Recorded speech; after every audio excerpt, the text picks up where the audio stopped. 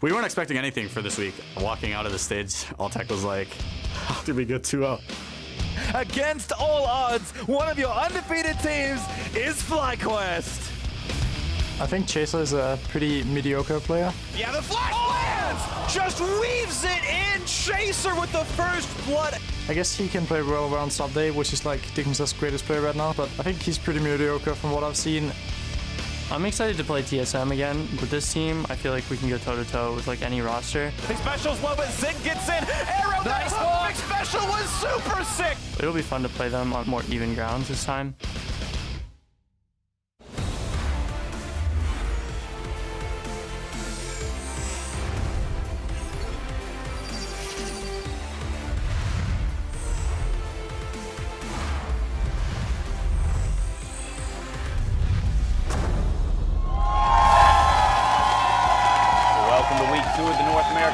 Championship Series as fans hunker down for another week of League of Legends action. You can see there's plenty of energy in the arena, but High and the rest of FlyQuest are going to be showing off a new set of jerseys today. We'll see if those help them in their quest to continue their undefeated run here in the North American LCS. Afromu and Darshan getting set up on stage. One of our mainstay teams here looking to make a statement here in week 2 and kind of right the ship for CLG. Hello, everyone. I'm James Patterson. Tonight's temporary tenant of my analyst zone here is Joshua Jat Leesman. Don't get comfortable. Yeah.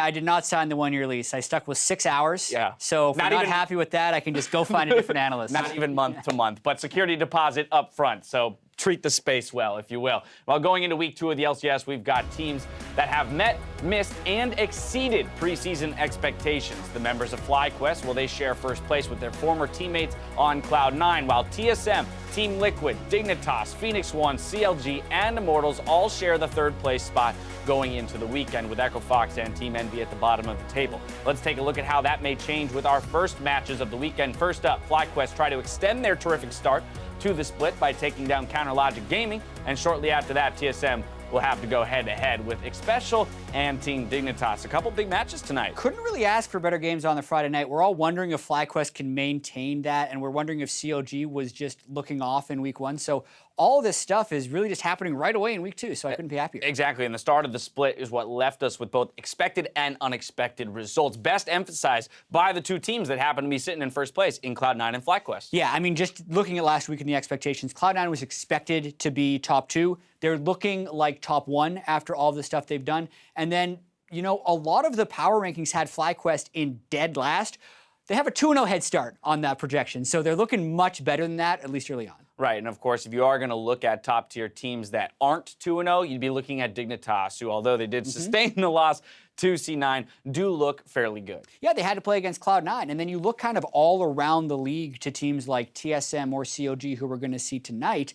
The perennial top teams, really, in the NALCS, and even Immortals last year, who was so dominant, those teams don't look dominant. So there's a chance we see a new landscape kind of evolving here in 2017. It's making it very tough to assess the relative power levels of each of the teams coming in. I mean, we had mentioned that TSM Immortals game that took place last week, you know, last split, last season, that would be a marquee matchup. Would have been the game of the week. They only played twice per split. You put that one in your calendar, you wait for it to happen, and it was just kind of like a throwaway game on Sunday. Then there was a bigger game between Dignitas and Cloud9. Absolutely, and as we talk about shifting perceptions, both with the teams, we also have to look at the individuals, and a few of them out here are really breaking the mold. And we'll start with Acadian and some of the rookies here. Yeah, we talked about some of the rookies, and Acadian showed up bigger than any of them. Only jungler in the NALCS after week 1 to have 100% first blood participation. He got that in all 5 games. 4 of them, he actually got the kill.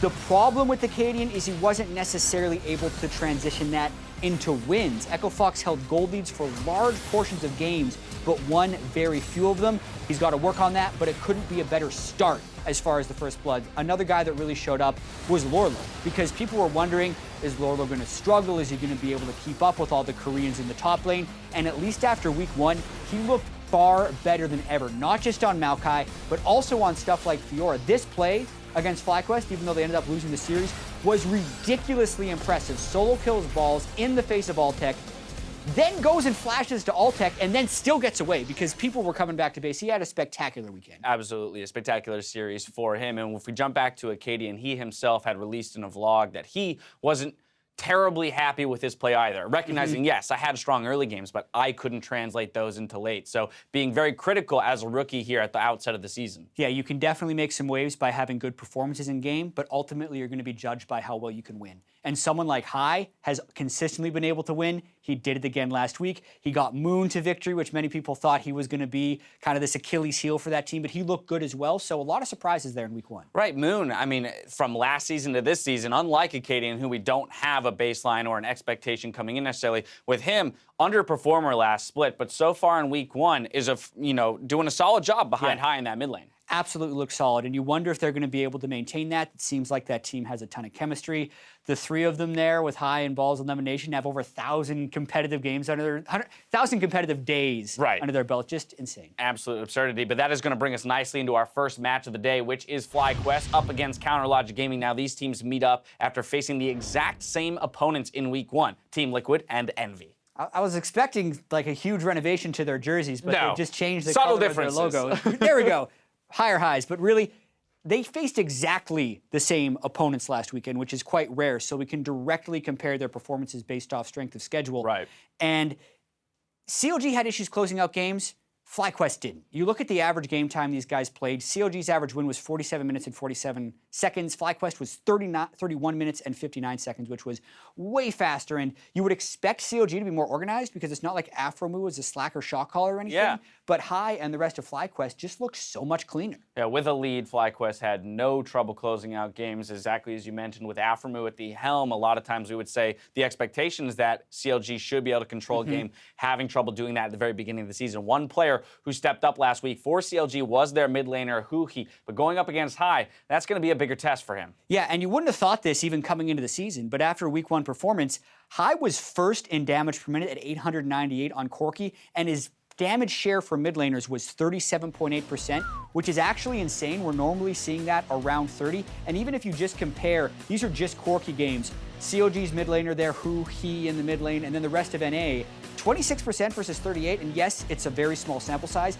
but that is incredibly impressive Corki damage, not to mention he was making plays with that champion. So, he says he has a big champion pool. Hai in the past has had a smaller champion pool that he excels on. Corki's one of those champions. Maybe we see CLG try and take advantage of that. That's exactly where I was going to go, so you already answered my question, was whether or not Hai is going to get his hands on that Corki again to lead the team. It looks like the teams are just about ready to get into game, but before we send it over to our casters, CLG mid laner Huhi shared with us his thoughts on playing mid this. How do you not know who Huhi is? I have the right not to know, Dash. Jesus, I'm done. Well, people think I have a small champion pool because either I don't have a chance to show off like other champions. So because of 10 bans, it allows me to pick like non-meta champions or like new champions, because in the ban phase 2 we can ban the counter of those champions. Also, the meta has changed because of like new assassin rework and stuff. So it's pretty fun to play mid lane right now. Well, we'll just see how much fun they're going to have. Hello, League fans. I'm Irving DeBiz III, and joining me for our first match of the day is the Saint of Suave, Aiden, Zyrene, Moon. Take it in. Well, I mean, they may not know who he is, but everybody knows who Riv is, right? And Zyrene. And we'll find out who he is as the teams are ready to go, so only one thing left. Let's take a look at the starting lineups. On the blue side, it will be FlyQuest to start things off. That means it's Balls in the top lane, Moon in the jungle, Hai at mid, Alltech at the bot lane with support, Lemon Nation, and Coach ThinkCard on stage. And their opponents for today will be on the red side, and it's Counterlogic Gaming. In the top lane, we have Darshan. In the jungle, we have Smithy. In mid, it is Huhi.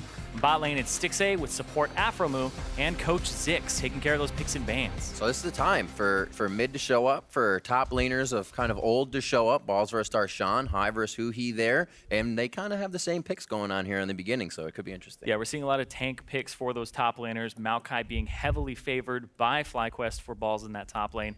But then Corki also highly contested, as Huhi was saying. Very excited to go up against Hai today because they share a lot of that champion pool, but they're kind of unique because they have these off-to-the-side picks every now and then where Hai will have something up his sleeve, and then Huhi, same story, right? The Aurelian Soul, he was pulling bans on that last week, and it actually proved to help his team in picks and bans quite a lot. He has had that Asol, some Corki, Katarina, an Echo for himself, so Huhi has kind of dove a little bit into the deep end, more so than usually in the first few days of the LCS, now here into week 2. And we'll see what Counter Logic bans first. The first ban phase 3 for each, as we have Ryze and Rengar starting us off. Yeah, and as you were saying with Huhi and having such a deep champion pool, it's something that he's always wanted to show. To bring, right? Yeah. That's the thing, is he's such a team player that he'll actually wait on having his pick selected, not so much for a counter pick, but because he wants to pull more bans. He's like, I'm okay playing my 4th or 5th or 6th best mid laner if we can get priority picks in other lanes. So sometimes they will actually pick it in the 4th slot, whereas you usually see it in that 5th slot. Interesting as well, watching EU LCS today, hear how adamant Deficio was that Olaf in the EU isn't something we see much, but it's been first ban here, first phase for blue side quite a few times in the NALCS, seeing that teams are playing that. Camille LeBlanc, the next one's out along with that MF from FlyQuest, and it is the Kazakhs lock-in here for Moon to start things off. Feeling pretty confident with his jungling lately, and the team behind him. Absolutely. Moon is actually 4 for 5 in first blood participations, about 80% there, which is something that we weren't expecting out of Moon because he was a really reserved player previously, didn't have a lot of early game pressure. Now they're giving him champions that allow him to carry the game. They're giving him opportunities with things like Kindred to even try stuff out. So it's good to see him on that Kazakhs, and we'll see what he has. It's almost like you see that jungle pick up, and Hai is saying, all right, we're going to see the first few pitches. I'll give Huhi Corki the first game. That's the way it's going to work out, so he will have that matchup to go against. Xmithy picks up Zyra for Afromu.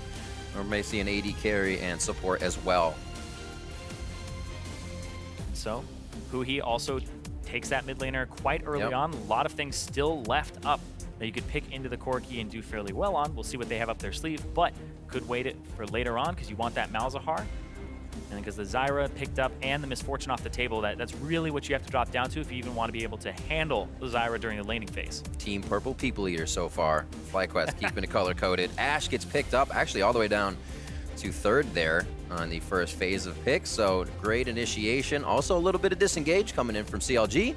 And Stixay has quite a bit of kill participation as an AD carry, and it comes a lot from that Ashe play and his arrows. Yeah, that Ashe Zyra bottom lane here, bit of a throwback, but Lemonation up against it. We'll see if he's able to handle that bottom lane. And Stixay and Afromu have actually been doing quite well. They didn't get off on the right foot on their first day of play, but their second day actually was a big turnaround. Stixay actually leads all AD carries for CSD at 10, being +9. But on the flip side, Altec is actually number 10 for CSD at 10 for AD carries at -11.6. So complete opposite side of the spectrums here for laning phase for this bottom lane here, and they pick their champions quite early on. It's a good thing they have the Malzahar to kind of push back on Afromu and Stixay, because Ashe Zyra is not a fun lane to get CS against in the first place. So Altec may be dropping a few more numbers on that. Second ban phase shows an Elise here for FlyQuest, and the Syndra Orianna Hai getting knocked down as that Corki first pick for Counter Logic Gaming means we will target Hai along with those spans. So pinching a little bit of the top lane. Jace still available for Darshan, but the Maokai takeaway would make more sense since it is very favored by balls lately. And it'll knock him down on something like Nautilus. Yeah, Maokai, Nautilus, Jace is what Darshan has seen. Maokai Nautilus is what Balls has played. So there's another Nautilus play. 4 on Maokai, now 2 on Nautilus coming in for Balls in the top lane. Hai, a choice now. Where does he decide to go? That does look like the what does he decide to go, I should say. Yeah, the Twisted Fate for Hai here, so he's able to actually get a little bit more roaming pressure on. He wasn't the person to play it last week. That was actually over on Froggen. So I don't think it'll be the rapid fire cannon build. We'll see if that does come through, though. It has been a little bit strange. Deep gold cards.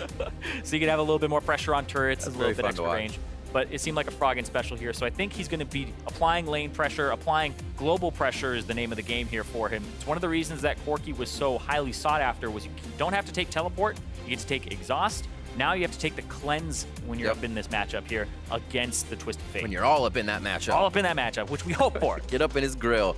So Xmithy does pick up the Lee Sin as we see rounding out a bit of their composition. He can go hard on that if he chooses to, but also respond if Moon gets anything crazy in his first blood participation to make that go through the roof. 30 seconds left here as the teams talk about what's going to happen in the early game and what are they going to do towards the late game. Looking at these compositions, what are you kind of expecting to see from Fly, knowing they kind of wait for Hai at 6? Yeah, it's definitely for Moon to start getting things off the ground. Good thing is he has gank assistance in all of his lanes that will provide him hard CC.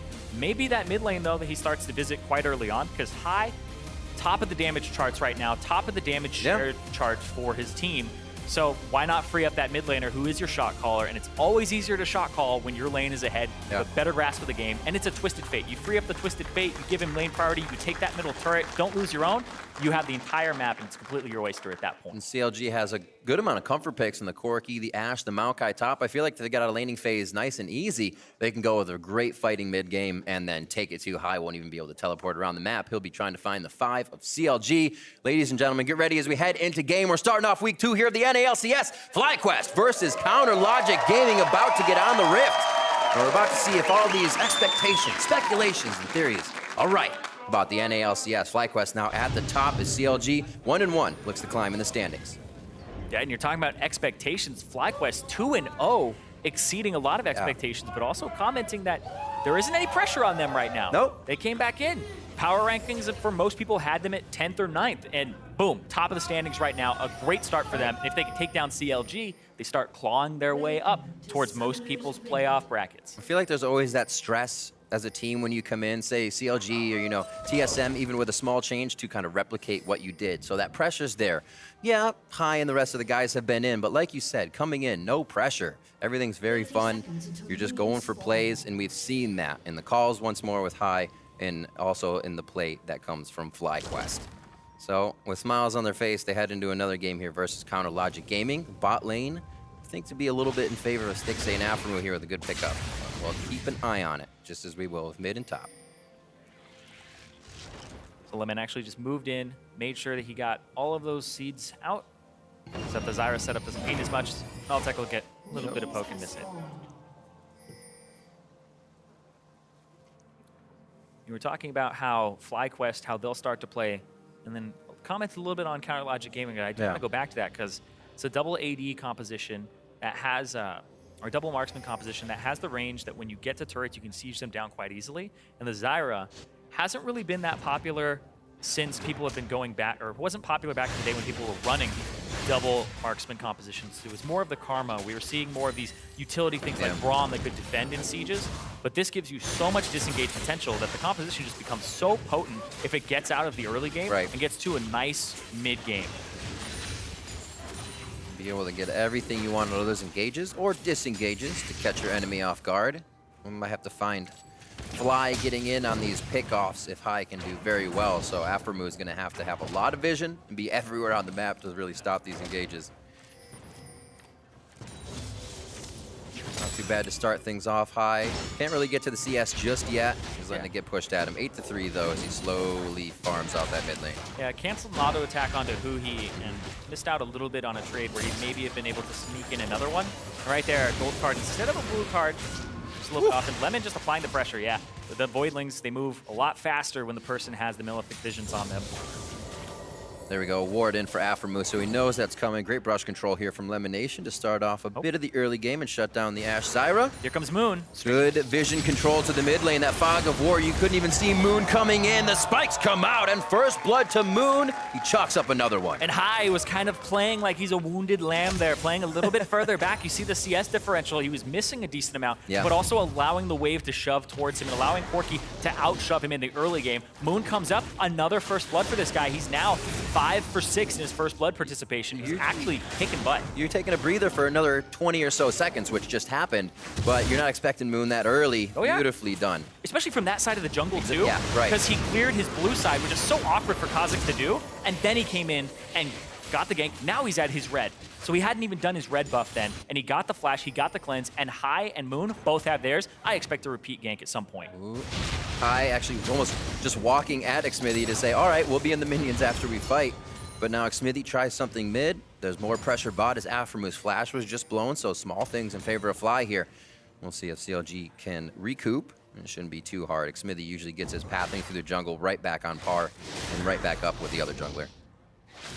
Yeah, Xmithy, he's been kind of middle of the pack so far. There have been some really outstanding junglers this split in the first week. And then there were some who, you know, were on the receiving half of people's great performances. But Xmithy, he's been still middle of the pack right now. Hasn't been really exceptional. So this is kind of his breakout week if he wants to move away from that and start defining himself as a jungler of the NALCS that should be near the top with the likes of Chaser, who's already really high up there, and Acadian, who had a great rookie showing. Wonder if there's gonna be some, oh, let's just say top love, but bottom's getting a hail of arrows to Alpha Moo. Out of base, Moon buys a call field, heads towards a cleared top side of the jungle, so he may be waiting to get a counter gank here on something Xmithy may come to play. He's hovering. Yeah, went for the damage. Sometimes you'll see mobility boots first out of a fed Kha'Zix so he can roam around the map. Yeah. But this is for the damage, for the skirmishes, for the fights here.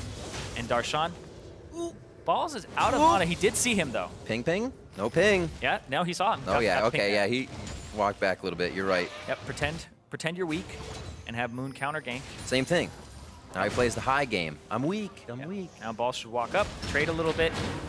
Darshan's making it look too juicy, though. Balls is keeping attacking. Here comes Moon. The Caulfield's damage coming through. Dredgeline just missing. The burn is on. Xmithy safeguard to a minion, but no more shield for that one. And he goes down. Another one for Moon. 2-0 at the start. Now High is playing a little far up with Aphromoo roaming here. Shot comes up.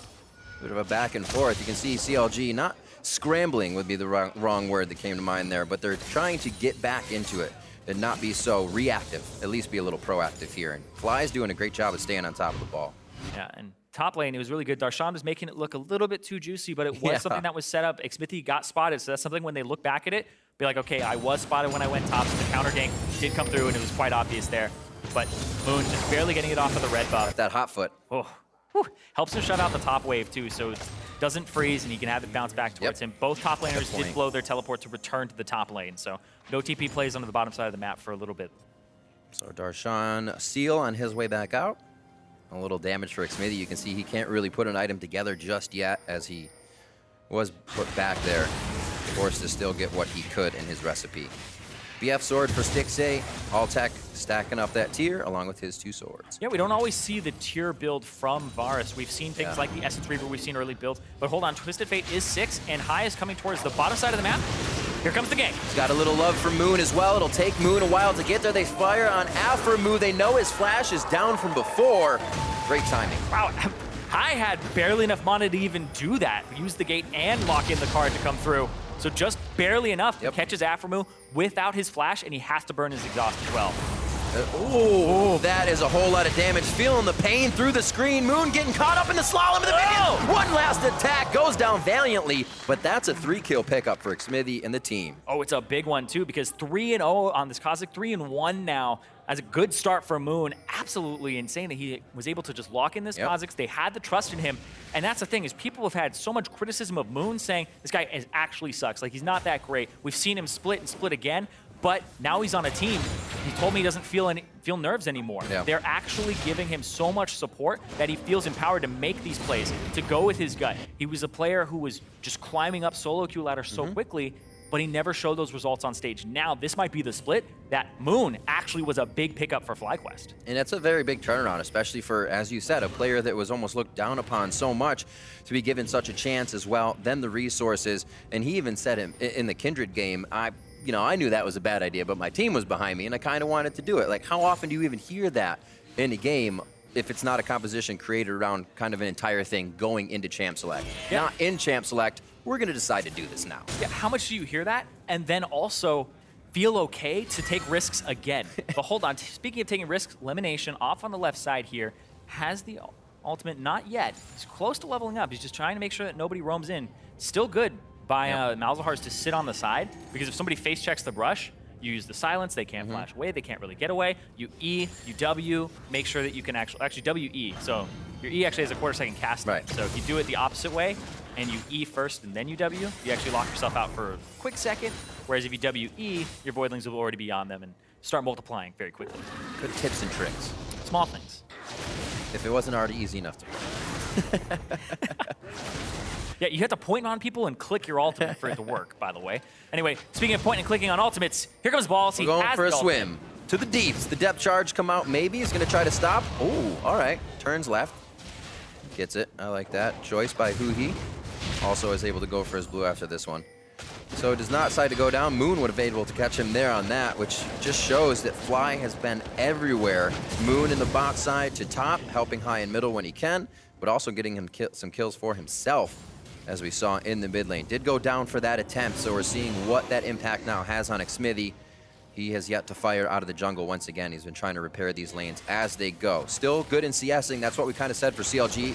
Coming out of Champion Select, if they can get out of these lanes quite nicely, this team comp is going to be able to fight really well. Yeah, they'll be able to fight and actually siege quite well. And they have CS leads in pretty much all of their lanes. That top lane is not going well at all for Balls. Darshan is just destroying it right now. But hold on. Base check.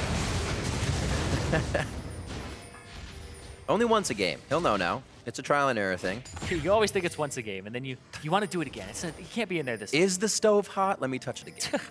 Yeah, somebody warns you the plate is hot. I'll tell you how hot it is, mister. Wet paint, don't touch. Yeah. So the action slowing down just a little bit. I thought it would actually take off. Moon coming out. The kill is kind of reserved his attacks. Or put them on reserve, I should say. Even after he finishes skirmishes. Saber looking for the gold. The blue comes up. I guess it was not going to be an attack. So things are calming down. 16.2 to 15.9. Nobody's really grabbed too much. Even 4 kills now to Fly in the early game. CLG's been biting back with lane dominance. And this isn't really uncharacteristic for FlyQuest. I was looking at their overall CS differential at 15 minutes. So how much ahead or behind they are at 15 minutes as a team. They actually average down 40 CS at 15 minutes across all of their lanes. So this is not a team that's known for CSing well, but their macro game is where they actually close it out. They have the lowest average game time overall in wins and losses for FlyQuest, and considering they're 2-0, you know that they've won a lot more than they've actually lost so far. So they close games quite quickly, but it's that mid game. It's that explosive mid game for FlyQuest, not the laning phase. And I think that may show even more here because CLG, you know, TSM, those teams that Dash and Jat were talking about in the beginning, are the teams that are hesitating in the mid game. We're seeing have trouble close. Some of the longest games going to CLG here in the NALCS at the start of the spring split. So, spring. Yeah, and hold on top lane though. Great rotation. Balls been down in CS. Now he might go down altogether, and it's going to be 4-on-1 as they head to the top lane. He's like, I didn't get the phone call, but I'll start roaming. Yeah, we always knew Counter Logic Gaming for their lane swaps, for their rotational play, and the Coach 6 actually helping them out with that, giving them timers. This was a perfectly timed top lane rotation. You don't see this normally until the bottom lane turret has fallen, but they weren't winning the bottom lane hard enough. It looked like it was a siege that wasn't going to work out. It wasn't scouted by FlyQuest, and then it's absolutely punished with 4 people. They get the tempo advantage. It might be a 2-for-1 turret trade here because they're actually not going to get this bottom one fast enough to really push another here. Whereas this one, going down so quickly. Already half. Kuhi as well kind of backed up, so he didn't get taken down in mid. They didn't know where he was. That slowed down the mid take. They're not going to be able to get that, and then Fly goes down now for the Dragon after seeing that second turret in the top side go down. So great moves by CLG, like you said. They just needed a moment where they could get in front of the rotations with the lead they had in the lanes. And they're going to try to make a play on the mid lane here, try to zone him off, get a little bit of damage onto this mid turret, and eventually take this one down here. Now this top lane can be pretty much frozen forever by Balls if he wants to just keep it backwards, which is really good because High can make a play and just chase people down in the top lane if they decide to actually have it push in onto them. But the problem with having the wave pushed in onto you, and this is kind of the catch-22 if you're playing against a really good team, is they can just make plays elsewhere, and you have to blow your teleport, and then you're down a teleport advantage. So top lane tanks usually just want to shove into each other over and over again, and that's what they will call priority, is whoever just gets the wave to the turret, and they can roam as a top laner. Yep. Nice trade-off. It's good that Fly was able to get the Mountain Drake. Going over to double AD would only help CLG more to crush and siege these turrets down now that they want to break the lanes. Roaming in numbers, though, does not give High a chance with the rest of the team to get a kill. Maybe into the top lane, but we did just see Balls back up. 133 to 97 in that lane. Not too bad in the mid. CLG Huhi versus FlyQuest High have been pretty even matchup from what we may have thought. Yeah, especially since High's been getting some attention here. Yeah, He exactly. 0-2 at the very beginning of the game. He's been getting kind of picked on here, but he's still sitting pretty. He's still doing all right. Just hasn't had the attention. They've been giving it to the side lanes now. The Triforce is ready, so it Yeah. may work off something here. And that might give him a little more attention. Once you have that Trinity Force completed, sieging in the mid lane against a Twisted Fate isn't always the greatest thing, because eventually you have to deal with him wave clearing over and over again. But if you can get to these turrets, the double AD or double marksman composition will definitely function a lot better now. They're just laying down something for the minions to hit a little bit, but it'll probably fade away after a few hits. There you go. Wild card wave clear. Nice deep wards here coming in from CLG. You see all over the wolf camping behind, so they know if anything else is coming as they head towards the top side if they want it. Make it look juicy, and then go for the gank.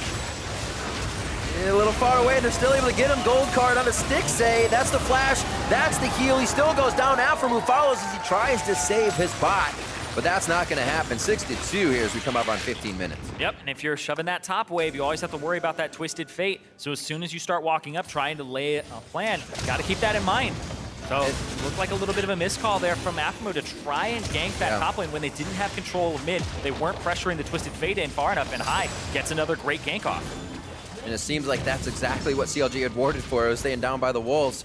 He would have ran out of the gate and base, twisted fate to top lane, but it was right in the middle of the jungle. Good pickup by FlyQuest, and CLG gets another turret though, so they are just picking up gold all across the map for these fights. Yep, the Trinity Force is going to do work. This pink ward here is just to make sure that they can't see. Exactly. Where Hai, you saw the ward debris over the wall as well, so it cleared out one previously. And yeah, they just used everything to lock up Stixxay there. The exhaust comes through, the heal, the flash from Stixxay. The ultimate from Elimination wasn't really like going to do too much because you thought the Zyra ulti was going to interrupt it, but it actually worked out perfectly because it kept him in place just long enough for another rotation of the gold card to come through. So 2 of these kills now onto Elimination. It's good about a good bit of gold. His KDA is already through the roof as usual. He keeps himself alive and always is participating and somehow KSing, but kill securing is what you want to say. The theme of this game is make it look juicy, make it look like something you want to gank. Make it look, all right, That's Zyrene. Stixxay looks pretty juicy. He goes down playing a little loosey. And now it's Aframu. We're gonna be trimming the plants here. He goes down. They just came back up.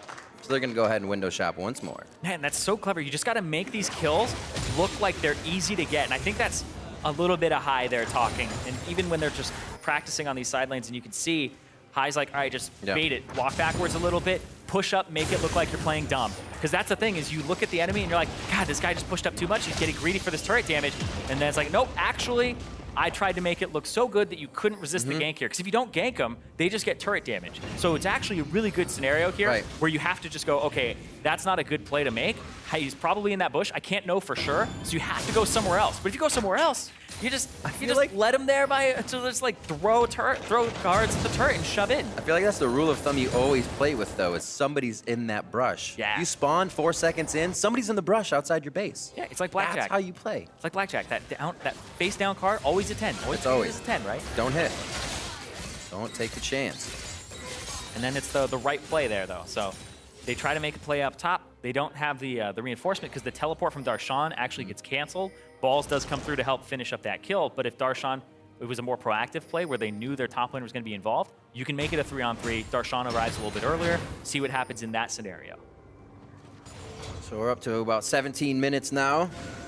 Smithy has gotten himself to a point where he's basically on par-ish with Moon.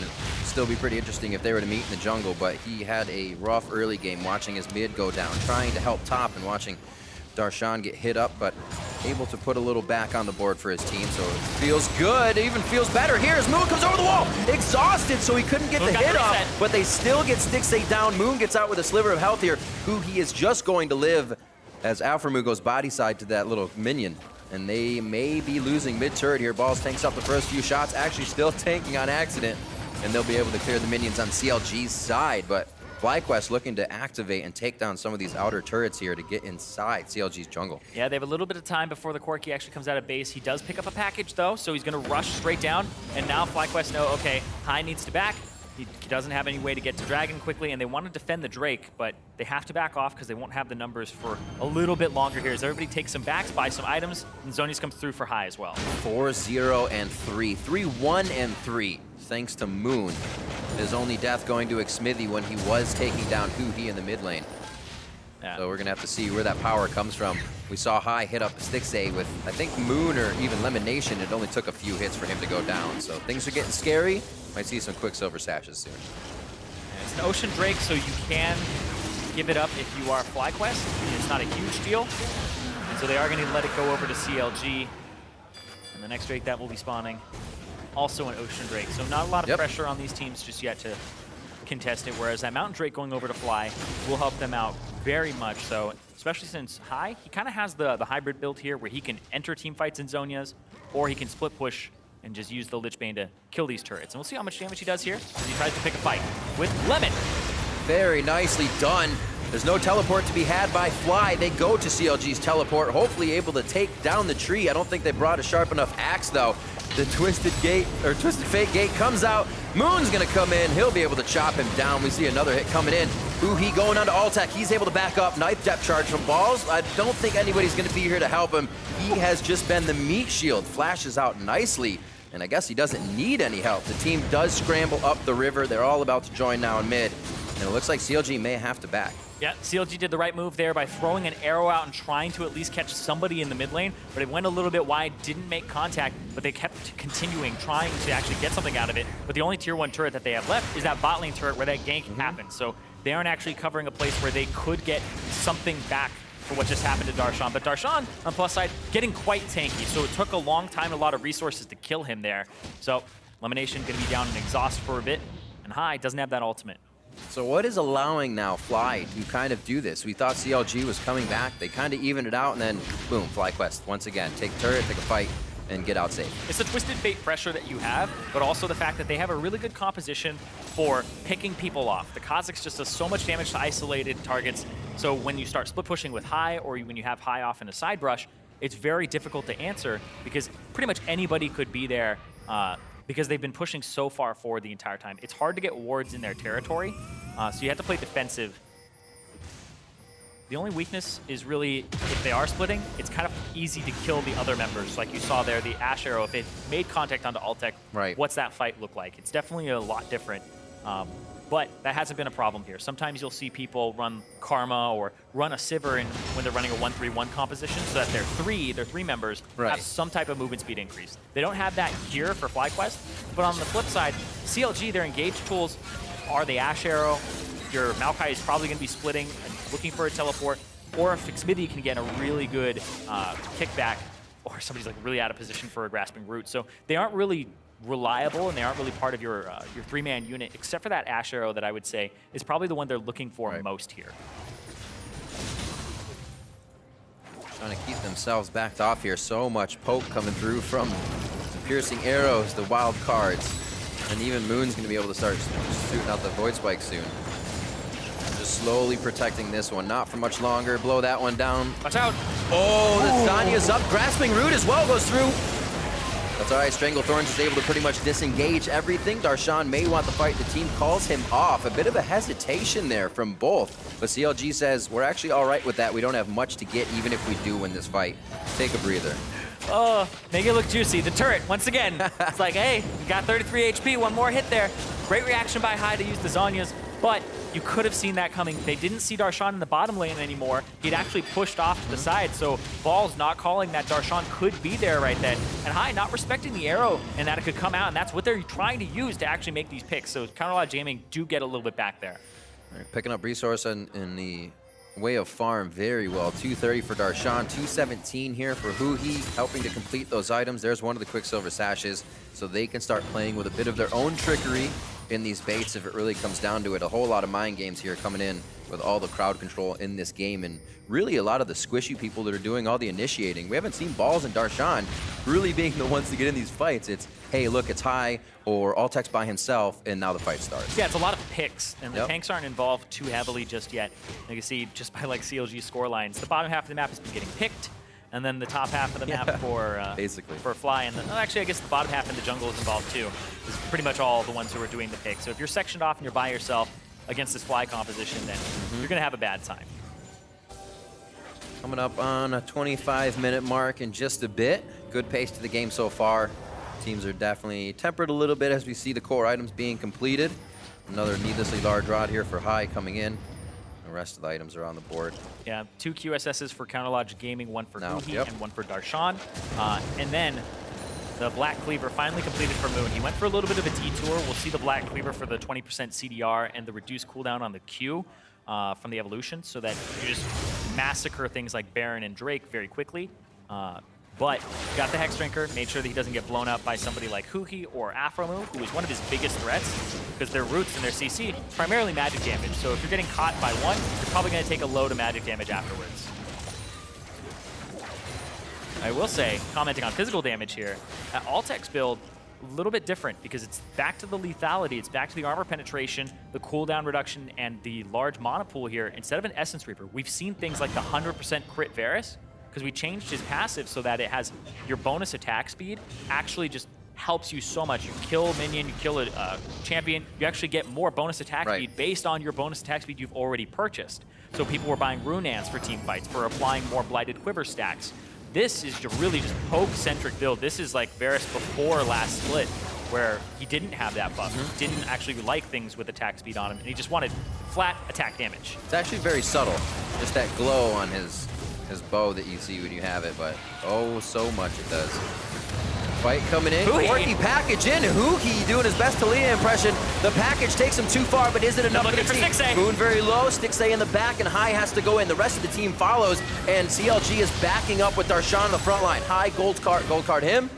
Gotta watch Xmithy on the backside. A good tag onto High. He's gonna let the Resonating Strike wear off in the Zanyas. Goes in for a cripple. Stopped up by the gold card. High walks it out. He's still alive. Afro finally gets tagged as Lemonation is throwing out the autos. And somehow Fly walks this out to keep the lowest members alive. And now they're still chasing Counterlogic Gaming. The blast cone over the wall. Resonating Strike dodge, I should say Sonic Wave. But now they're onto him with the Twisted Advance. High bites off more than he can chew. Alltech and the rest of the team are in. Stixay tries to rejoin the fight. No Rangers from the outside, just the autos. Here's the kill from Xmithy, a triple for him, and now they have to tear through the entire suit of balls, and they are going to get down to the middle. It took 500 licks to get to the middle of that Tootsie Pop, and CLG comes out on top. No cheating either, no biting on that one. Still, they're gonna go straight for this Ocean Drake, pick that one up, and now it'll be 2 here for Counterlogic Gaming, as Moon's just gonna go to the top side of his map and just clear the rest of his jungle out there. They couldn't get to Stixay. Stixay had a very crucial exhaust from Afromu onto High that stopped him from dying, and then he played perfectly there. Your AD carry, if you can keep them alive the entire fight and they survive, ADC 2017, it's actually a thing here if you give them defense. Fuhi dives way too far in, gets obliterated. Stixay has an Nautilus ultimate on him, but then the exhaust comes down onto High, and High can't finish him off. And then the kite backwards. They're out of engage tools here. High barely has any mana left, and he has to use it on Darshan, who is so tanky. And it's a 4-on-4, but Stixay dodges the arrow crucially. Hook hits onto Afromu, but then gets picked up by Elimination Auto. High picks up a whole bunch of Honey Fruit, and this is where they should have just stopped. So it's a 4-on-3. You walk away with superior numbers, but they tried to get even more. High goes over, dodges, so it looks good, but Darshan, of course, he's gonna dodge it. Now you don't have enough damage, and the base damage is enough to just take him out there. And then the Malzahar was already low. Alltech gets hit up by Xmithy, and then he gets dropped, and Flash was still available for Stixay. So Stixay, that entire time that he had pressure on him, didn't have to use Flash to get away. So big play there for Counterlogic Gaming to get back in. And Stixay, I mean, gotta hand it to him that he did his damnedest to survive, and it paid off. And the whole team, they're putting on their headbands. Look at this inventory. Quicksilver, I want to say headbands for everybody. I like that. It's a sash, but like, there's no rules of where you're gonna wear that sash. Be on your head. Do whatever you want with it. So yeah, they're all gonna put it on their head. They have their warrior headbands on. But Xmithy, this guy's playing like a warrior right now. 5-1-2, didn't have the greatest of starts, got counter ganked. And now, great Resonating Strike to help pick up the kill there and reach out. And eyes are on a guy like this, especially when he gets kind of his champion, right? The Lee Sin. Yeah, it's who's in that best Lee Sin NA tournament towards the top. So that's I mean, true. Come on. It's true. You don't always think of Xmithy and think this guy's a mechanical god, or he's a Lee Sin god. He's very tactical on his Lee Sin. Right. And he knows how to play the team fights. Well, that's because he crushed like Nasus for how many seasons, right? Back in the day. You're like, Smithy's just a big beast. But no, this guy is mechanically proficient, and he's looking to make it happen. Is it going to be, oh, they got double. They got an arrow and a kick. A nice pull out there. Quicksilver Sash goes on by Xmithy. He gets himself to safety, but still goes down. But that was the focus that the team needed to find Moon. Now Elimination. Alltech on the outside, and it's going to be enough. He looks like he's going to turn down towards home, but Huhi gets a small Valkyrie forward. Everybody's going for aggression on this one. Huhi able to put out a good amount of damage in the fight. Yeah. Still goes down valiantly, and this one is going the long haul, ladies and gentlemen. Get out the popcorn. You can head to the concession stand and come back on this. We're going to be here for a while. Forget the turret. We're going home. Woo! Tank, fight! Fight! Throw it in his face. Oh, he gave up. Not quite. Gonna have to just back off there. So 4 for 4. But brilliantly played there by Xmithy. But I actually like the idea that Counterlogic Gaming have now. They're 100 gold up, so it's pretty much even at this point. Let's see one more time. This is just great. Hovering. It's beautiful. Whoop. No shield on Elimination, so Good kick, double hit. Straight through high, ends up getting the arrow afterwards. Smithy gets pulled out, elimination now. It's off on the side, but Moon is the target for Darshan, even though there was a closer target. And this is just well played from Counterlogic Gaming, but that's what you have to watch out for, is these arrows. So Altec's playing around the cooldown of his piercing arrow, and that's the main part of this kit, because he doesn't have the critical strike, because he doesn't have the attack speed. If you're right up in his face, it's actually not a very strong Varus build in teamfights. But if he has the time to set up, to poke people down, this is a great sieging build. This is a great build for actually poking people off of turrets or objectives, but in straight up teamfights that are being initiated by Counterlogic Gaming, it's not the greatest of Varus builds. Guardian Angels starting to come out now. CLG has just had quite the influx of gold. On both sides had a bit of gold coming in there. High is practically built up on full items here. Looking to get a final one off his Negatron cloak. Minion wave coming up a little too soon there for what Smithy thought, and the team won't get it engaged on High. Wards, however, are in favor of CLG. They've been pushing them forward. We saw it in middle that FlyQuest haven't even warded their flanks, and that's exactly how Smithy got in. So small things going to the wayside here are costing FlyQuest, and they're going to lose the top side, and majority of their side of the map, it's going to cost them here to jockey for this fight. Yep, High going towards the bottom turret. I don't know why there was a ping over there, or why he even went into that side, because now Parrot is just going to get started up by Counterlogic Gaming. All right, we'll scratch our heads later on that one. Chain of Corruption goes out. He's just trying to lock him down. Stixay's on the Baron. Oh, he's got to use the Quicksilver. Gets hit off the backside. Moon's going to give him a kiss and fly back out. He says hello. What a play here to start off. And Balls gets to be in the front line, grabbing one of the squishy members. Darshan in the back to get the percent damage from Nether Grasp. And now they have what they need. Moon looking to go over the wall. Can he find it? Void Spikes first. Kind of gets on Balls there, but he's just going to piggyback into the fight. Darshan staying alive as long as possible. Remember the GA. I don't think Fly did. The GA comes back up. Huhi firing from behind over the shoulder of his crew, and he's firing true. Looks like the scrap shield and the rest of the shield for the arrow. falls, and the Courage of the Colossus will keep him up. Once again, the tanks are forced to walk away.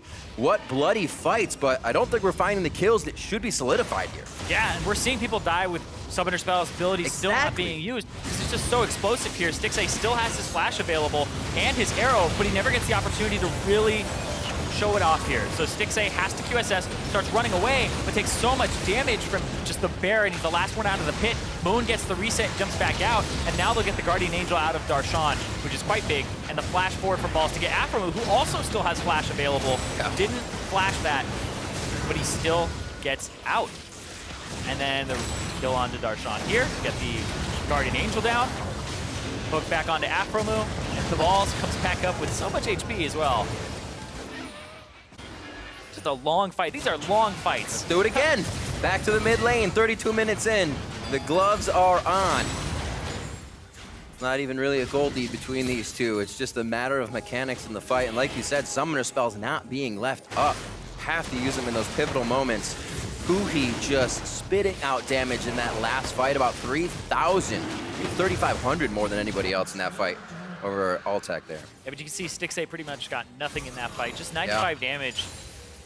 Which is pretty much like he hit Baron or something, and Runans did one hit for him or something. He very, got locked very minimal. up right next to the Baron. Yeah. There's one thing you don't think about in the scatter, right? Your positioning always matters, and usually you don't get caught at Baron, but when the team peels out faster than the communication is, it causes some problems. Well, also as an AD carry, usually you want to be in the back, and when your team is fighting bottom side of the Baron pit, well, that leaves you kind of in the Baron's way. And who's going to tank it for you? The non-tanky support, the Lee Sin who wants to jump in there and engage. The Maokai is sure as hell not going to do it. He needs to be in the front line. Muramana finished up. Altec spitting out some good damage himself. Looking for a pick. Continue to do so. Top side, we're looking at Smithy now. Quickly QSS that one away. Not too long of a cooldown. Probably waiting a little bit as well for Darshan to get that GA back. They probably won't hesitate on a pick that looks good, but would rather take it with it up. Darshan walking into this one, didn't really move too quick on that. It seems like he might have been looking across the map for maybe some more vision. Smithy caught on the side, he's got to get back. Goes in, kicks Lemonation, but nobody on the team can get back to Lemon. Smithy put himself in the frying pan. The rest is CLG on the side as Moon tries to get their attention. It works. Gives the team enough time to back out as well as Huhi goes on an adventure for mid lane farm. Yep, Moon went for the third evolution of having the upgraded Void Spikes. We've actually been seeing some junglers on Kha'Zix level that twice instead of wings. Yes. Peanut did it a few times, so it's a very powerful ability. When somebody's isolated, it's a 2-second slow. That's 80%. Speaking of being isolated here, Ball's just looking for some Afro move, but no. Oh, but they found him. Darshan wants it though. Darshan's level 17. He is a beast right now. He He's is. the highest level in the game. 15 of the other tank in the game. So this is why Darshan is actually, he's the front line anyways, but able to stay alive so long for his team to reassess the fights, figure out what to do. Stixxay still has an arrow waiting for that. Alphamu's disengage is down at the moment. Stranglethorn is not up, so another thing they may be taking a breather for. So Altec needs to keep poking out Stixxay or Aframu or even Huhi from these fights before they start. Yep. As he gets that chunk on, but you can see the Ashe has the Warlord's Bloodlust and will heal up a little bit off those creeps as well as the Vampiric Scepter in his inventory. Now it's back to sieging between Baron, getting control of the jungle between these two teams, where it's not really much of a gold lead anymore for Fly. The game kind of evened out a bit, but these team fights, if CLG are able to make them explosive and get in and make the fight happen, then they could take it because they have Stixxay's damage. But if Fly are able to actually wait a little bit beforehand, get a few pokes onto Stixxay, and then obliterate him with an engage from Moon, then it becomes a different fight. Spell Immune Elimination still gets the hit. Darshan's in a very bad spot, but he can hang out for a while. Dredgeline goes back, Balls hits the wall, so he'll have that back up a little sooner than usual. Good trade of damage. It's a bit even. I'd say CLG lost a bit more health there, and they even it out between the tanks. Very, very measured in these fights. Nobody can find the hit that they want. And they're fighting within the chokes, too, so if anybody steps out into that river a little too far, you're going down immediately. Yeah, big thing, though, is they got the flash out of both Altec and Elimination for the flash of Darshan. So when you have those low mobility champions that want to play a little bit forward and then have to flash back when a Maokai comes forward, then that's a big problem here. So now that won't be available for the squishy members of the bot lane for Fly. Ashe Arrow and a few. Stixxay pretty far up here, but he feels comfortable. The wards have evened out as well, which are going to slow the teams down here. Now they have to all walk together. There aren't too many here for FlyQuest that go in front of the Baron pit. So CLG standing in darkness. You can see just behind there, Scrying Orb a little short. Yeah, might wait on High's Shuts ulti. it as well. High's ulti's almost up, so they don't have to completely face check, but he'll throw it out. There goes Balls. Balls gets knocked up. First, Xmithy. Oh, Fly high. Past Xmithy has to do the flashing. GA goes down. He has to do the rezzing now. So Xmithy's going to go down here. They focus. He did get the kick down onto Moon. Moon tried to jump out. He hadn't really gotten the jump in, and that's High going down. A lot of the damage right to Altec as well. Huhi trying to fire true. One more over the wall. Finds Altec. That's the double kill. Moon is in his eyes. Darshan will go down, so that means Huhi's going to have to back off here. But fantastic job. Like you said, the mechanics are flying in this fight. Flashes left and right on the targets they want. Coming back up from the GA. Huhi back in as well. Moon onto Afro. Moon takes him down. Turns. Gets away from Darshan. Huhi now trying to crawl his way out of this one. And Darshan, with just enough mana, gives him the twisted advance that he needs to get out with a sliver of health. Well played from Moon. He actually flashed into point-blank range of Aframu to deal damage, but also get the heal off his W. He was a little bit too far. It only heals you when you're really close to the target when it explodes. So this, once again, it's a long fight, Riff. I don't know how you have a voice after all of these. Absolutely insane. Xmithy comes in, goes a little bit too far there. Doesn't get the kickback onto High, who actually flashes and uses Ghost. And a great ultimate from Altec that locks up everybody in the back line. So while the Guardian Angel's buying time, they're actually not making too much use of it. Huhi, great play to flash forward there, but now Stixxay's caught off on the side, gets destroyed by Balls, and then Darshan has just enough mana left to lock up Altec, and they get that kill. And then they get Darshan's Guardian Angel, and then we take a breather, just like that. And then you reset the fight. No, we go! That's the Fly. That's Fly. I mean, doing pretty well still. Whew. And yeah, you could see like Altec, his damage contribution compared to Stixxay's. There's so much pressure on this Ashe, and her effective range compared to the poke of Varus. She's actually done a third of the damage of the Varus this game. So just overall, Altec is triple the damage right now of Stixxay. He's doing absolute work with this build, but once again, in team fights, that's where the Ashe will shine. But they have to start the team fights. They have to start them off on the right foot, too, because Xmithy's engage wasn't the best one there. Elder Drake is alive. We've had it for a while. What do you got? I was looking at the Serrated Dirk in Altec's inventory, and I was like, what is that going to become? It's Edge of Night for him. So he purchases Edge of Night. This is before it has the 30-second cooldown, and now it's a 45-second cooldown, 10-second spell shield. It's a great alternative from Banshee's Veil or something that you want to actually defend yourself from spells. So he pops it before a fight happens, and now it's on cooldown right now, so he's walking around with a 10-second spell shield, able to absorb pretty much anything. High to the bot side. Easy clear here, so we see the strategy. 4-1, they're gonna get the side lane pushed up. I think it's the first time we've really seen this start to happen. The teams have to recuperate. It's been not messy, but the teams have been just going at each other and butting heads. I've been loving it so much. 22-14 here. 36 kills into a 39-minute game, and we're in the mid-turret here. Yeah, that Elder Dragon went over to Fly, able to pick it up. And now they get to have this split push turn on. Whew. I mentioned the Edge of Night. I actually should have mentioned the Elder Dragon a little bit more. So I apologize for that. No, it's all right. This is huge because now they actually get to get that bottom turret, rotate, use that Mountain Drake, so now it's a little bit better than it was previously. Bing, bang, boom. And now they have all those outer turrets save for that top one, which is so close to going down. And they have more combat stats. They have about 1:15 left on this. So why not look towards that Baron? Why not force them to start walking towards you a little bit more and start poking them down? But I think that's a package for Huhi. He's moving quite fast, so yeah, it is. That should be the sound effect. It's like a triumphant trombone. All right, moving in. Scimitar is now being built out from the Quicksilver sashes as we become almost full in the inventories. This has freed up actually a recipe spot for most of CLG members. The Doran's Blade still for Stixade to be sold out. Close on a pickaxe here for Altec. We're getting to that point, my favorite point in the game, where it just becomes all the mechanics. The items pretty much got you to full stack. And it's how you can use your champion to the max. Landry's finished for the supports as well, so we're getting a good amount of damage. Half HP, over half void spikes come out, don't hit. Darshan is the meat shield in this one, but being slowed. Remember, that burns there from the Elder as they continue to move forward on CLG. Exactly, they moved them all the way back, but they didn't get any damage onto this minion wave, so this cannon minion walks up. This will be enough for Fly to actually take it down. That Mountain Drake early in the game doing a little bit for him now, as they are able to drop the inhibitor turret very fast. TP flank from Darshan. He's trying to make a play. Goodies want. He could get high immediately, but there's the Zhonya's there. Spell shield on Lemon. He's got to think. And he's kind of outthought. He doesn't have a choice to get in, and now he's forced to take 10% of his health, 20, 50%. Darshan's going to go down as he tries to initiate. Fly continued to walk around and see the situation. High goes in, he's gonna be looking for the left. Instant Huhi obliteration. And now he's gonna have another one. Blue card going out all the way down. The damage from the blue takes down Afromu. And that might be game here. There's 50 seconds on when Huhi comes back up. They don't have a minion wave. They'll try to escort it up, and we'll see what happens because they don't have a lot of time here. And they're keeping it out of the base. Side. Big Smithy can't even get home right now to find safety on the fountain.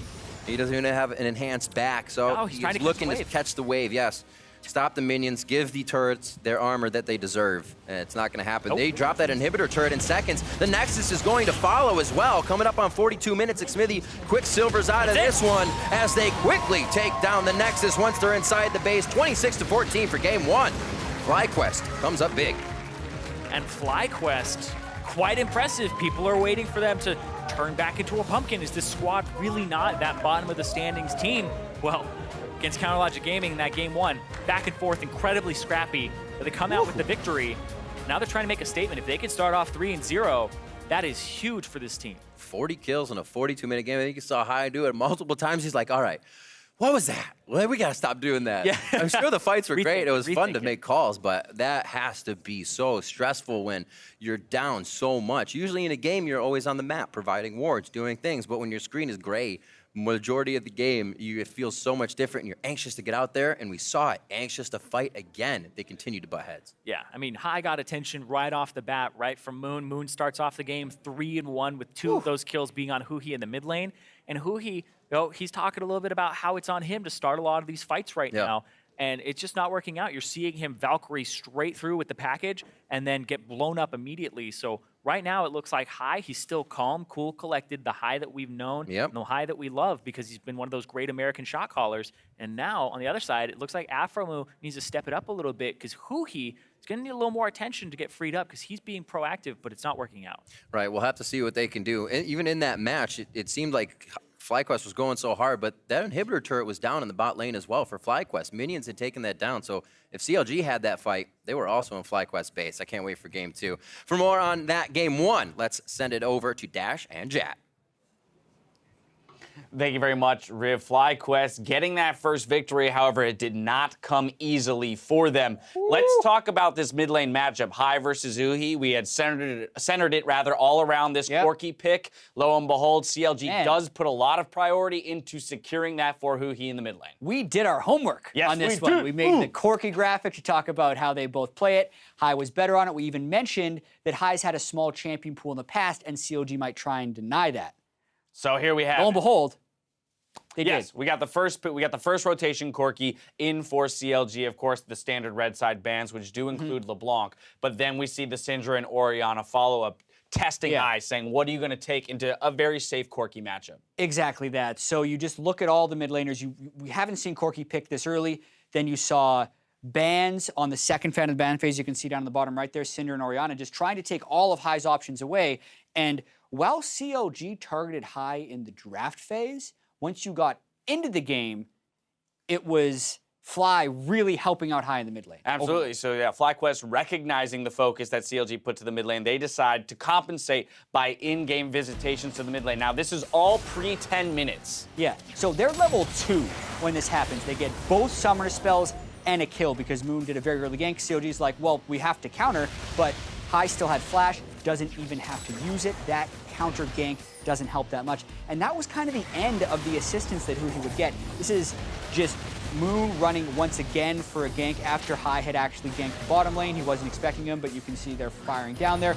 Balls, roams, burns the package. It just doesn't end. Moon is sitting on a control ward as Huhi's trying to get back in the lane. And every single one of these was pre-10 minutes. Yes. And even with that, Huhi still had a CS lead early on, but you could see that was just the way they fought back and got the power of TF later in the game. Right, Huhi had a CS lead, but Hai and the rest of FlyQuest had a kill lead at that point. We saw the early kill go over, and of course that unlocked Hai level 6. He goes bottom. We didn't see that clip. Gets a kill down there. Moon also off to a great start on that Kha'Zix. And so here's again, though, where we would say, based on the homework we did, Jat, that FlyQuest has a lead. They're out to a good start. They averaged that 32-minute win time. That didn't happen this time around. So CLG was either able to mount somewhat of a defense or FlyQuest fell apart. Which was it? It was messy, I think. And FlyQuest they were kind of coming apart at the hinges in a few places because they make a big play, and then even later in the fight, it would kind of all fall apart. We actually have a fight. Yes, 25 minutes into the game. FlyQuest a little bit overstepping here near the dragon. And there were a lot of fights like this in the game before it was ultimately decided because they were trading back and forth. And just look at this. Like, FlyQuest jumps in on Darshan, and then CLG says, why don't we go? Huhi's committed to the call. He flies in an Ash Arrow, which actually makes it impossible for the Ash Arrow to land because he was ahead of it and he knocks everyone to the side. But he dies almost immediately. And then you get to see FlyQuest looking like they're kind of turning this fight around. They could never really kill Darshan because of the lethality build on Varus, which isn't a great tank killer in one of the reasons. Hai stays alive because of honey fruits, so very slim margins. And you're thinking, okay, FlyQuest has won this 2-1, but it actually looked almost like a good idea. Darshan is low, Xmithie's low, they can get a 4v2.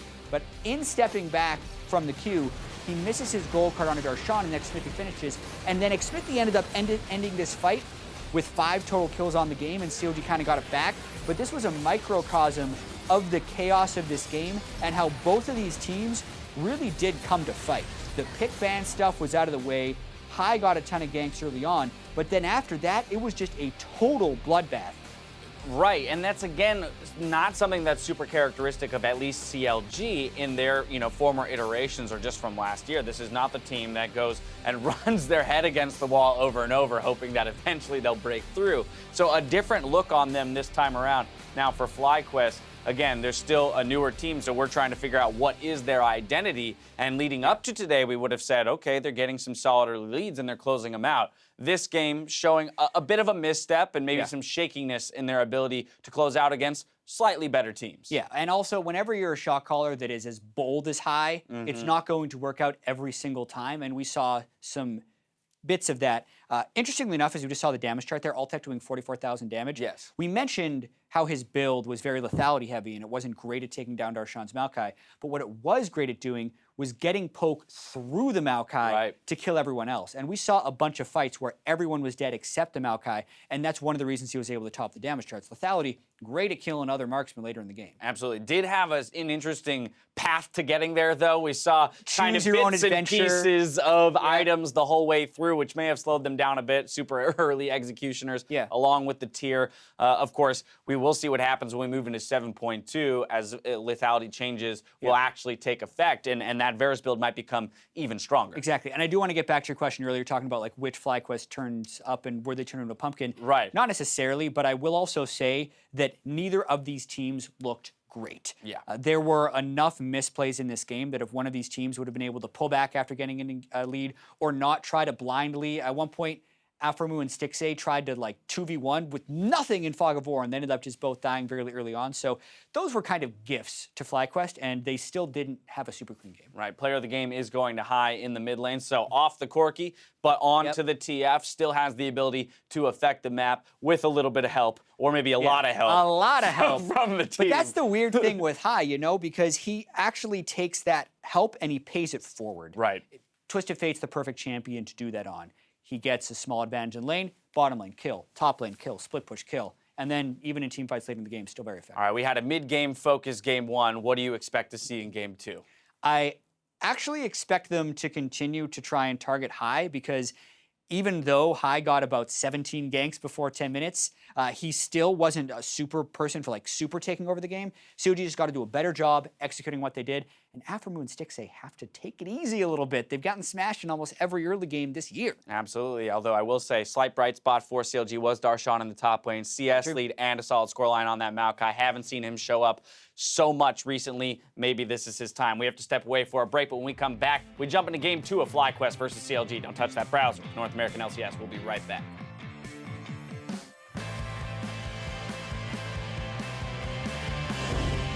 Anime is so stupid. Wait, you include like a... that too. It's so stupid. He said shame on weebs. That is a whole lot of damage. Feeling the pain through the screen. Moon getting caught up in the slalom of the minions. One last attack goes down valiantly, but that... Nice. Bears. Yeah. Nice. Bears is dead. Okay. Nice. I'm going. Get this guy. Yeah, you got it. They're low in the back. I can't Q the backline. Q the backline. Go down. Hey, Hui. They're low. You guys, Corki. Hit him, watch the W. Oh, he's got to use the Quicksilver. Gets it on the backside. Moon's going to give him a kiss and fly back out. He says hello. He has to do the rezzing now. So Xmithie's going to go down here. They focus. He did put the kick down onto Moon. Moon tried to jump out. He hadn't really gotten the jump in, and that's High going down. A lot of the damage right to Altec as well. Huhi trying to fire true. One more over the wall. Finds Altec. That's the double kill.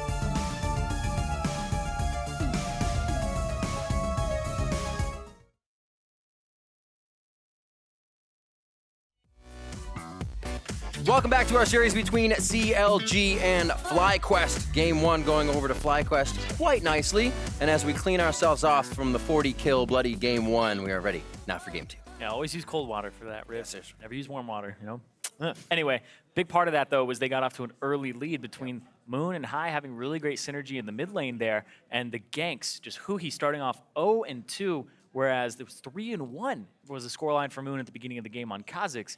So a lot more being thrown Moon's way in terms of confidence from his team and actually empowering him, but also champions. They first picked the Kazakhs for him, they gave him a good matchup, and they made him feel really confident to just go make those moves and get his team ahead. Yeah, very true. We talked a little bit about Huhi getting that aggression. We kind of saw Xmithie going towards Darshan and then getting to Huhi, but it still wasn't enough. Yeah, that seems to be where Xmithie has been heading most of the games. Both him and Darshan are 3 for 5 right now for First Blood participation. Right. So they're spending a lot of time together, but it's not really amounting for too much for Darshan. In that game, it did work out pretty well. But in this game, Huhi, he definitely needed more help because he's trying to be a little bit more proactive, trying to be a bit of a leader and engager for this team. But with the Corki and the fact that he got ganked twice, it did not work out for Huhi in the mid lane. And in the bottom lane, it just spilled over into that. Like, this bottom lane is not actually getting destroyed. CLG's bottom lane, Stixay and Aframu, they're actually like plus 10 right now and like the highest in the league and AD carry for CSD at 10. But the big problem is once they rotate, they're getting too high feet. They're trying to make too many plays. We saw High and a whole bunch of members of FlyQuest just be like, hey, I'm gankable, come gank me, come gank me. Over and over. Every time it was a bait. Yeah. Now you can't let that scar you coming into this next game. You have to be like, this is a very clever shot caller. They're setting a lot of traps on FlyQuest's side. Play it standard, play it safe, and then maybe they'll be able to take it. I want to see who gets the focus coming into Game 2 here. Zyra already off the board, so elimination can't go that with Alltech and the Ashe. They are going to be split up. Syndra gets taken out. We have seen that in the hands of Huhi a bit. I'm sorry, High. Yeah, so Malzahar still on the table. The LeBlanc ban being subbed out for the Ryze ban here. You can't leave Camille up because we know Darshan does play it and will first pick it. Was one of the first people to actually play it. I get to play an aggressive top. Let's go. I know, right? Let's go. Loves it on stream too.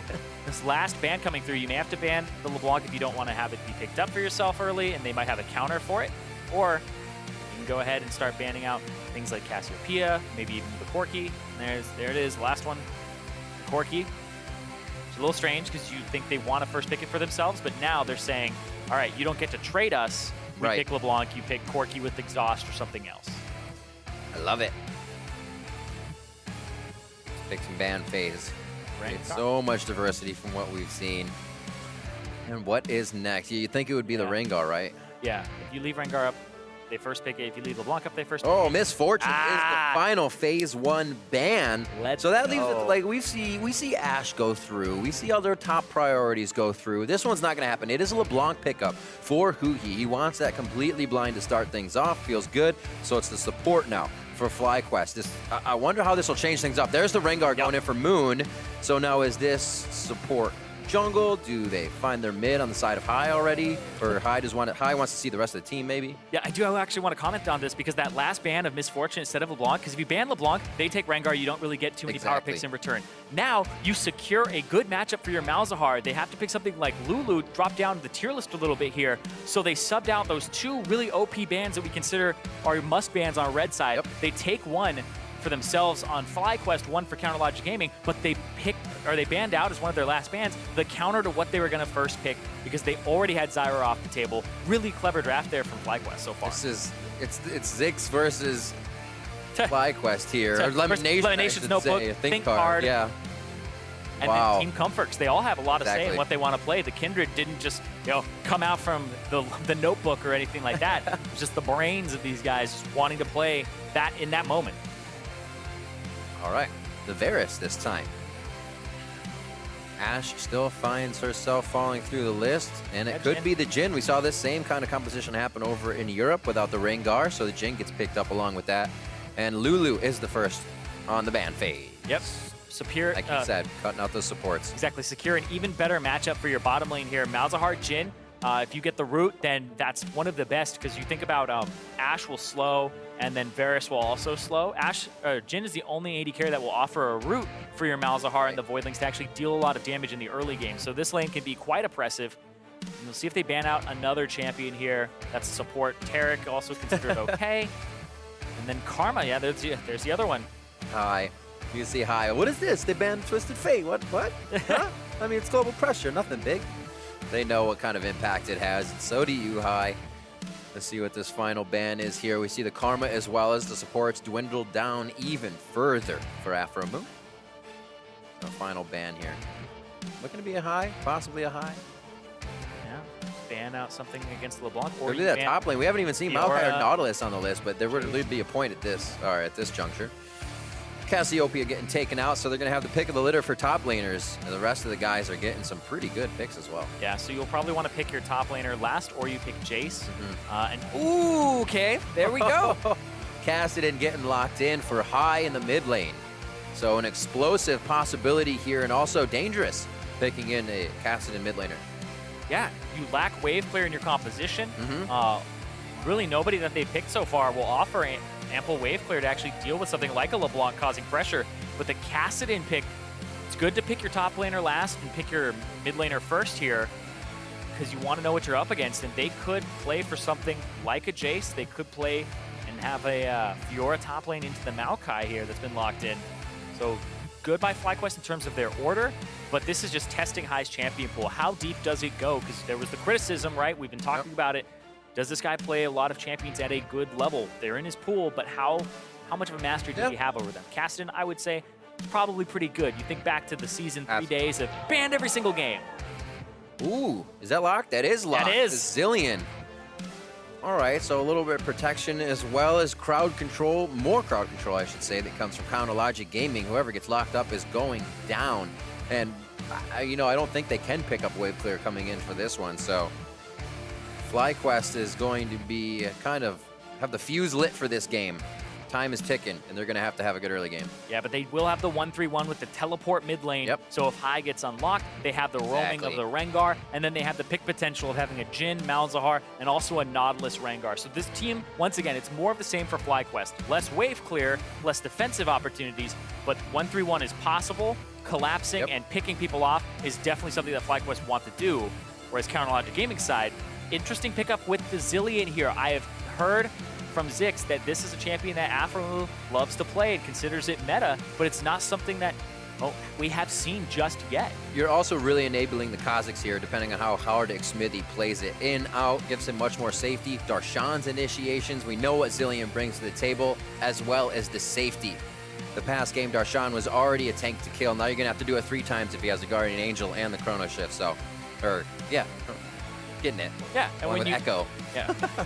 When you actually speed somebody up, you speed up a Maokai that comes running at the enemy team to Twisted Advance. It's actually ridiculous how fast he'll run at that team and try to just root somebody. So that your engage may not look that great, but when you're speeding up a Maokai, it's very scary. All right, so what are we looking? We kind of went with FlyQuest last time and then jumped to CLG. Let's go with CLG first. What is CLG looking at with this composition? How can they maybe attack the Kassadin or shut down Rengar in the jungle to start things off? Think you want to gank the Kassadin pre-6 because the LeBlanc has mobility, has a way to actually just root him, lock him up for the Kazakhs, give High a little bit of a dose of his own medicine.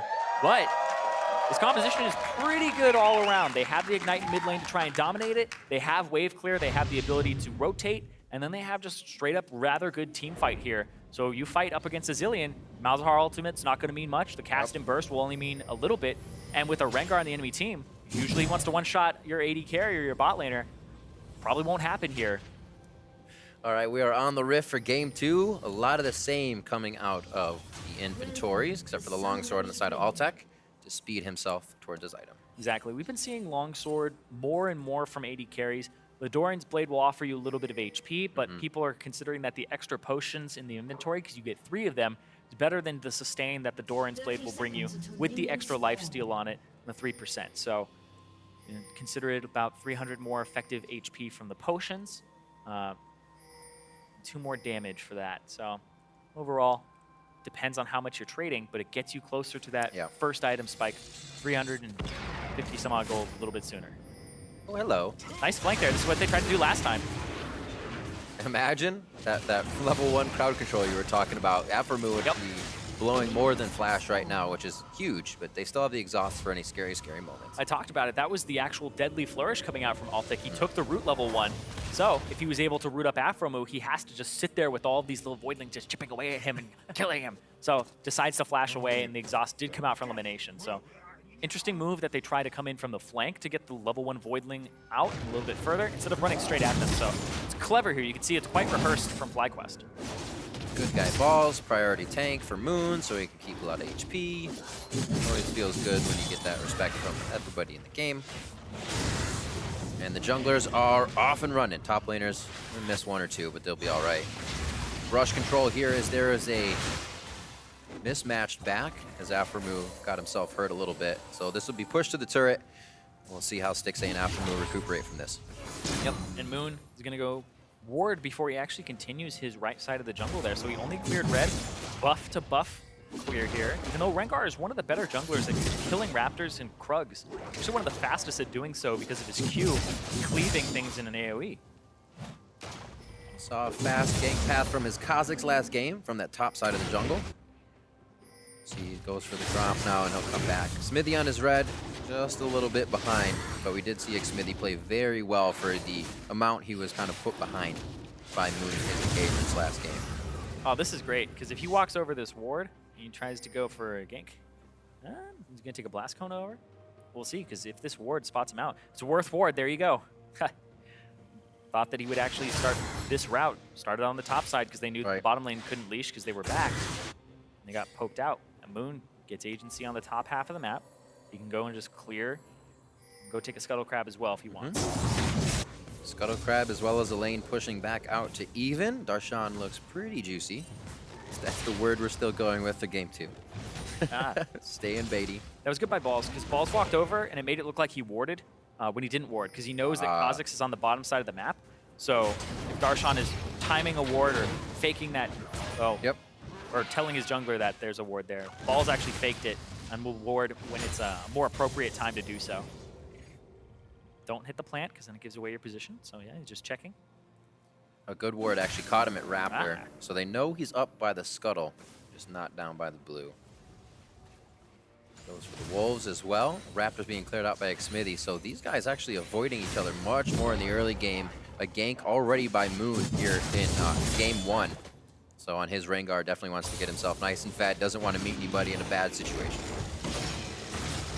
Well, Elimination taking a lot of damage here. And this is why this Zilean is actually considered quite good in Afromu's opinion, because he thinks it's does really well here. And there's the root. There's the damage. Is that the sound they make? It's a hit. One more comes out with their grenade, and it looked like Lemonation was fronting a gank. Nobody else came in, but they still caught CLG off guard. Yep, Afromu thinks it's a great champion to play in this bottom lane, but he blew his flash at first level, and now they actually pay it back. Altec finally gets the root onto him, and then Lemonation just had little voidlings chip away, and that's first blood going over to Altec in the bottom lane. Oop.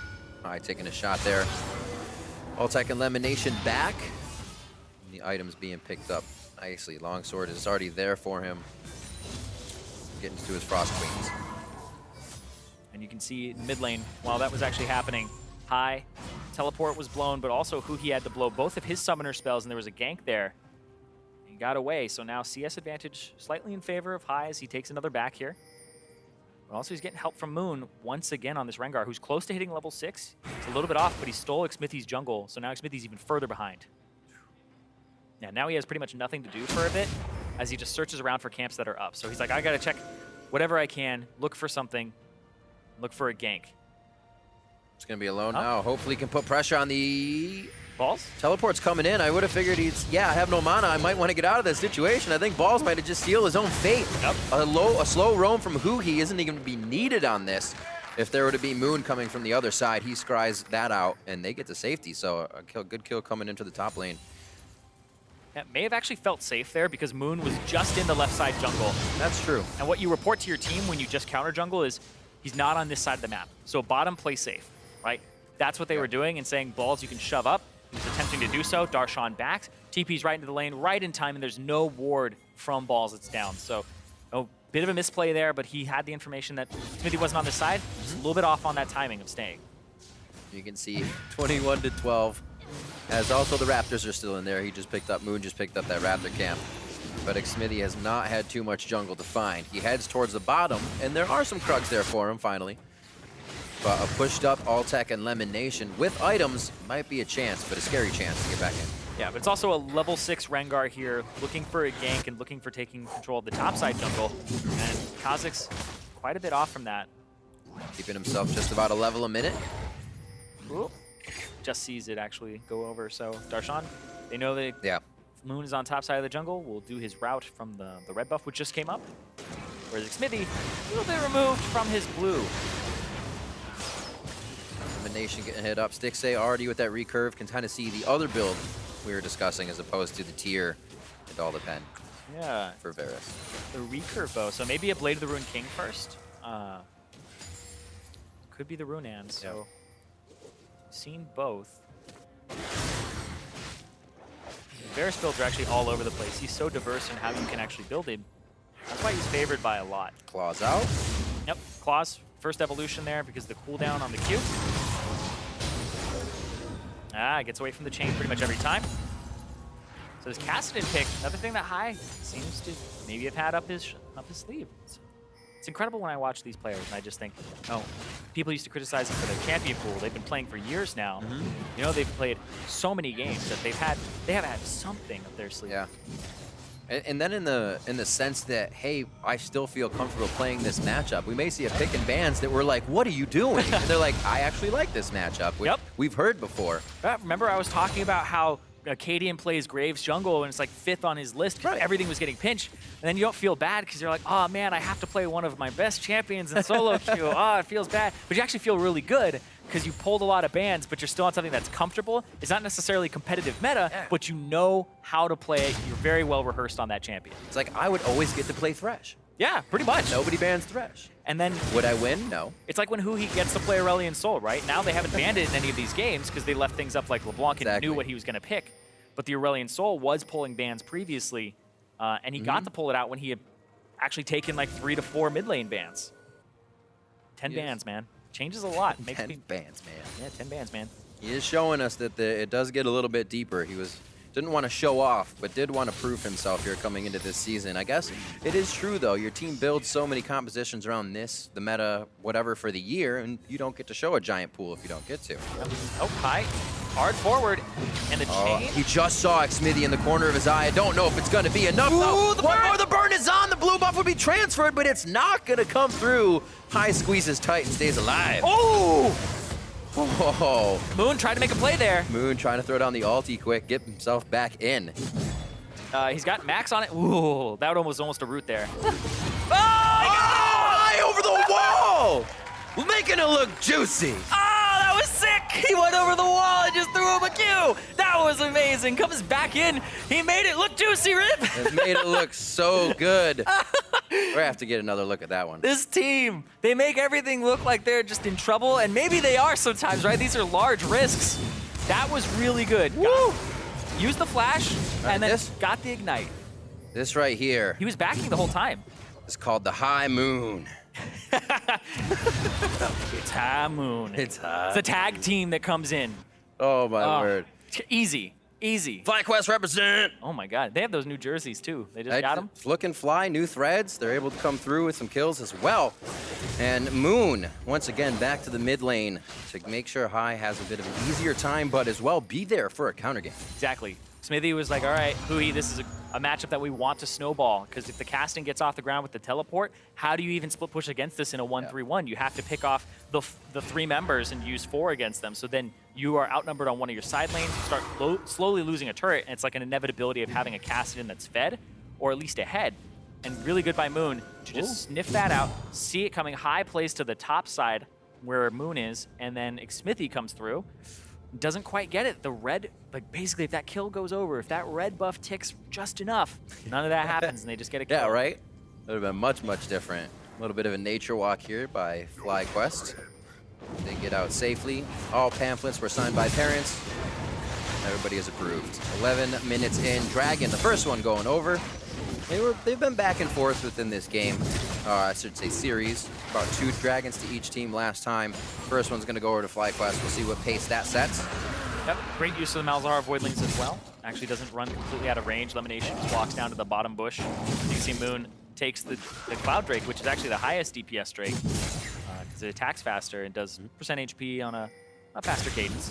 But then, it doesn't take any damage. So now he's healthy to actually hang around in this bottom side jungle where they saw the Kazakhs. He's tracking him. He doesn't look like he wants that path, though. He's like, hang on. I feel like he's going to walk this path.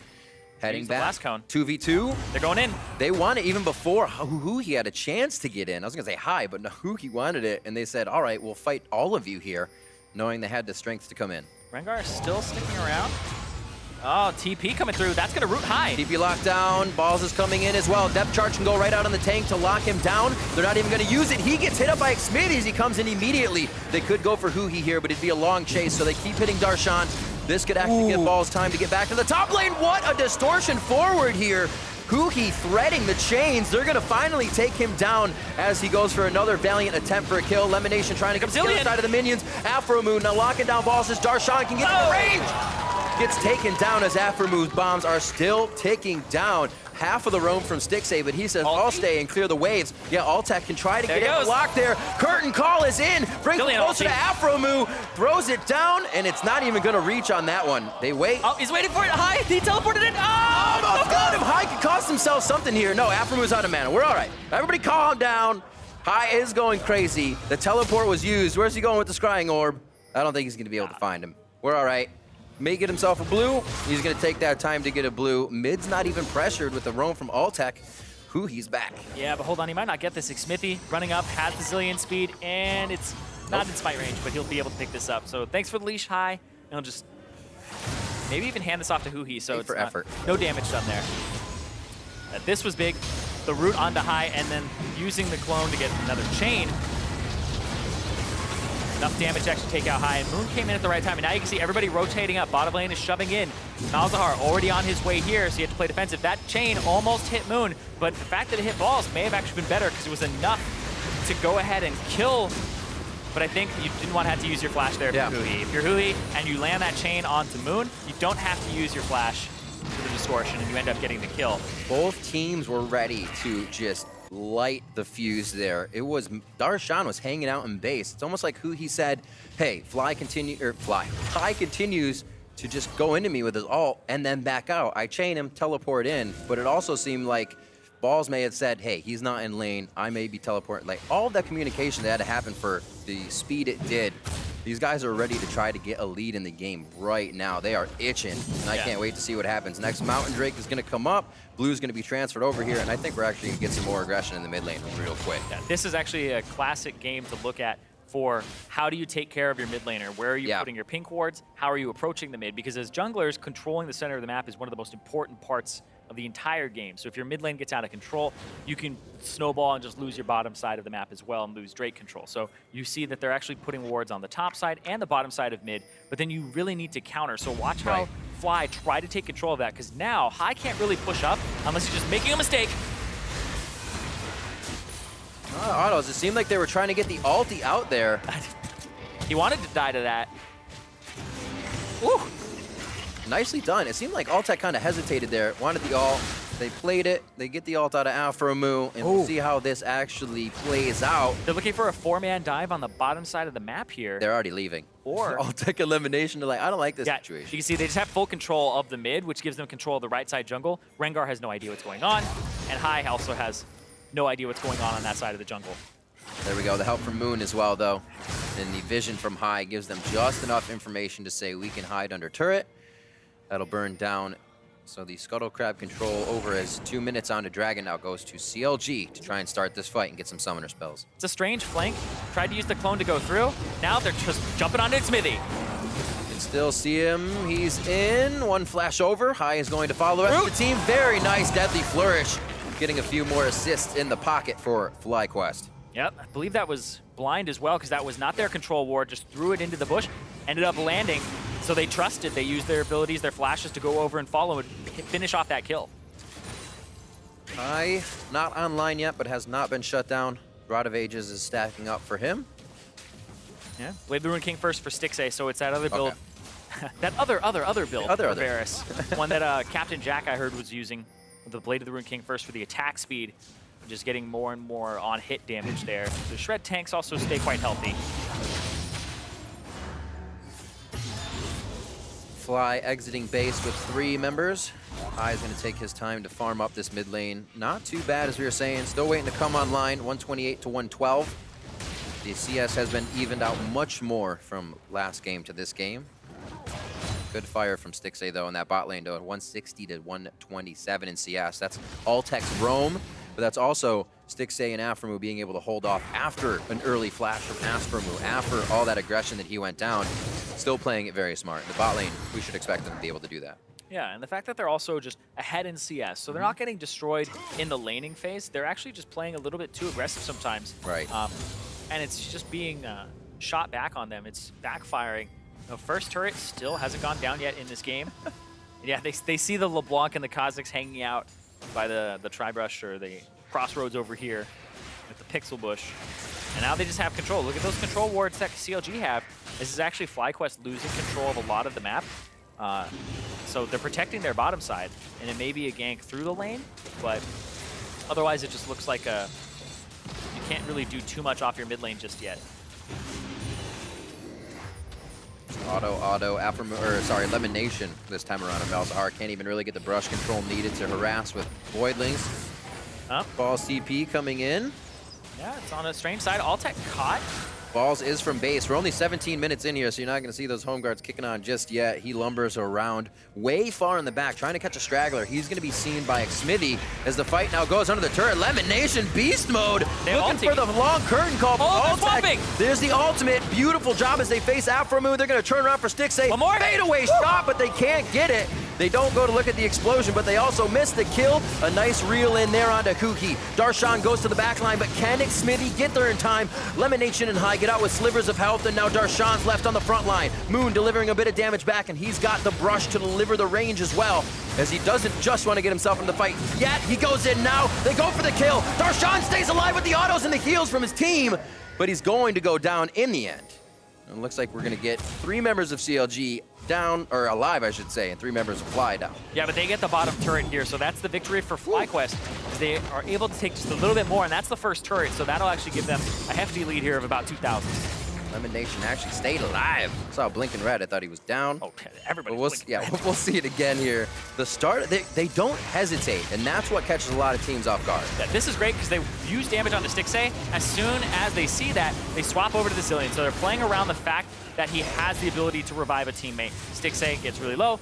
Started the animation there for his shot or grenade toss. Not sure which one that was, but gets picked up by Darshan after the flash, and now Stixay and Huhi really don't have too much more to contribute here. And they have to wait for the fight to get turned around onto them as Darshan has to now kite backwards. It's the same thing with Elimination on the side. That was a flash attempt there from Balls to actually get Huhi. Heal also comes through there, and they pick up High, and Huhi almost gets hit, almost gets picked up there.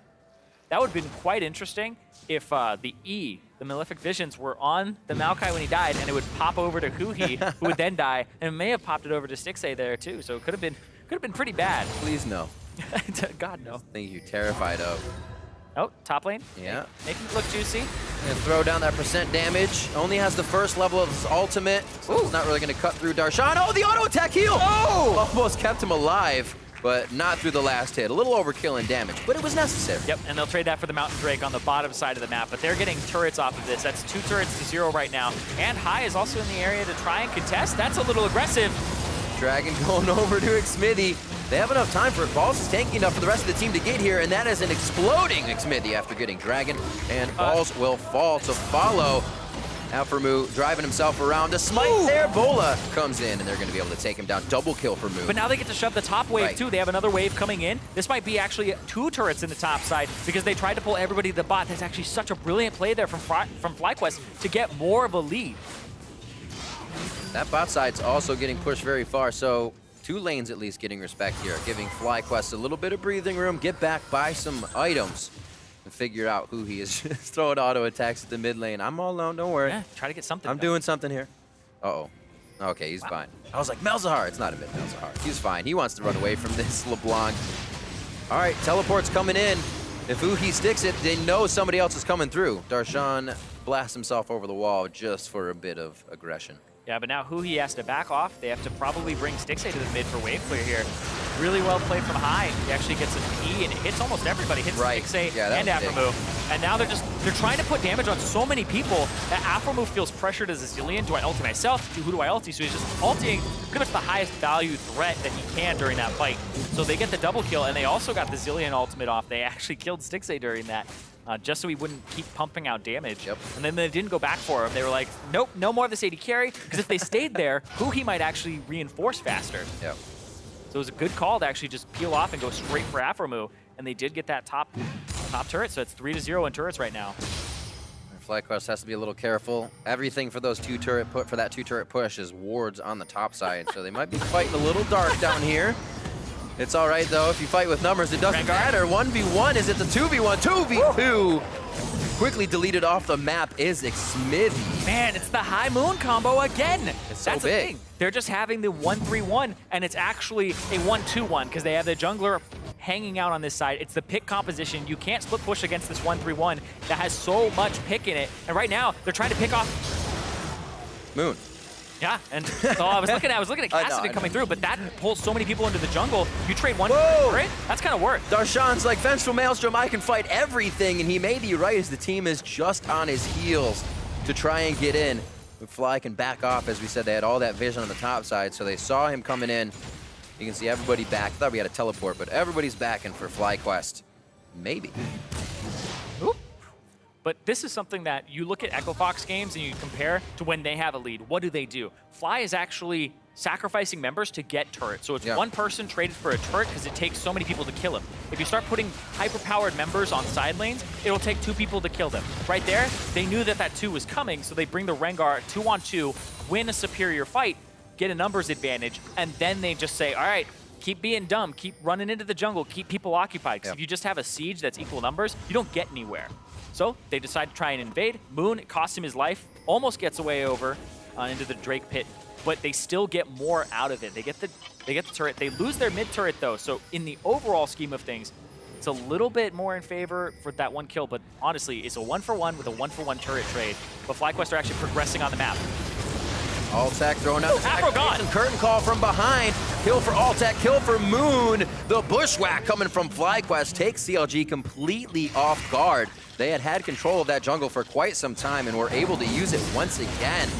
Paying off big time. Now on to Baron. We're 24 minutes in. This game feels like it's been going for a while, but they're actually crushing through quite fast, and we're still at a high kill count. Yeah, Elimination, MVP of that, by the way, because he's actually 3 points into his Voidlings, 5 points into his Silence, so he actually wants to max his Q first, because it goes from a 1 second to a 2 second duration, but that's long enough for him to silence multiple people, and they get the kill on Afromu right here. Watch this Silence as it hits Stixay and Afromu both, and Xmithy. He can't cast ulti there. You kill the Zilean, you kill the Kha'Zix right after, and then you pick up the Varus' the extra right after. So that's a brilliant silence there for 2 seconds where they're able to just blow up the Zilean, and then he can't do a single thing about it. Zilean pick is worth it. But this is when it's supposed to get harder, right? The other team is seeing that engagement. They'll be more aware of it next time, supposedly. So we'll see. Does FlyQuest have something new, or are they just going to be able to do the same thing? Well, I honestly think they might just be able to do the same thing. They are so far ahead, and they just be able to catch CLG 1 by 1. It doesn't even matter if it's Darshan anymore. That's the issue, is you're like, all right, let's not do that again. But the fact you did it once already means that you're down in gold even further than before. Moon, gonna just disable CC. In those little instances, not terrible, but you'd love to get something out of that. CLG setting up, you don't have many options to say we could do a 5-man ourselves. You've given yourself away, right? You only get a few chances to set those up, and FlyQuest is not falling into them. Here one again. They choose to put some damage onto balls real quick, but it'll only be a here and there touch. I actually really like what Elimination was doing with the 3 points into the Voidlings. A lot of people will max it first, but the fact that the duration of the silence goes up, this random tangent, because I love it so much, is where he actually thrives in these fights. He's throwing out the suppression, he's throwing out the silence, and it's quite annoying. So he hits it a lot faster than the level 13, where that may have not been the possibility. He may have left up an extra fraction of a second. Alltech, I love it. He's double activating every time he says, Yo, Moose is on? Yep. They're activatable. Let's go. And hit your Edge of Night as well. So he's going for the full lethality build. I feel like players do this to us all the time. It's like, man, lethality feels awful. And then as soon as we buff it, they play lethality on the previous patch. Like, all right, let's get used to this. It was good all along. Man. But And now it's like, okay, this will probably be the Jhin build next patch, right? Right. Because Edge of Night is even buffed then too. God, he was so smart. He was so smart, he pulled us off. Oh my gosh.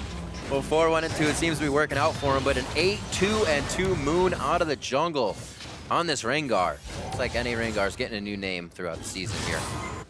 Oh, Rengar in general is just so ridiculous, but the fact that they were saying, Moon, we trust you with this champion, we don't care if we give up LeBlanc for this, we have something in store. Who he taking the LeBlanc so that everybody else on his team has It's incredible what confidence in general will do to your play. Think of any play in solo queue. You get a few kills early, you feel amazing about that game. Imagine your team giving you that to you all the time. You're never going to want to not initiate. They're always behind you, and we can see that. The high Moon combination going around. Balls right on top of these teleports these games, as well as Darshan when they go to initiate. So it's been made for some great fights. Yeah, and Moon, I mean, he went for the build where he builds Deadman's third as opposed to second. We've seen some players go Warriors into Deadman's, but he's actually getting the Youmu's on top of it. And he's sitting at about 300 attack damage right now without any Infernals or anything like that. He has one more stack on his Bone Tooth necklace to pick up. They just wanted to wipe Booty there, too. Yeah? Well, that's the thing, right? Run towards where High is on the other side. Baroned up minions, not taking a whole hell of a lot of damage here in front of the turret. The curtain call. They don't like the show. CLG turns around real quick. Yep, but now Huhi walking up. High says pull back, but they might see right there. Even Balls doesn't want that. I think that call was right. Yep. Bit of a pullback. High has a lot of aggression on the bot turret. He is focusing Huhi right now. Oh, he missed the chain. Goes forward. Yep, it was on a minion. Clone comes out. He'll be fine on that as the passive wears off. And it looks like the bot lane, bit of control for Fly, but they back off. Yeah, this is how High loves to split push with 1-3-1 compositions or even 4-1 comps, because he just tells you when to siege, he tells you when to back off, and he tells you when the guy just even steps out of vision. So as soon as Huhi leaves his vision, he says, back up, I'm going to push forward, because Huhi can't stand against him. And if he pulls Kha'Zix up to the top lane and it's a 2-on-1 not in favor of High, then he just tells them to shove in. You guys have an advantage. It's one of the most kind of like, it's basically, I wouldn't say simple, pull, right? It's pretty fundamental once you get to it, but yeah, it's the yo-yo. I call it the yo-yo. Yeah. If I'm going in, you're kind of pulling back. If we don't see anybody, you get out, I create the pressure, and the yo-yo effect. And once you can do that, games become much more in control for you. Exactly, and it should be like that. You think like, oh, everybody can do that, but it's just the constant stream of communication. It's actually hard to continuously do. It's harder. It's hard to do because sometimes you call that he's not there, and then he's just actually right out of vision. So you don't know exactly what to do with it. But High right now, he's gonna say, all right, there's two here. Go ahead and shove up, and you can see they start getting control of the bottom side. Maybe they go for a flanker and control this. They actually might try to cut it, being one of the last outer turrets. Yep. Incredibly hard to defend if you have a team with a Nautilus coming through. Oh, nice damage. Yep. He got that Mimic.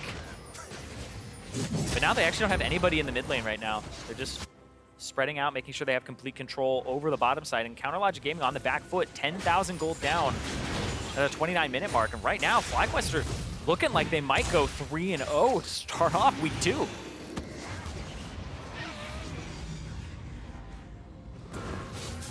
In and out of the brush. Is he gone? Is he there? They see him on the control ward for now, but this turret going down ever so slowly. And this is kind of the, where does CLG make a mistake here, right? That's all they're waiting for, back and forth. Who can they catch next? Moon is using the ultimate for pressure. So is LeBlanc going to stay? Now LeBlanc will see, hey, I have the icon over my head. Oh. Yeah. And they see that the Zillion and they see all those guys moving around.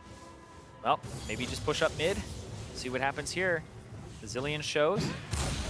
Top wave is pushing. It seems like... Oh, they're all backing off. So this might be a Baron control. Overstayed their welcome. They say, hey, we have waves in the top lane. We'll clear that.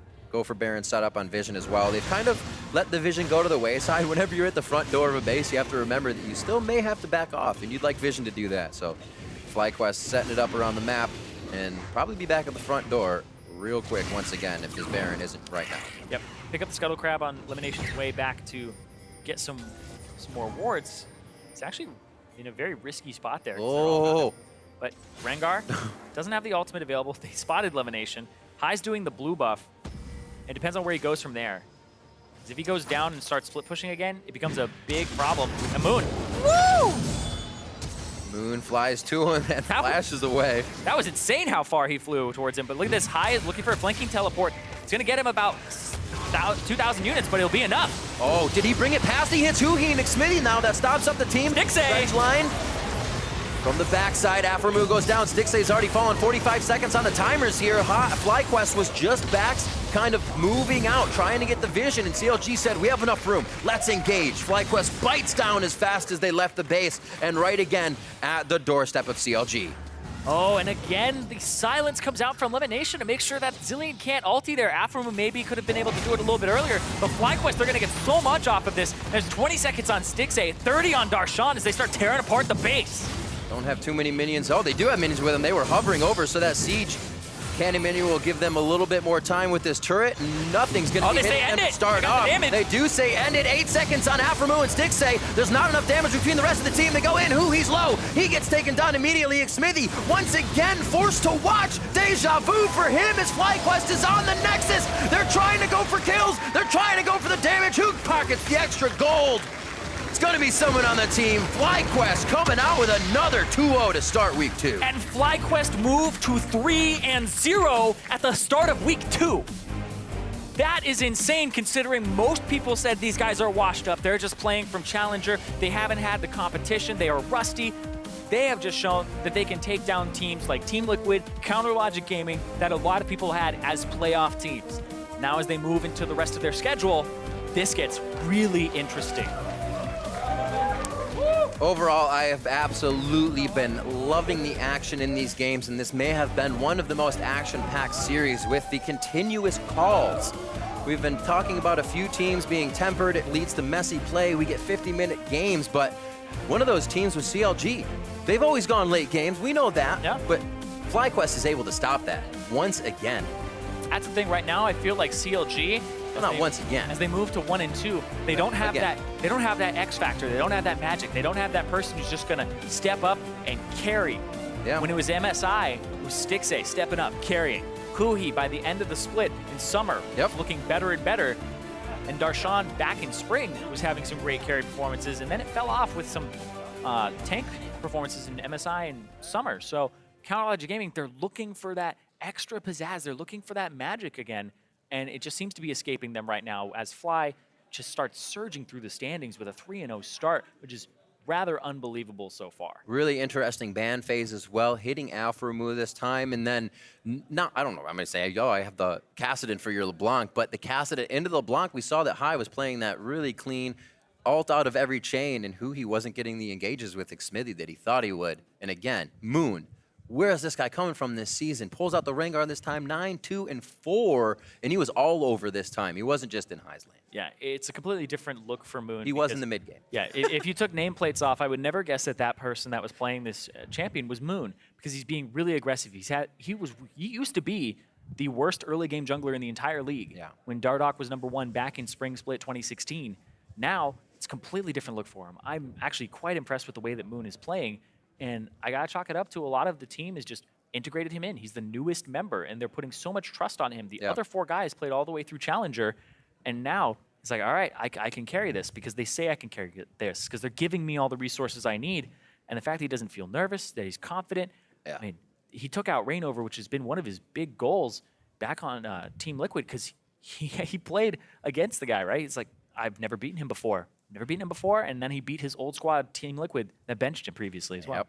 And it is crazy. We see Lemonation again now, the new AD carry, seeming to find Prosperity in the bot lane. They're doing well again, and he's always been somebody that can kind of bring an AD carry up to caliber and make it happen. Yeah, you're always like, oh man, but it's Lemonation, whatever. Sneaky was like the really good part of that lane. It's like, no, this guy apparently still has some moves, and that's the thing. FlyQuest, they've still got moves. They do, and new jerseys. So with more on that win, we've got Freak Stateside with FlyQuest support. Thank you very much, Riv. I am here with Lemonation, the one himself, the victor. Tell me how you're feeling off the 3-0 start to the split. I'm feeling really good. I didn't expect to do this well right away, so 3-0 was great. 3-0 is definitely great. You couldn't start really any better. I want to talk to you about pick ban. Lemonation's notebook is known worldwide at this point. Something I'm a fan of is not just banning the S tiers outright, giving them LeBlanc, taking Rengar, setting up the Malzahar first round as well. What are your thoughts on how the pick ban's shaped up for you? Yeah, I mean, like 95% of teams just ban out LeBlanc, Rengar, Camille, Red Side every single game. I think that's fine to do, But doing the trade and kind of getting an advantage from that has benefited us and seemed to, come out quite well. It definitely has. You guys have looked absolutely sharp the whole way through.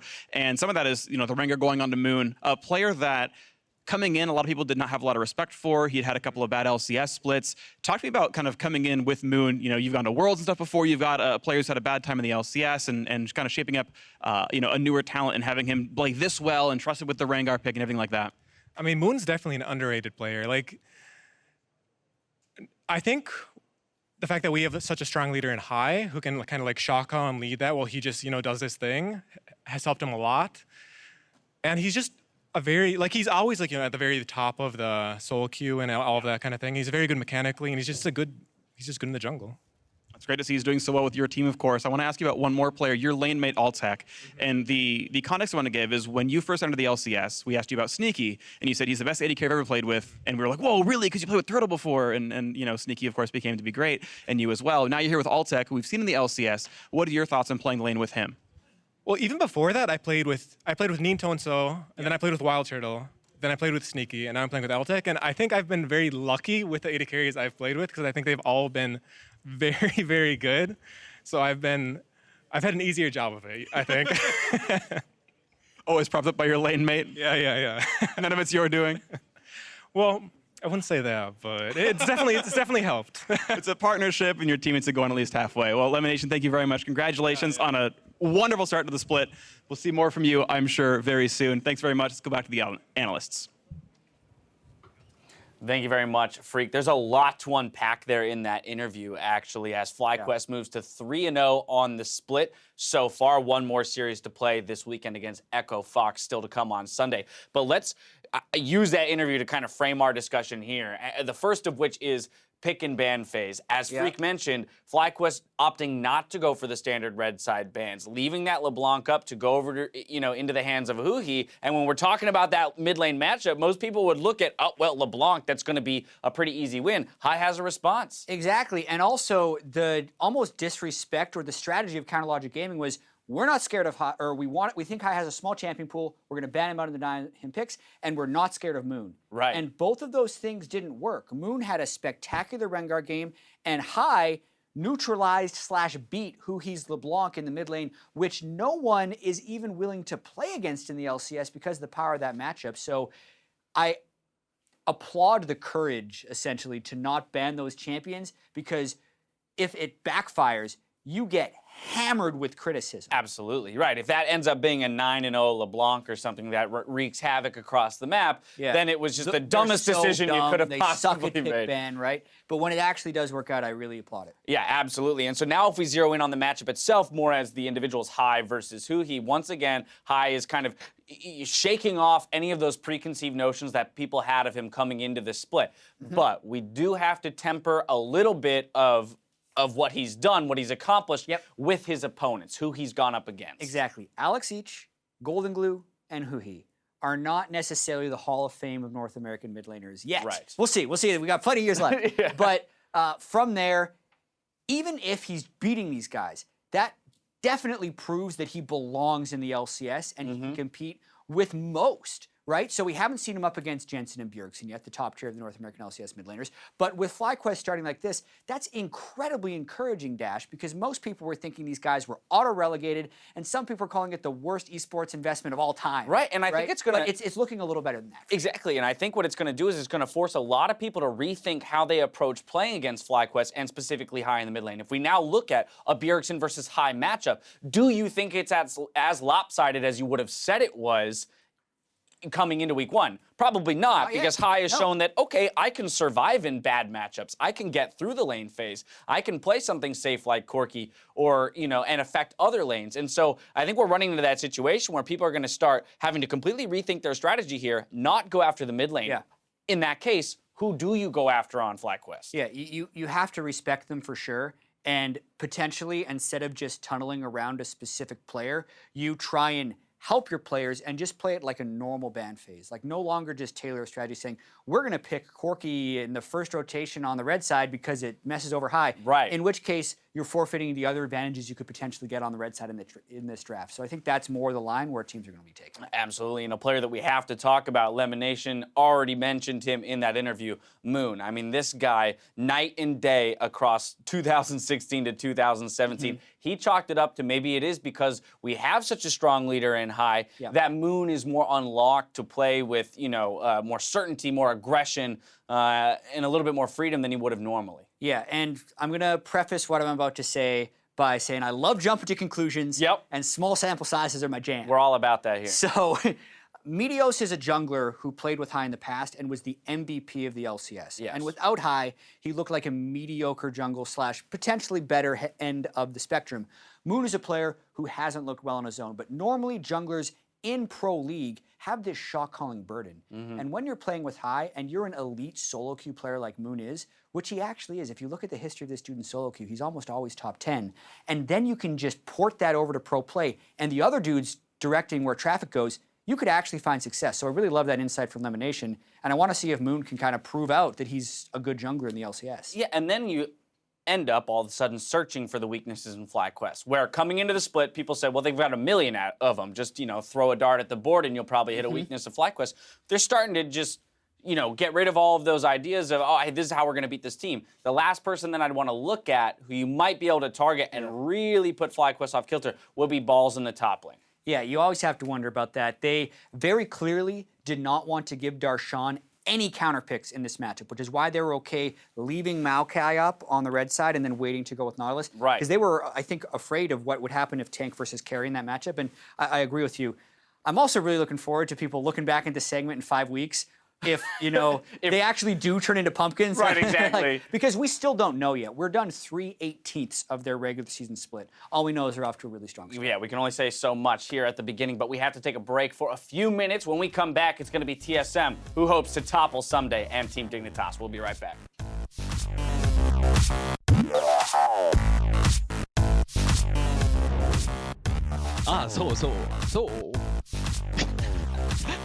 Aurelian, so. Oh, Aurelian is so. Okay.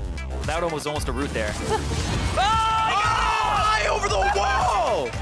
Making it look juicy. They could go for Huhi here, but it'd be a long chase, so they keep hitting Darshan. This could actually give Balls time to get back to the top lane. What a distortion forward here. Moon delivering a bit of damage back, and he's got the brush to deliver the range as well, as he doesn't just want to get himself in the fight yet. He goes in now. They go for the kill. Darshan stays alive with the autos and the heals from his team. Kill this Kha'Zix. The block's coming. I'm going for this guy. I can get him. Zil. I can get him. Yeah. I can get him. Okay. Nice, that's really good for us. Yeah. From the backside, Aphromoo goes down. Stixay's already fallen. 45 seconds on the timers here. FlyQuest was just backs, kind of moving out. FlyQuest coming out with another 2-0 to start week 2.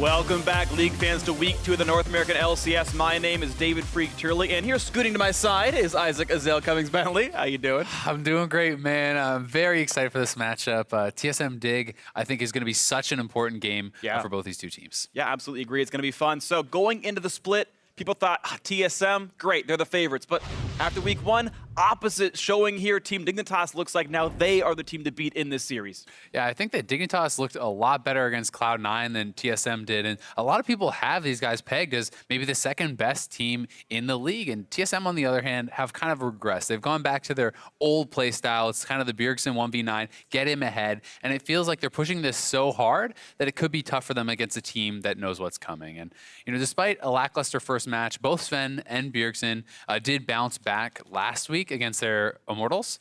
And Sven and Bjergsen are really going to have to keep that momentum going and play very, very well here, I think, if TSM is going to have a shot to win. Yeah, absolutely agree. The dynamic duo has been going great, but the eyes are on import Chaser to shut them down. Chaser, who's been having pretty good season so far with Team Dignitas. Yeah, he's looked really good, honestly. Outside of the first Rengar game, I think he has been very impressive, both mechanically, as far as strategic, his jungle pathing, really everything has been looking good. And just looking at this guy's numbers, he's actually quite a bit ahead of Sven Skaren as far as the stats go, as far as gold, at 10, CSD, etc. And I think this guy has a chance to actually establish himself as perhaps the best jungler in North America this year, if he can continue at this sort of pace. You're right, I agree. Chaser definitely in the running for being the #1 jungler in North America, but Sven Skaren begs to differ.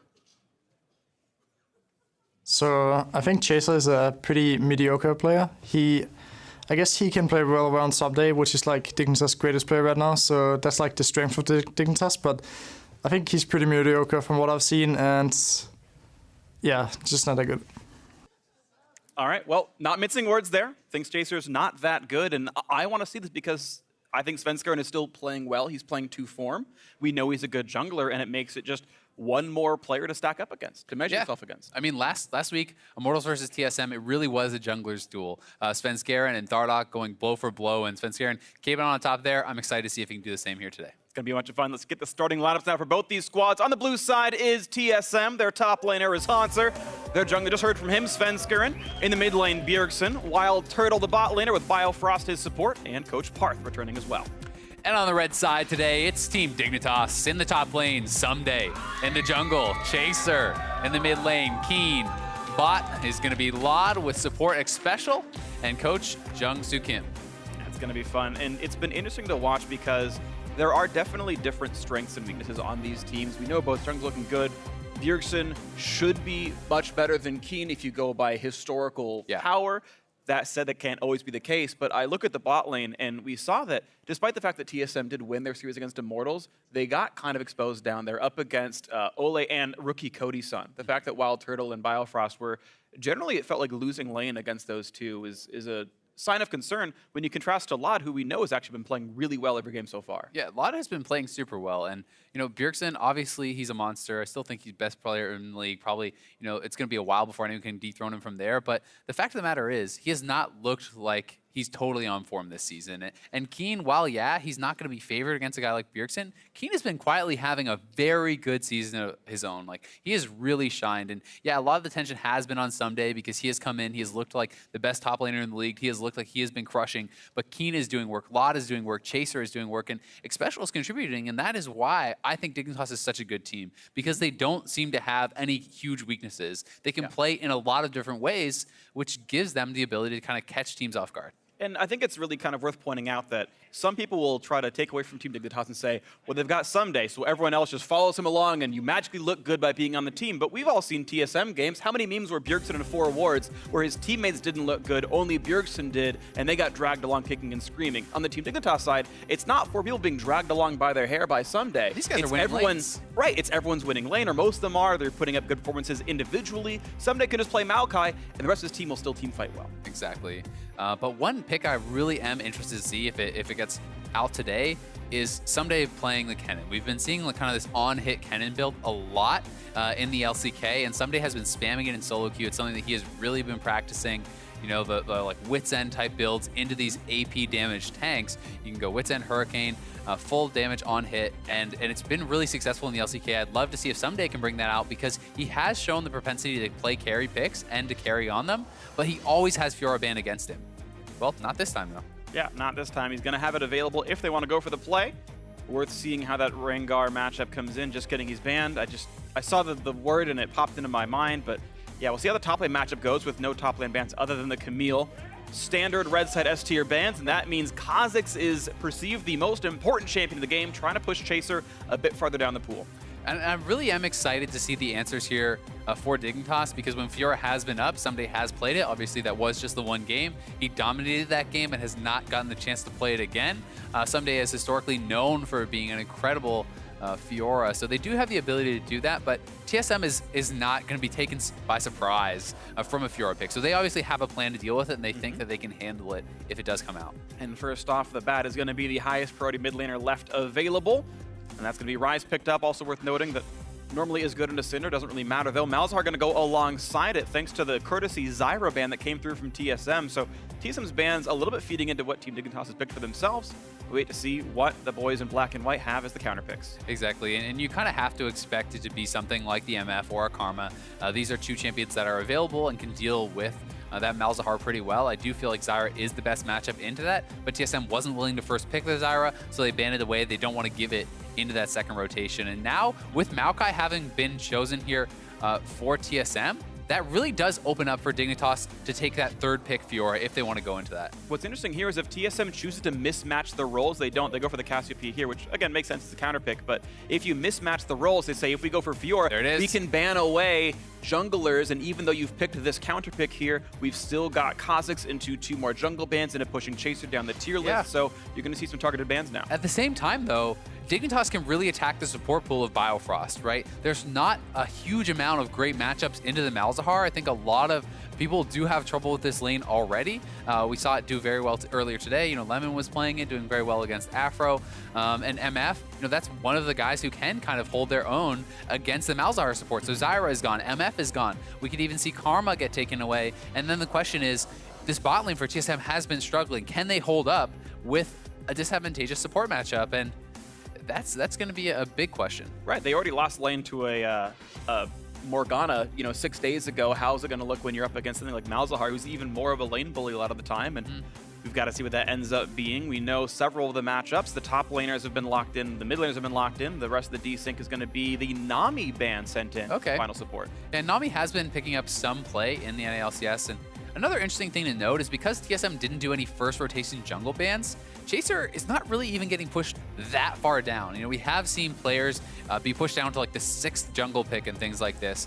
He is going to get pushed down some. You know, there's 3 bans, there is 1 pick, so he is pushed down to maybe 5th or something, but we have a lot of successful junglers still available. Things like the Olaf, things like the Graves have seen a fair bit of play. There's Zac available. There's, a lot of junglers that are very serviceable here. Absolutely, and with every marksman that's normally played on the bot lane left available, Jhin is the highest priority despite Ashe and Varus both being available and typically picked before he is. So compositionally, Team Dignitas says we'd rather play Jhin. It fits us better. We'll take it away from Turtle as well.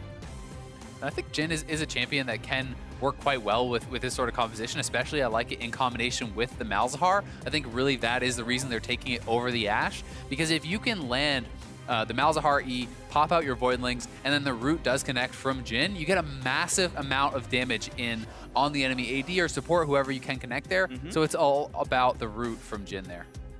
We'll see if they can all land it together then. 2 more champs to pick in total. 1, a marksman, the bot laner for TSM. Okay. It's going to be Ashe coming through. Plenty of utility down there. And now finally, we need to figure out what the jungler will be for Chaser at the end of the day. And Rek'Sai, yep, that's going to be locked in already. No surprise to see her in the jungle, but that's going to be the last pick. Yeah, totally not. And Rek'Sai is something that is played so consistently. So even with the targeting on Chaser, I don't think it's really a massive disadvantage. Obviously, as far as dueling power, I do give that pretty heavily over to the Kha'Zix in the early game. This is a higher priority jungler, but Chaser is going to have very strong ganking. He has good clearing. It's a strong, serviceable jungler. It's not a bad matchup by any means, like not anything super, super significant. I also think it's interesting to see the Terror come out from Biofrost because we have seen Smoothie doing this even into Malzahar, and he has been able to get through laning phases pretty well. And then the team fighting power of Tarek is massive. The stuns, the ultimate, really, really big. But this is the first time we've seen a team other than C9 bring out Tarek so far. It's going to be fun to watch. TSM definitely have plenty of team fight power. The Maokai, Cassiopeia, Ashe, and the Tarek, all really well known for their 5-on-5 prowess. It's going to be fun to watch how they can pilot that lineup. By contrast, Team Dignitas a bit more individualistic, right? Single target lockdown for Malzahar from the Jhin. Fiora on the split push, even Rai is going to be pretty 1v1 focused as well. So it feels like both compositions somewhat different roles here and somewhat different goals coming into this one. We are here for our second and final match of the Friday evening showdown. We already got to see the first one come through as FlyQuest did wonderfully against CLG, but now it's Team Dignitas to see if they can prove that they are still a top-of-the-table team, or if TSM can learn from their misgivings from week 1 and TSM get themselves back on top. Black and white versus black and gold, and here we go. Game 1 underway, TSM versus Team Dignitas. One thing I really want to track in this game is kind of the 2v2 jungle mid lane matchup, because I would say Bjergsen does have the edge in the 1v1 against Keen, specifically in the Cassiopeia versus Ryze matchup. I think that's a better lane matchup for him. And then we've already mentioned the fact that higher jungle priority for Svenskeren, he's going to have the advantage in that sort of a matchup too. And that really does lead me to believe there's not going to be any kind of differentiation here for TSM. You can really focus early and often on the mid lane. You have Haunter on a top laner who can roam and help out mid lane as well. So this is something that Keen is really going to have to play well around. And if Chaser cannot match the ganks and counter ganks, he must ward out and he must track Svenskeren to keep Keen safe. Absolutely the case. Definitely got to watch what Svenskeren and Bjergsen can do to this game. We know that TSM loves to put their attention mid. Even the team is named after it. Grasp Tarek, hoping for a bit more laning power as well, and we will see how these teams can pilot their compositions. They're not going for the same goals. They've got to go for different advantages and cover different disadvantages. So far, both jungles going to start top side. That's a red buff for Chaser's Rek'Sai, a blue buff for Svenskeren's Kha'Zix. Interesting start here for Laud is the Longsword 3-pot. That is not something you traditionally see. Almost always you are going to see a Doran's Blade in the bot lane. So we'll have to track how that's going to work out for him. It will get him quicker to that Ghost Blade, which I'm going to imagine he's going to be starting for Ghost Blade and really pushing for that early item buy, where Ashe may be wanting to try to save up for the BF Sword. If you get a quick buy, maybe you can get a lane advantage off of something like that. Absolutely going to be fun to see how that can all pan out for itself. Quick level 2 for both the junglers as they continue on. And you can see, level 1 Malzahar tends to be the best laner. He's got the Voidlings, and no one can really stand up against them. Right now, it's special, just attacking, walking back in a brush, and walking back again. Only just now auto attack. Exactly, and one thing I actually want to track here is I have seen some of the Malzahar support players really kind of try to overextend themselves and get harassing on the enemy AD carry instead of taking the low-hanging fruit of that melee support. I really would like to see Special and Laud just chunk Biofrost out, punish him every time he moves up to take a Targon stack or try to get some positioning in lane, because it is so easy to harass away at that Tarek, and if you can push him out of lane, Wild Turtle is going to be just as disadvantaged. So you can see TSM giving the respect to the level 2 Malzahar. They're happy to try to last it under their turret. They don't go for the bad trade. They're just going to hit the minions, and Biofrost only used 1 Relic Shield stack, so he's got another one to get this minion right there. And they basically miss almost no farm. 8 to 11 in minions. Not terrible for a bad lane matchup so far, and we'll try to keep everything else going. Someday, of course, has been zoning out Haunter for a while. You can see 8 to 13 in that matchup. And the real problem here is that the wave is pushing away from Haunter, and he is at both a health and mana, as well as just kind of like matchup disadvantage right now. So if this lane does continue pushing to Someday, which is what he's going to try to have it do, as the minions will come in closer from TSM side and kind of push it back, you can deny a lot of farm away, and this could be really troublesome for Haunter if Someday can kind of exploit this and get a big early lead. But at the same time, Svenskeren's already here. Trinket just put down. Someday's going to run. Let's see, here we go. Grit's going to land, and now the Q's going to jump on top of that one. Plenty of damage coming through. Someday getting low. Will not be dove away from the turret, but does lose flash for the entire situation. Yeah, he does, and now this is a little bit scary. Okay, he's okay now as he has seen Svenskeren exit, but you have to be worried about the dive, and the fact that he's getting zoned off all this XP really does punish the fact that he was building up that freeze. If you can do this, if you can shove in those minions, you can threaten the dive, somebody's losing the XP, he's losing the CS, and there goes his early laning advantage. Absolutely the case. Going to TP to go in behind Hanser, and Chase is coming as well. This could be an all-in for the kill. Hanser going to walk right into an enemy. There's the knockup. All right, Sven can maybe turn around in time. It's going to be close, though. Vital proc. Here comes the Rek'Sai. Couple hits will do it. Sumda getting low. He's got the damage, though. First blood comes through. That TP flank was sick. That was really nice from Someday. Heads up play from him, working well with Chaser, and it's first blood again for Someday. That is not what you want to see if you're TSM. You know that this matchup is going to go more and more into Someday's favor as the game goes on. Oh man, I wouldn't have even seen that one coming. Poor Hanser just gets ganked, and suddenly people are behind him. You coming? Who could? And I have full spectator view. I mean, I'm that much worse than Hanser is. And well, Wild Turtle taking a bit of punishment. You can see the damage output that is somewhat available there as they get rid of some of those Voidlings. But yeah, this TP just seals his doom. Yeah, and it's really, Haunter is fully cut off, and you can see Svenskeren actually even starts his recall briefly. So I think he's just kind of saying, oh, Haunter, you're pretty dead. Does go in and try to help him out, but Haunter, not much chance of getting out here is, you know, even if he does flash, Chaser could follow. I think if he had actually run through Someday, he's fine, because Someday can't solo kill him with the amount of HP he had. He didn't know Chase was in the tri-brush, ends up getting 2v1'd, but in retrospect, he had a way of getting out, but he's trying to sort of bait for Sven, and it just all got backfired on him. So, unfortunate choice there by Hanser. Maybe should have known better, but it's a tough call. Hindsight. And it's also something where Chaser, you know, maybe he wasn't really expecting him to end up top lane at this time as far as jungle pathing goes, but takes an intelligent path, does work out, and now Someday gonna have to crash this wave, try to set up a slow push towards himself again, and he's going to be looking to kind of abuse advantages and set up the freezes. And this is really how this guy has got big lane advantages time and time again. I wouldn't even be surprised to see him kind of stack up the wave a little bit like he has done there. Yep, perfect. So all those minions are now going to target his minion. He'll sit in the bush, he'll last hit, but look at the minions getting denied. And now, one of the things that really works against Maokai in this matchup is the fact that Maokai, to last hit from range, must do AoE, which then pushes it even more and does make it very scary. But Svenskeren, right up to the top side, ready to help out Hanser, and we'll see if Someday can escape. They both have flash. It's going to be, oh, I think he's dead. Rooted into place. Now he's got to run. He's got to run. He's taking a little bit of damage here. He's gotten a bit of a vital. Jumps once more away. There's a flash key for the knockup. Riposte not going to be enough. Svenskeren gets the kill back, and plenty of action in the top lane.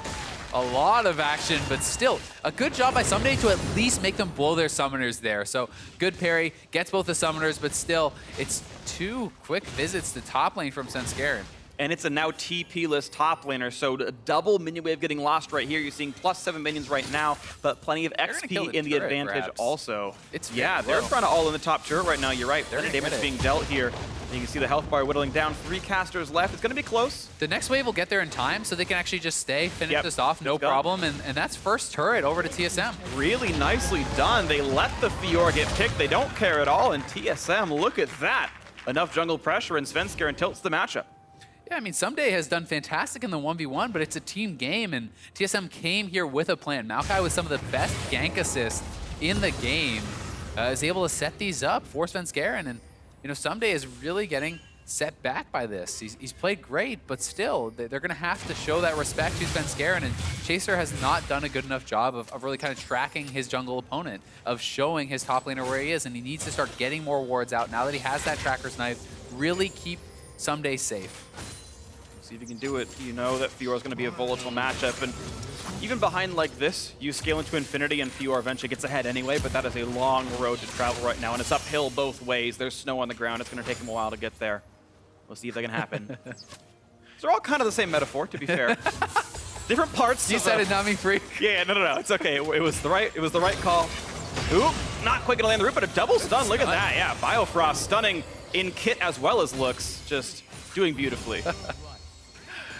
Well, they are holding their own definitely in the bot lane, but the CS advantage has gone the way of Laud and Xpecial as expected. Mid lane is going slightly in Bjergsen's favor, so these are things that are good for the teams. I'm really interested to see if Laud can actually utilize the earlier Ghostblade to kind of, since he had that long sword start, he hits his power spike earlier. I want to see if he can actually take advantage of that, plus the fact that he's in a winning matchup. Exactly, yeah, I was going to say it. You've got to snowball both those together. Greedy item build pays off to an early power spike. Also the 10 minion lead. I do want to see stuff come out of Vlad. Keen is getting hurt pretty bad in this matchup. Bjergsen picked the counter, although to be fair, Keen was willing to blind pick the champion, but it's still being done well by the TSM mid. And with how much TSM have won the top lane, it's kind of now falling to the team Dignitas bot lane and maybe even their jungler to make things work well. That certainly is, and TSM, showing flexibility so far in this game. They haven't really been paying much attention at all to Bjergsen. He's doing great in the mid lane. They're mixing that up a bit, but now double level 6 here for Dignitas, and you can see the respect being paid from TSM. Biofrost is not 6. They really want to have that Taric ult available if any sort of fight did break out. Yeah, that cannon minion gave him level 6, so Biofrost has the ulti. We know he can shield and heal Wild Turtle to buy the time. There's the attempt, plenty of damage coming through, lands the root as well. You see the shield, the heal. Wild Turtle doesn't take that much damage, only down about 100 HP.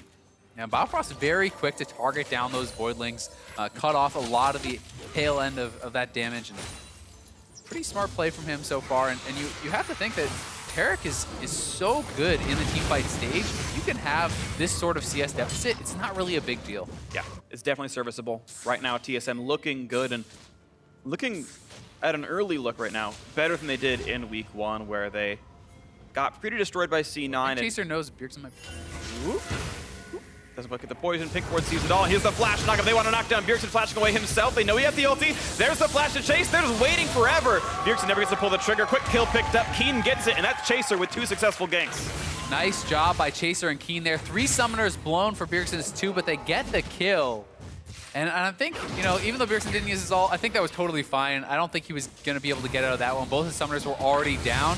At least now the return gank is going to be harder with a summonerless mid laner and Chaser. He'll still have that available, so we'll see if that does come into play a little bit later on. You think it's going to happen? A quick pull in for this Cloud Drake early on. Team Dignitas grabbing it quite quickly into the game.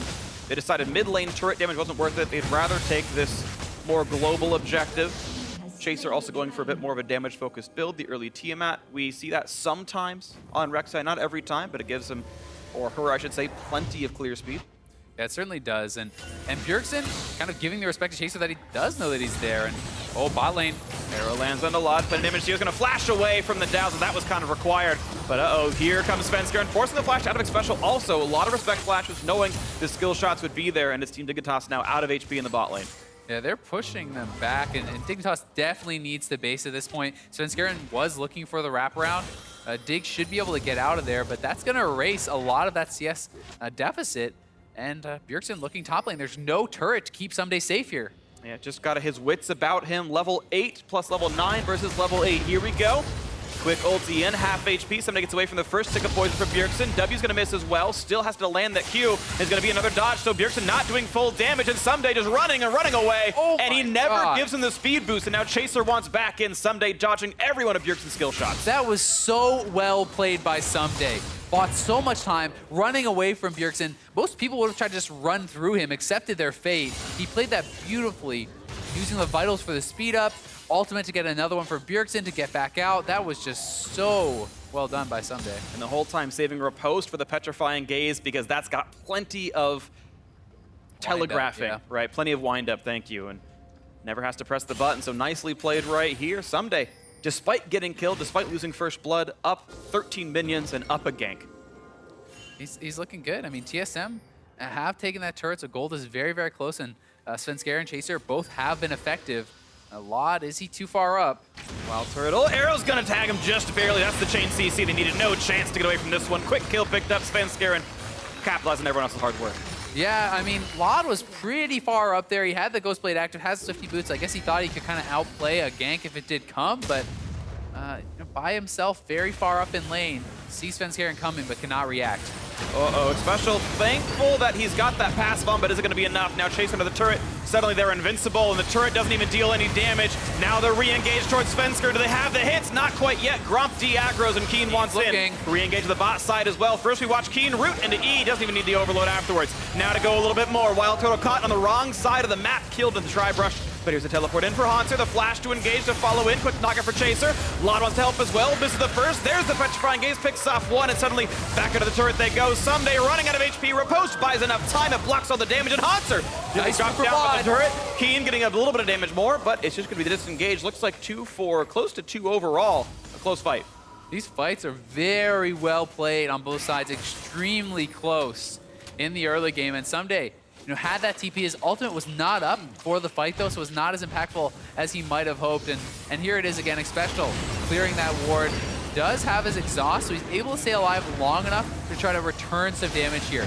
The Terra Cult expires, he drops his ultimate, Wild Turtle flashing in, does get the execute, but then Keen can pick up Svenskeren on the top side. Turtle is getting taken down on the bottom here by Chaser and Someday, who is much faster on the TP than Hanser. Could have gone a lot worse if Hanser was a bit faster there, but then Bjergsen has the ultimate still, takes down Chaser. Someday somehow keeps getting out of these situations. As long as he's not poisoned by Bjergsen, there's no damage left. Hanser can't dive the turret again, and Twin Fang only does maybe 80 damage without poison underneath. So as long as he can dodge the skill shots, it's working out for him. Yeah, he's playing these skirmishes just so well. Very patient with the flash there, pulling them back through the turret before flashing back. And he's already hit his Ravenous Hydra. So even with a lot of focus on Someday, he's doing great. And this is a big break point in the matchup. Picking up the lifesteal, it's kind of one of the two parts you need to have success in these matchups versus tanks. You need the armor pen, you need the lifesteal. And once Fiora has both, that is really where you turn on and can really start to dominate and take over in that matchup. So we'll have to track how well he's going to be able to do that. Looking for Biofrost. They're going to go right in. Actually, they found Wild Turtle, but the quick knock of the stun from Biofrost cancels it. Special stuck in the pit. He's going to be going down pretty quickly. They're going to trade back on Wild Turtle, though. Chaser gets enough damage, and now Someday just regrouping with the team. A 1-for-1. Just kidding. Suddenly Keen finds one more. Svenskeren takes the wrong exit to the fight, and it's a 2-for-1 in favor of Team Dignitas. It is. They keep having these skirmishes, and I don't think they're expecting Someday to be in position for a lot of these fights. You know, most Fioras would be top lane, pushing that wave, holding the freeze, but he keeps showing up and making these fights very, very close. Feels like Dig is getting a little bit of an edge when you take in consideration the split push advantage they have later on. One hit away from Biofrost dying thanks to Lot. He did, I know, at least juke the 4th shot. Saw that one go wide, but either way, very close here in Team Dignitas now. Small 200 gold lead, and again, that crucial top lane Fiora played by Someday. Clearly doing well also. Yeah, and here is this fight one more time. Special goes for the early ultimate onto Turtle, but he walked through Biofrost to do it, so he gets stunned up, he gets taken out. Keen on the top side of the fight. This is the fight that we missed. Nice little flash in, will eventually take Sven down. Can't have the isolation damage up against that blue buff. Not quite enough to do for him, but still a kill picked up. The satchel plant not enough. Of course, the flash to follow made it easy. Someday now back to go into the top lane. And Special, I like his choice of items, by the way. There's a lot of ways you can build Malzahar support, and the choice to go for Mobies is one of the 3 boot choices. This is the, I want to find Tetris in the mid game. I want to just get in range of Bjergsen and ult him, and suddenly he's dead. See, it's an interesting choice because there's 2 sides of it, right? To me, Lucidity is the better choice simply because I feel like you have to use your flash to get the ults a lot of the time anyway. So I prefer seeing that lower flash cooldown, but Moby Boots definitely have been more and more in favor. I just think the Summoner spell cooldown reduction is incredible with both the exhaust and the flash initiation, which is usually what it's going to be, especially later on.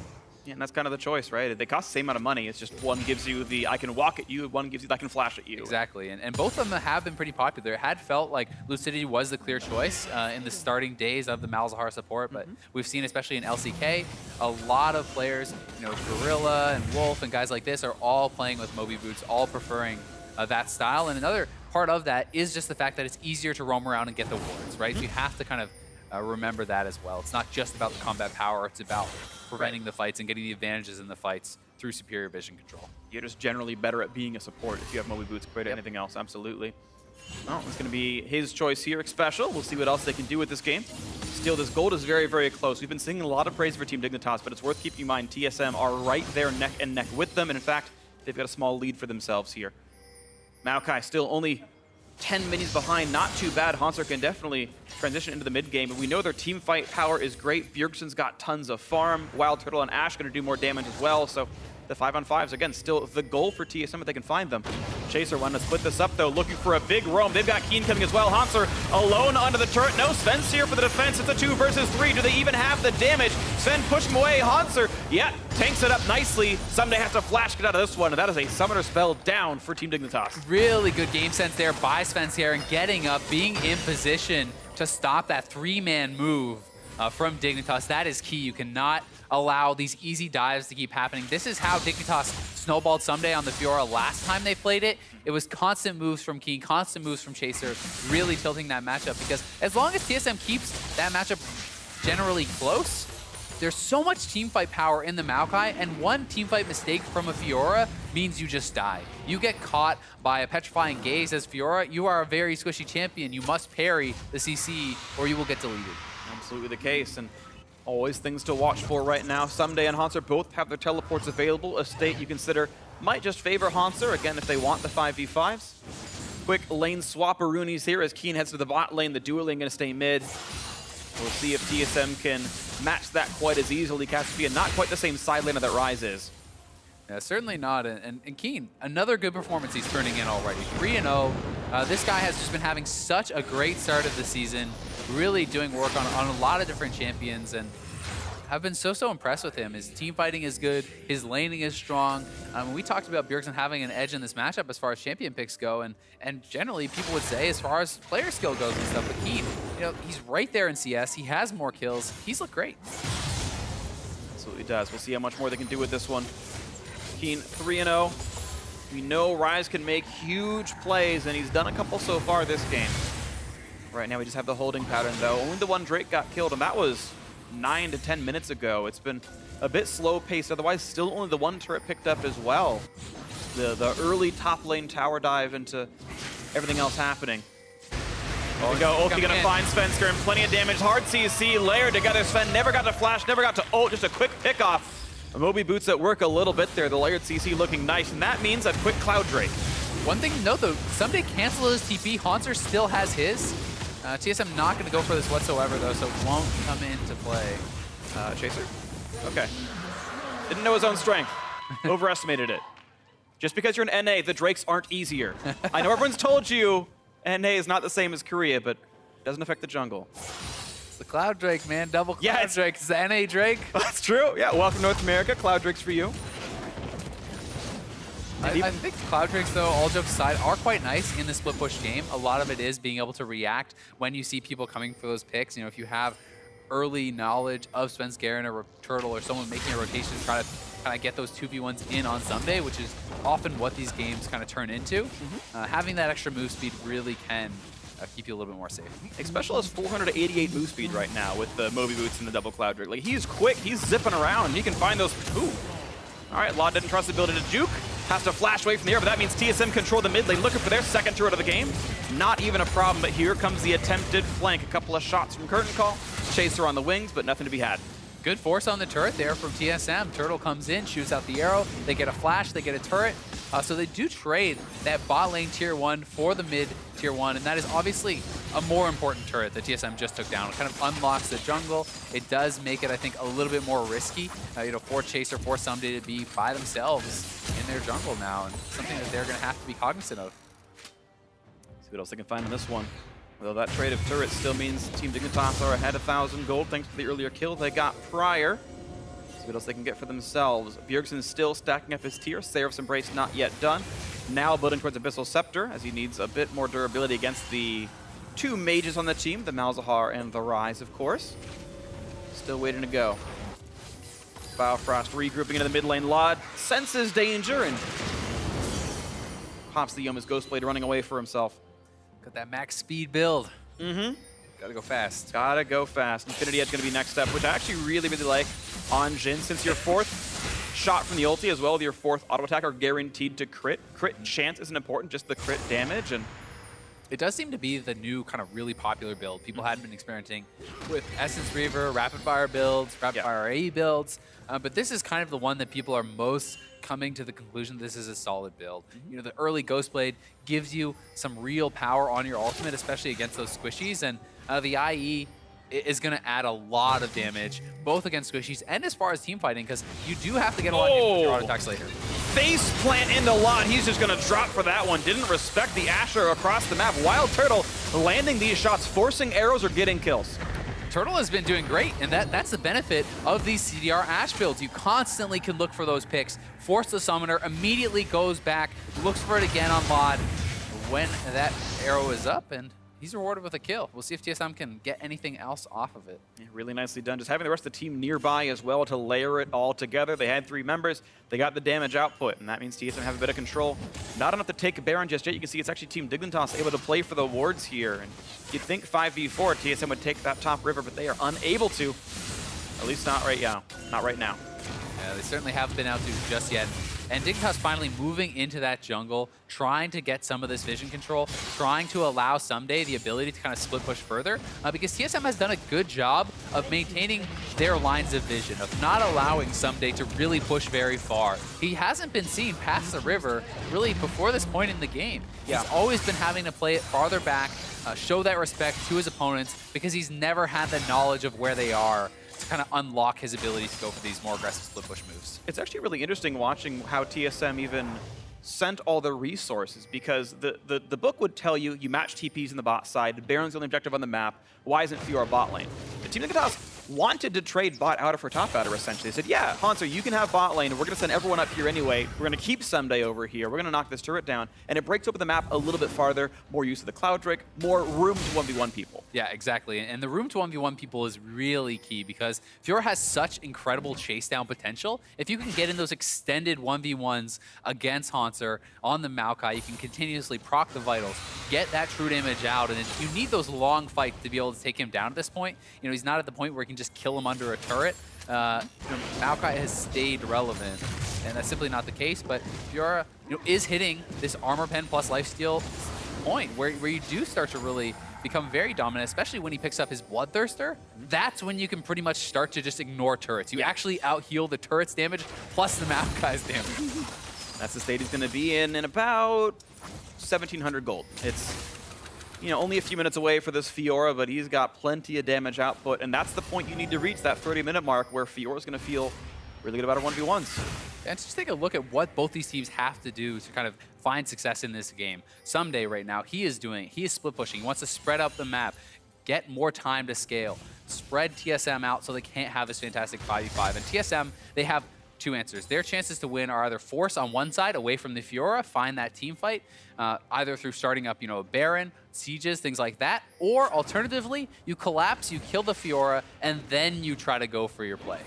But the difficulty around doing that is the fact that there's an extra sight stone on Team Dignitas. Chaser went for the green smite, whereas Svenskeren got the dueling smite. That's fine. He went Skirmisher's Saber. You've actually got Chaser adding more wards to the map so that there's all this safety for Someday. Everyone else, the same triggers. It's just one player has more wards than the other on his opposite team. And this means Team Dignitas gets to have more vision, and they get to run around faster as well in case that gank does come through. The advanced warning lets them maybe get away sometimes. And you can even see TSM looking for that kind of second win condition, the kind of the 2v1 catch, right? Svenskeren trailing Hanser in the bush there, seeing if Someday will come up and try to duel that juicy Maokai.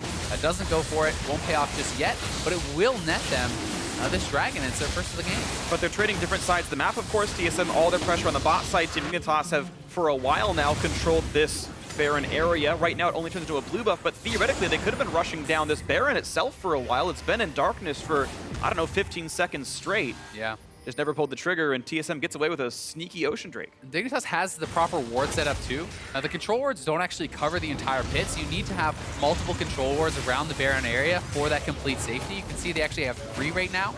One in the topside river bush, one outside the pit, one inside the pit, and that does give them the ability to kind of threaten those Baron rushes. See if the Baron rush ever does come through. We knew that earlier on, we had criticized Team Dignitas for being a little bit slow to pull the trigger. They gave away a comeback win to Phoenix 1 by being afraid of Keen's looking for throwing the game away. Yeah, we'll see if you can find something in the bottom lane right now. There's not a lot of wards to be seen for TSM. They did ping him out. Looks like one ward was enough to see him near that river. Scuttlecrab was up as well. Keen's still waiting in from the behind. Yeah, this is interesting. Tarek is coming, and so is Svenskeren. So Hawkshot sees him. They do back off. We'll see if Dignitas can get out. Arrow coming from Turtle. Arrow's going to be a little bit wide. He'll be playing tomorrow. Not going to see that at all right here. Unfortunately, Wild Turtle, one of his rare large misses so far this game. That one didn't really mean very much, but yeah, across the whole season, he's actually been really on point with those arrows, but Dignitas looking for a fight of their own. Curtain call 1, number 2, number 3, and the 4 shot comes through, and that's going to miss. No meaningful damage really dealt, just control of the mid lane wave, and TSM going to pretty much equalize that. A lone 50 HP cannon minion going to be the final casualty. Have seen the GA pick up now for Hanser, and this is where you can really kind of go for those super aggressive forces, the really aggressive dives and fights, because you have that second life on your tank. and Maokai is just that much tankier in combination with the Taric. It kind of puts you into super overdrive, where you really are not taking much damage. We'll see if Haunter is going to be willing to pull the trigger on a fight like that, on a TP. Because if you TP away and you don't get anything, somebody's going to be knocking on the door of your base. Yeah, it's worth pointing out that Taric's shield, his W, scales off his target's max health. So it's really the tank's support. It's better to shield the Maokai than the Ashe, and that's maybe what they're looking for someday. Waiting around to keep slip pushing in the bot lane, and after Haunter recalls there, he's going to get a little bit of alone time with that structure. Team Dignitas just want to play it a bit slow. They're hoping to not get TP flanked, but TSM pinged the ward that he could show up to in the top left corner, but Bjergsen nowhere to be seen. He's in top lane clearing minions, so Someday just gets all the free time he wants and knocks a turret down. Yeah, the fact that Bjergsen went top lane unlocks Dignitas to do this. Someday knows there's not a threat because there's 3 men answering the 3-man squad mid lane. He has that alone time on the bot side, picks up a turret, and it's getting harder and harder for Haunter to hold. And TSM needs to be decisive at this stage of the game. They need to pick their moments, unless they're just kind of going to sit back and wait and hope that Dignitas makes a mistake. See if one happens, but we know that Team Dignitas, when they have this outlet, that Dignitas games have been going very late, they're afraid to pull the trigger on Baron, but they have this outlet of Someday split pushing on Fiora, of waiting around and wave clearing and scaling to infinity, and that has led them to several wins right here. So TSM trying to turn up the pace a little bit, turn up the heat, go for Baron Nashor. 5,000 health left on this one. Chaser waiting around, finds Biofrost, tanky enough though. Haunter locked around, but Chaser running out of HP. One more shot will do him in. Sven on the chase, can't quite kill him off. One more shot, can't get him. Over the wall he goes, but now Special is attacked and goes down. Svenskeren takes him out. 1 for 0 TSM. They've got complete control. Really good decisive call here from TSM. Exactly what they needed to do. Force around the objective. They're going right back to it. Chaser is not here. He has to ultimate back to the fight. We'll see if they commit. Keen comes down to the bottom right side. Stun's going to come out. Here comes the play for Biofrost. Not quite enough damage dealt. Knocked in the air. On the side. Chaser waiting for it. Force shot comes through. Hits Svenskeren. Chaser now alone in the trying to finish the Baron. He is trying to solo Baron Nash, but he takes a little bit too much damage. Rise somehow gets the last hit. It's Keen who secures the Baron. And look at that fight. It's -2, but still plus a Baron for Team Dignitas. Really risky call there from Dignitas as they actually make the call to finish the Baron as TSM peels out for the fight. And that would have been an absolute disaster had they not secured it. Oh, still, it's a pretty good trade overall for TSM. I would think they have gotten a couple kills there. We'll have to see. It's a 2-kill difference for a Baron. I'd take Baron in that case.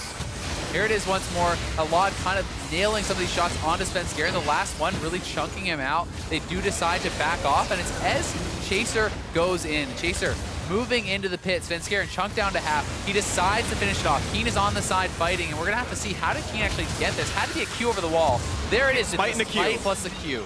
Wow, and of course Sven was already dead. He chose to re-engage with the team, got immediately destroyed, and that resulted in no smite to fight against. They just layered the damage properly, and it went well. And a lot of those things come down to the smallest differences, right? Had Haunter been blocking for that 4th shot from Lod, maybe Svenskeren doesn't die, right? That last shot from Baron plus the 4th shot from Jin's ultimate did so much damage to Svenskeren's Kha'Zix, and it would really have not done much to Haunter on the Maokai. Yeah, absolutely wouldn't have, but state we're in right now where Team Dignitas sit on a nice 2,500 gold lead plus several Baron buffs. 2 members have it, I believe. Another thing to track here, Someday, you know, he has his items, but he has no TP, and they're collapsing. He's trying to run for his life. He's got boots, too. He's got a bit more move speed. The minions slow down Haunter. That was pretty crucial, actually. Yeah, and mid lane Outer goes down. That was actually a pretty big commitment from TSM to try to get the pick on Someday, and they're actually going to lose 2 turrets for it. Someday ran away quickly. Yeah, double turret pickup, a really big deal here, and Team Dignitas able to retreat over to this Ocean Drake that they will probably just have control over. We know it's going to be TP disadvantage soon. Someday's teleport comes up in 15. And we just heard that curtain call got opened up on, and it's just zoning ult. Exactly. But it means raid. I think it's pretty smart ult there from Lod, just pushing TSM back, threatening that engage, and meanwhile Chaser picking up the dragon. And Someday has kind of hit the doomsday status if you're Maokai. He has the Bloodthirster. Haunter can no longer even touch this guy. We'll see if he's going to be able to hold on. He needs help at this point, and this is making TSM kind of cheat towards this side of the map constantly, and that's why Dignitas is able to pick up more of these turrets. They can play around that. Anytime people go up to try to get Someday, he runs away, Dignitas pushes, and it's this kind of push and pull back and forth game. And we'll have to see TSM make another decisive call if they're going to be able to get the fight or force onto Someday. All right, now TSM, the one call they made ended up backfiring. This one, that at least does work out for TSM. Wild Turtle on the arrows. Those are mostly aimed true. And maybe they find the pick that they need. Keen nearly lost his life, had to burn the flash. The problem is those arrows only come out every minute or so, and the turrets are dying faster than that. They really are. And that arrow was actually, you can see Keen was thinking, hey, can I squeeze against the wall against this? Am I okay? But not worth it. Yeah, it's not worth the risk at this point. You do not want to be the one getting picked off. And that was kind of something that did help TSM last week, was actually catching out the mid laner of Immortals. Pobelter getting caught in the side lanes a number of times to help TSM get that win. So the early game went equally enough that it came down to the mid and late game shot calling, and TSM not doing as well as Team Dignitas. Hanser just categorically can't handle Someday anymore. He didn't snowball enough to stop him from doing anything useful. I mean, this was a 6-minute first turret game, and nothing else came out of that top lane advantage. It was some global gold, and then time went on, and Someday got big anyway. And a lot of that is just credit to Someday. He played so well around the ganks, around the roams. A lot of other players would have had many more deaths on this Fiora, but he has played it very, very well. And it's tough for TSM because they finally made a decisive call around the Baron, and it did not pay off for them. They didn't get that Baron kill. That's really what they were counting on. That was kind of the moment that they had chosen. We talked about that. You know, they had to be decisive around an objective or make a big dive, some sort of play. They made the call. Dignitas came out on top, and that's why we're back to kind of this reset mode, waiting for TSM to find that right play to go for again. And the ideal game for Team Dignitas, that play never shows up. The ideal game for Team Dignitas, the Nexus dies and the kill score is 9-8 right exactly. now, It's where they split them up. Slow bleed. Like, Yep. You can be 1 and 2 on Fiora and be the most important person in the game, right? This is fine because he has items. He's very strong. He doesn't actually have to kill anyone. He just has to kill structures, and he's going to be very happy to do that. Absolutely agree. Well, there's no more structure killing Drakes to spawn. Elder Dragon's next up. No mountains, no infernals. Nothing that kills buildings faster, but he's still going to do enough damage regardless. He'll be okay. Spirit Visage will help him ignore Hanser even more, and maybe he'll round it out with Guardian Angel in another 8 minutes when he's got the full build. But just farm, farm, farm. Frozen Heart done for Hanser helps him a little bit, but he will never get back the thing that he had 6 minutes in, which was the ability to kill Someday. Yeah. And Frozen Heart, yeah, it's great, but you have auto attack resets with your E. There's a lot of spells mixed in, especially with the max CDR type build that Someday's going to be hitting. Yep. And the attack speed's slow, sure, it's great, but it's really not going to do that much to help him here. And Someday, I think he's going to look for this 1v1. If TSM shows up elsewhere on the map, he will go for it, but he's showing the respect to TSM, saying, hey, there could be Svenskeren waiting that bush. Someone could be around because TSM hasn't shown. But look at the vision. The only place you could be in is like literally one brush right there because Team Dignitas have completely littered that southern jungle with wards. They know the general rotations don't exist at all. And I gotta say, credit to Chaser running special for getting the wards, giving Someday the coverage he needs. Never get picked off here. So far, so good. That game plan is functioning. Certainly is, and Someday is willing to play it very patiently. And even if it is that 5% chance that he's in that one bush, and that could be the only way you lose, right? That could be that 5% chance back in. So Someday gonna play around it. Yep. Very intelligently. Yep. You're allowed to play around risks differently based on whether you're winning or losing the game. Sometimes you need risks if you're losing, but if you're ahead by enough, or there's really no way you lose, just don't take the mistake, win it later on. Dignitas playing it appropriately to the composition. And if someone oversteps, look, they've got the engage tools.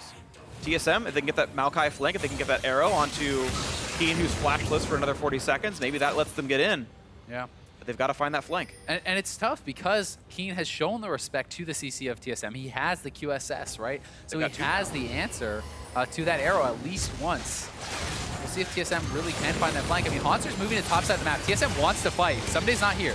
Bjergsen cut down a half HP. The team floods in to block the curtain call, but he's not going to get the health back. Meanwhile, Fiora still splitting the bot lane. Has to force. All 5 of TSM, and yet Sven jumps away. He's afraid of 4 members of Team Dignitas. So, yes, they pull the trigger on Baron Nashor, but Bjergsen's at half, and we know that Fiora could TP, or he can go for an inhibitor. How's this fight going to get played out? TSM gonna 5v4 this one. Chase from the front lines. Inhibitor will go down. Keen dodges away from Bjergsen, and here comes the TP a little bit later. That's gonna be Baron picked up by Svenskeren. Here's the team, but this could be everything that TSM needs. Lod running out of HP, and Svenskeren takes on the backside. Right back out. Bjergsen's gonna find a special. Exhaust is on. Looking for a bit more damage. Keen picks up what is a double kill for Someday. Those ones are still up. Keen gonna teleport out. Gonna jump to the right-hand side of the fight. Pods are gonna front load a little bit of this one. Keen's It's a so low. 3v3. This is very risky. If Keen gets CC'd here, he will go down.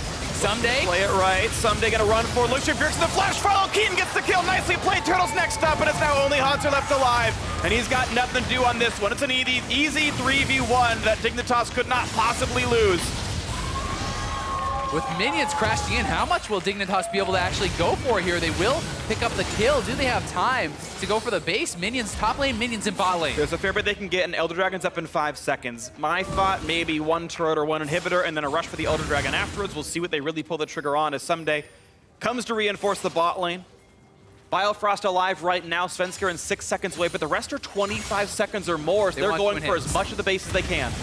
Bottom inhib will die. Top turret's the only one they get. Chaser gonna have to go back out, and in fact, it won't be the Elder Dragon. It's just +1 turret, +1 inhibitor. And again, they could have gone Elder instead, which maybe they can still get afterwards. Yeah, and I think they're heading right there. I mean, Someday already walking over there. Special and Log gonna join up. Ultimate available for Chaser. He's gonna head straight there. So they will be going for the Elder, and picking up the Elder here will give them the tools they need to really go for a straight up 5v5 team fight. You don't have to avoid your opponents anymore. They could do that. They could split push it out, but this is the window they're looking to close the game in with this buff. Guardian Angels got popped. Certainly Chaser lost his, but so did Hanser, who's just now respawning. No contest, of course, on Elder Dragon. All the mini waves got pushed in by Team Dignitas. There's no vision for TSM. Their wards all timed out. It's a very clean take. They got everything they wanted. Yeah, they certainly did, and here it is, the play that TSM was waiting for. They do force onto the Baron. They're able to pick it up, and this is a very close fight. Bjergsen wraps all the way around the side here as Keen was able to push him out, and then he comes in from behind. He's able to start cleaning up Special, and it starts looking like, hey, TSM actually has a shot in this fight. It's a 3v3, but you have the strong front line, you have the back line available, and Keen is very low. But there's playmaking ability still as Someday has his flash. Chaser looks for the Umburo very patiently here. It's a beautiful parry. The bot lane groups up from TSM, and they both get hit by the knockup from Chaser. That was the key error from TSM. Bjergsen and Wild Turtle could not afford to both be getting CC'd there. They could have won this fight. Look how low everyone is here. If Bjergsen or Turtle were free firing, that could be the TSM ace. Yep, Chaser's definitely dead if they don't both get CC'd, but Keen got all the damage right away during Bjergsen's stun, and it was all they needed. You can see 8,000 damage coming out of Keen. Similar numbers out of Someday. Solo lanes. Yeah. Crushing. Svenskeren instantly popped Lot at the start, but the rest of his team did plenty of work. What's even more interesting is the fact that both those junglers lived most of the fight, and Chaser still outdamaged Svenskeren. Yeah, and I mean, it's the way that he can be so aggressive, right? Chaser obviously is able to stay in the fight. He's tankier. He can kind of push in and allow himself to get more sustained DPS out. Yeah. Whereas Svenskeren has to choose this moment, jump in, try to get the assassination kill, and then get out of there because he's going to go down so quick. Yeah. And he did remove Lod, but he got on the wrong side of a duel with Keen in the Baron Pit, and his life was cut a little bit short. But now, 9,000 gold lead. Team Dignitas looking to take game 1 right now. 41.5 minutes in, looking for their second inhibitor. A quick TP flank coming in for Hanser. They want to pull the trigger. They found Chaser, a bit of damage there. And here's the Taric ulti as well, but look at that disengage. Hanser Just getting Hanser's in there. What can they find? They're looking for Chaser still. The tank in the front side. Hanser losing health rapidly as well. Redemption keeps him healthy. There's the first kill on the Chaser. Especially going to drop as well. And TSM found the fight they wanted. They caught Keen. That's 3 for 0. And Sven still on the chase. Lod can't quite take him down. A fourth comes in for Bjergsen. Someday the only one left alive. The miracle fight for TSM as they stay alive there. Some big team fight mistakes from Dignitas. Someday does get out. They lose a Nexus turret. Second one should be saved, but that is exactly what TSM needed to keep their hopes alive. And it was a great commitment to the fight from TSM. They could not afford to hesitate and get split pushed out here. The minions were already on the turrets. That was their only play, and they nailed it. They absolutely played that perfectly. Well done to TSM. Team Dignitas could not get away quickly enough, and now with still 20 seconds of power play, they're going to go for mid lane tier 2. They can probably greed and get the inhibitor turret as well. No Keen, no Lod for a while, and looks like a little too afraid of what Someday could do. For good reason, I suppose, but there's still 3 dead, and they're running away from 1. And here it is once again, and they are in full retreat mode. Chaser is taking so much damage, and Track Special in this fight. Special just tries to walk back in through everyone and go onto Bjergsen, who has the QSS, and he's just kind of wandering through the team, gets taken down. Chaser's already dead. It feels like this was really a team fight flop here from Dignitas. They were not on the same page if they wanted to kite, if they wanted to re-engage, and it ended up being kind of the worst of both worlds as Keen's going in, Special's going in, the backline's all running, Someday doesn't even get involved. The shot calling, obviously, so some problems there. And, yeah, you know, it's kind of throwback to Reggie's interview, right? Where he talked about, hey, mixed language teams don't work. And that's kind of what sometimes people are talking about when they say those things. Yeah, absolutely. It's always a mix of different strengths and weaknesses. You've got Biofrost, who's barely played for more than a year now. Wild Turtle, who, you know, individually has made some mistakes. He's looked okay in this series, but he's gotten a lot of flack before. You imagine, you know, they just took Arrow instead. Like, what would that team look like? Who knows? You know, it'd be a different team, of course. You'd have way worse coordination, but maybe better mechanical skill. And you've got two teams who are playing on different sides of that situation right here. Certainly. And personality, something I think that is very important and also overlooked as far as team compositions and team synergy. These guys not only play together all day, but they live together. If you don't get along with your teammates, it can be very tough. And everyone knows Turtle is a very, very nice guy, very friendly. Really likable person. I don't know anyone who dislikes Wild Turtle except for salty TSM fans. That's pretty much it. Or salty C9 fans after like finals 2 years ago. But you know. Well, Baron's up in 30. And I mean, someday still, is this Fiora split push monster, right? It's still the same win conditions that we have set. Can someday kind of get these isolated 1v1s? And so far, he's not been able to. TSM and Haunter have played very well around the fact that Haunter cannot 1v1 this guy. They have made their choices of when to look for fights, of when to go for them, and TSM has looked pretty good doing it. Yeah. But still, they're one team fight away from losing the game. At the same time, 45 minutes in, the same can be said for Dig. It's you know, they close. still have their inhibitor turrets, but you can lose the game off of a clean fight 45 minutes in. The respawn timers get ridiculous. Yeah, I would say you're absolutely right that TSM are one team fight away from losing. I think it has to be the right team fight to be one fight away from winning. Exactly. It might take several. It could take a lot of good choices in a row, and right now Team Dignitas trying to make one of their own as they rush down on Baron. Yeah, Haunter can't join, but someday sure can. Maybe he should preempt it and just be there for the team. Doesn't even need to. Baron Nashor picked up cleanly. And he can just walk away with a shiny purple buff. And now it gets a lot tougher as Haunter didn't have his TP. TSM could not really answer that. And it's going to be a Baron buff Fiora now. You can do that 1-4 split push, shove in the minions, look to collect some of these open inhibitors, and look to really kind of fight on your own terms. And to your point, it has to be the right fight for TSM to be able to end the game, right? A fight in TSM's base, they probably do not end the game off of. A fight on Dignitas' side of the map, that's another story. Yeah. The nice thing for TSM, I suppose, if you want to spin it with the silver lining, is they've still got items to buy. Okay, it means they're weaker right now, but if they win a fight, they don't lose the game. They close the gap and they scale. There's a full item left for Wild Turtle. He's just missing armor pen on his build. He's just missing the ability to kill Chaser right now. That gap can be closed if you can get a little bit farther along in this build. Bjergsen the same way. He's got a Blasting Wand and a QSS. Like, not that Mercurial Scimitar is a great item on Cassiopeia, but it is an upgrade. Certainly is. And I mean, the Blasting Wand is obviously the key, right? What is that going to go into? And someday, getting caught out here. Running out of HP rapidly. That's Guardian Angel going to be gone too. Okay, can Dignitas push for the base while this is happening? Those two members busy. Someday buying some time, trying to heal up. Look at Svenskera's health bar just disappear. He didn't press R. That was just damage. His health bar went away. Now it's Haunter trying to find the duel, but someday he's going to lifesteal tank. Someday baited him, and it's now a 1v2 that he's winning, trying to find a bit more to do. Svenskeren showing up, lands the W. Can't flash it properly. That's a shutdown kill picked up. The recall's going to come in, and it seems Dignitas just killing an inhibitor and running away. Well, they do get the inhibitor. At least they force the GA out of Someday. They get the flash from here, but they lose the inhib. It's not game-ending damage by any means, but it could have been had Someday been able to pull off some of those kills. Yeah. And you can really see how bad it gets for Haunter. He needed so much help from Svenskeren, and not only did Svenskeren almost die, if Svenskeren had gone down, Someday wins that. You can just sit there auto-attacking. Yep. You don't even need to use spells. The Maokai cannot out-damage you. Almost won a 1v2 against full build champions. Like that's the world we were kind of in right there. And whee! Chase is over here. I believe you can. Is he untargetable during that? You can't interrupt the CC, but I forget if he's untargetable or not. I think he is untargetable. Or she. I don't play Rek'Sai. Zareen would 100% know that. He's like a Rek'Sai one trick. Well, at least used to be. Fiora is still dead for 10 seconds. TSM looks like they want to take advantage of this. There is a TP from Someday, but remember, no GA available when he does come up, and TSM wants to get something done here. Fiora about to spawn. We'll see if there's a team fight or if Dignitas is just going to give this up. All right, well, there's the top laner respawning. TSM going to keep going. They're going to grit their teeth, and that's going to be inhibitor down, and they're going for a bit more. They said, hey, if it's a 5v5 inside the base, let's just go for it. Why wait for minions? But keep in mind, as time ticks down, a giant minion wave is pushing the top lane towards TSM.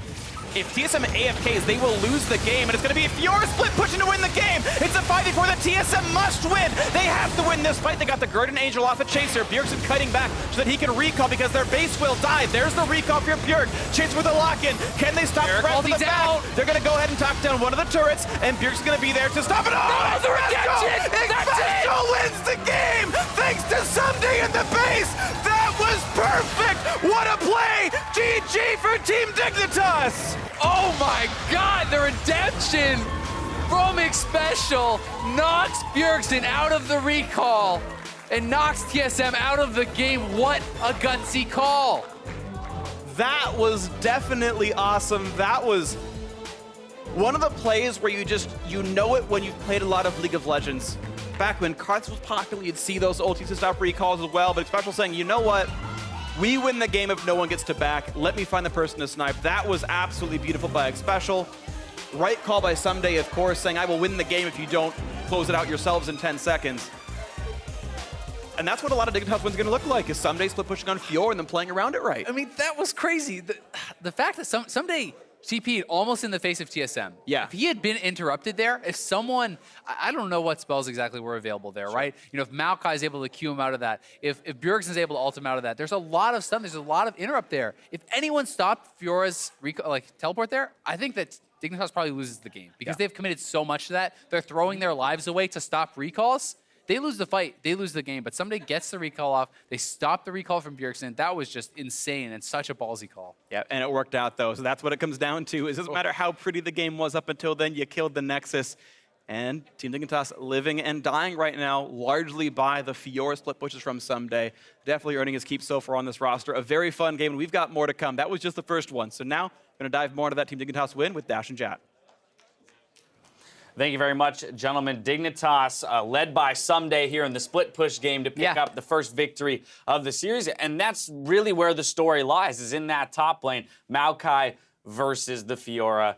Fiora wins out in the late game. Yeah, I mean, you and I were discussing even during the draft phase how against teams that have capable Fiora players that you feel like the team can play around them carrying, Maokai becomes a deprioritized pick. TSM opted to pick it very early. Immediately you saw the Fiora, and then pretty much, even though there's a lot of stuff that happened in this game, the whole game was whether Someday could become big enough on Fiora to split push and win. Right, and so we saw early visitation from Chaser to the top lane, able to secure a quick first blood to begin with. This is it right here. Someday TPing back in. This is going to get him off to a nice early lead here. Hans are just kind of stuck between a rock and a hard place. Yeah, right off the bat, this was after TSM had tried to gank Someday because they know the importance of swinging this matchup.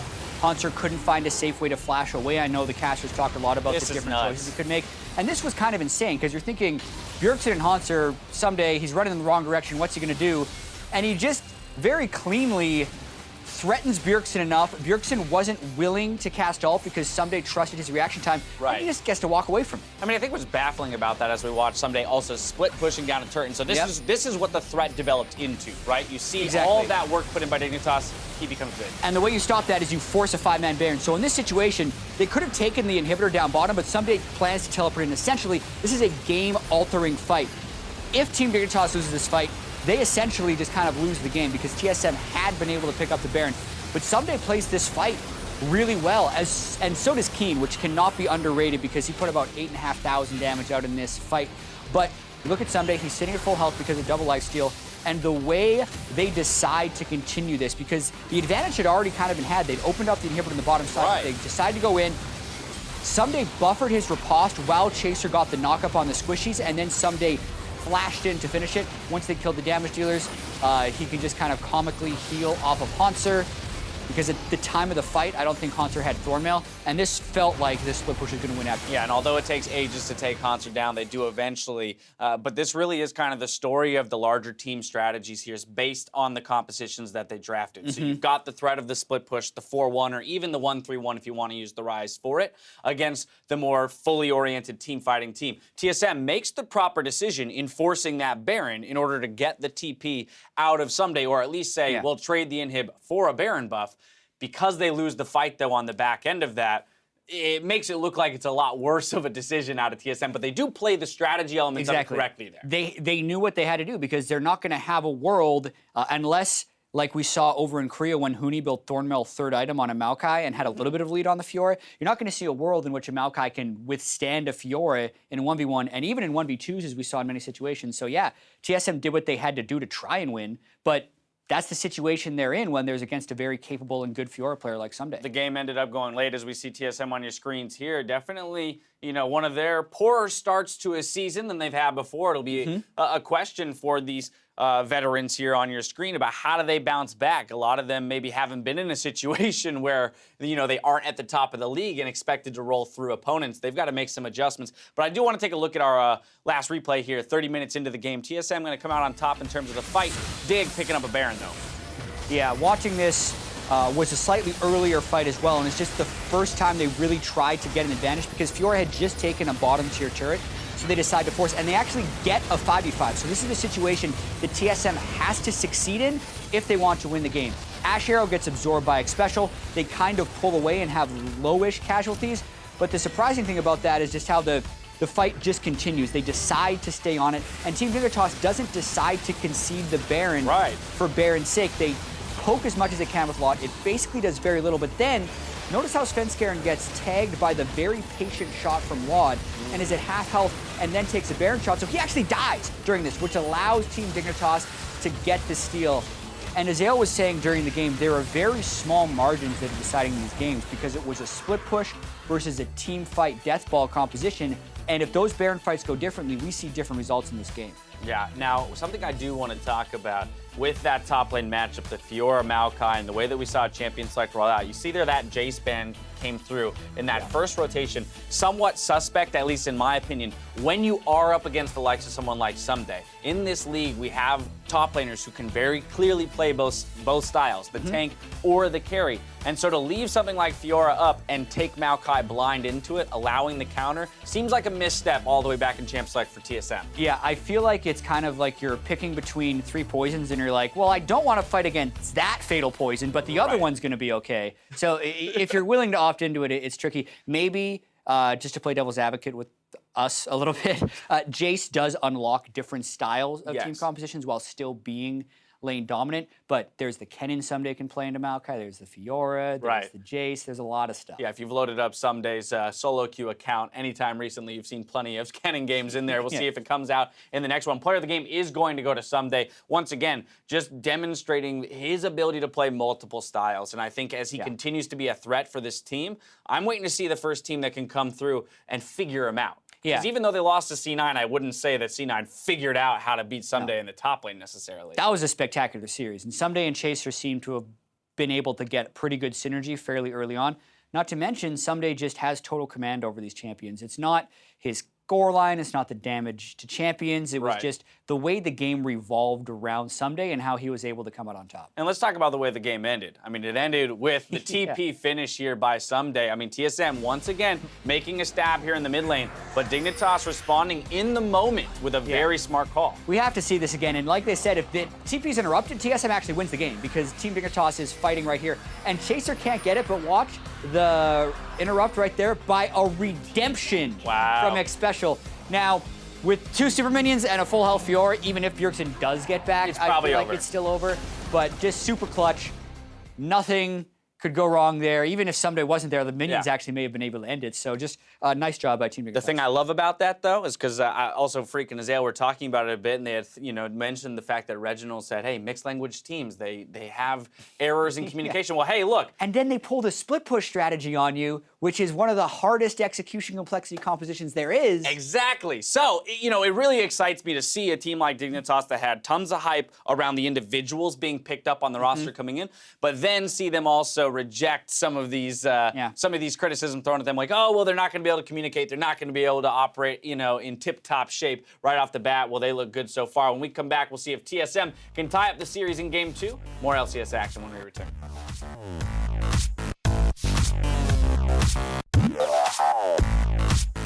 Hell yeah, let's fucking go, guys! That's what I'm I want to see some clean gameplay! I don't give a fuck if it's clean. I just want blood. Launcher gonna walk right into an enemy. There's the knockup. All right, Sven can maybe turn around in time. It's gonna be close though. Vital proc. Here comes the Rek'Sai. Couple hits will do it. Someday getting low. He's got the damage though. First blood comes through. That TP flank was sick. 바론. 카직스도. 나이스. Nice. I'm leaving. Okay. Nice. And here comes the TP a little bit later. That's going to be Baron picked up by Svensker, and here's the team fight. This could be everything a TSM needs. Lod running out of HP, and Svensker takes him out. He's right back out. Bjerg's going to find a special. Exhaust is on. Looking for a bit more damage. Keen picks up what is a double kill for Someday. Mouse. Go. Chase. He's done. I'm going to chip. No, clear base. Alright, I'm going base. And Bjerg's going to be there to stop it. Oh, the Expanto wins the game thanks to Someday in the base. That was perfect. What a play. GG for Team Dignitas.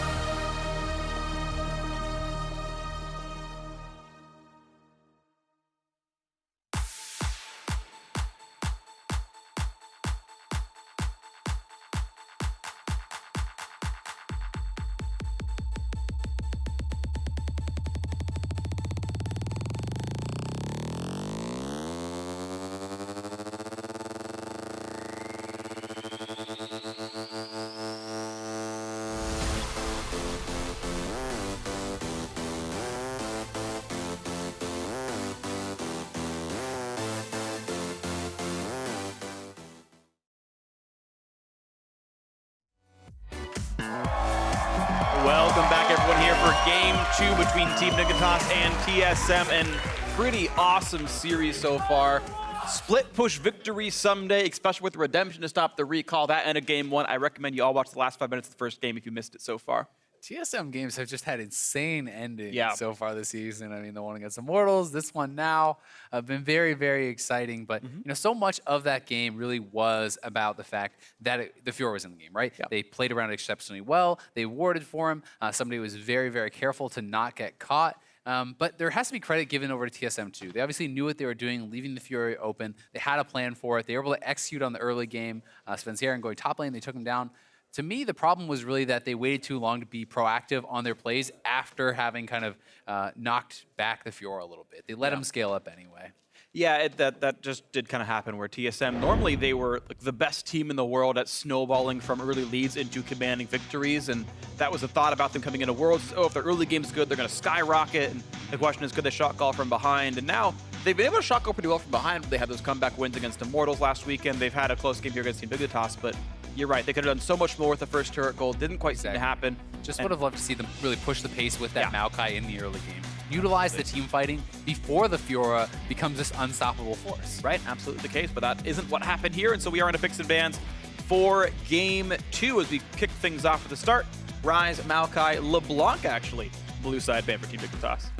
A lot of focus towards the mid lane for Bjergsen, and it's always interesting to see the differences in pick ban. Mostly the differences happen on the blue side, where people are kind of doing more targeted bans, and the red side is kind of very tried and true. It's almost always going to be the Rengar, LeBlanc, Camille. But I'm really, really excited to watch another match of the mid lane here. Keen versus Bjergsen. Keen, did not get as much praise as maybe he deserves from that game. A lot of it was about Someday and the big special highlight at the end. But Keen was really doing well. He put out almost 25,000 damage that game. He was 6-2-2 on Rise. He held his own as far as farm in the mid lane against Bjergsen, roamed and picked up 3 early kills. This guy has just been an elite level mid laner. He's right up there so far as performances go with Bjergsen and Jensen this season. Definitely agree. Quick pick on Elise Sin, actually. Wanted to wait to pick everything else right here. The Kazakhs, just like it was by TSM, first picked in the entire series, and right away, actually, the pick on Cassiopeia. Bjergsen once again going for a team fighting mid laner. Not a lot of split push pressure, but great in the 5v5s.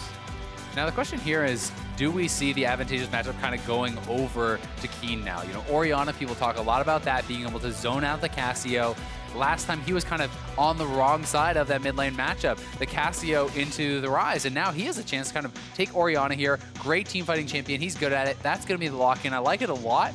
Give him the edge in the matchup when he was already holding his own, doing very well against Bjergsen, and I'm excited to see how Keen performs with this pick. It should do well. It's a lane again. He is supposed to win. Keen hovering his trademark Urgot, and now they've got to pick their last champion of the first round. It will be Jace, actually, before anything else can be seen. They've locked in both solos now, as well as their jungler. TSM can match top lanes, or they can pick something else and pinch the rolls out. Yeah, they could look to go for something in the bot lane. It depends, where the priority is. If you do grab something like an Ashe, you can ban out the utility AD carries, put Laud on something he's perhaps less comfortable on, but that's not going to be the option. Taking the Poppy here, they want to make sure that Haunter has a comfortable pick against Someday. Someday is very strong on the Jace, something he plays a lot, especially in solo queue. This is something that's really popular in Korea too. It hasn't seen as much success in NA. They're kind of the Jace at Worlds for NA, lost every single game, has not seemed to really come together, but I'm excited to see how Someday performs against Haunter on it. He can definitely do well. It's still back into his style of a high damage carry type top laner. This one a bit more of a team fighter, less of a split push. They've got to coordinate the champions differently. Zyra, of course, the ban, tracking the Misfortune ban, no surprise here. Now, the Zyra ban, though, to me is a little bit weird because the problem with that is you're kind of helping TSM go for a Malzahar support pick because they get the first pick out of this next one. You can do that, but it almost forces Dignitas to double ban support now. If you do leave up the Malzahar, MF is gone, you banned out the Zyra, so you can kind of get that nice matchup. But to be fair, we saw Biofrost do fine with Taric against it, so there maybe isn't as much priority there. But look at that even. TSM is really pushing it. They're saying, okay, you don't get Taric, you don't get MF, you don't get Zyra. Let us pick Malzahar. See if you will. Yeah, Malzahar. I'm actually typing it in my own notes right now. If it's not that, I'm just going to have to backspace and erase it, but it would be the tier list focused ban, and that will be the Malzahar off there.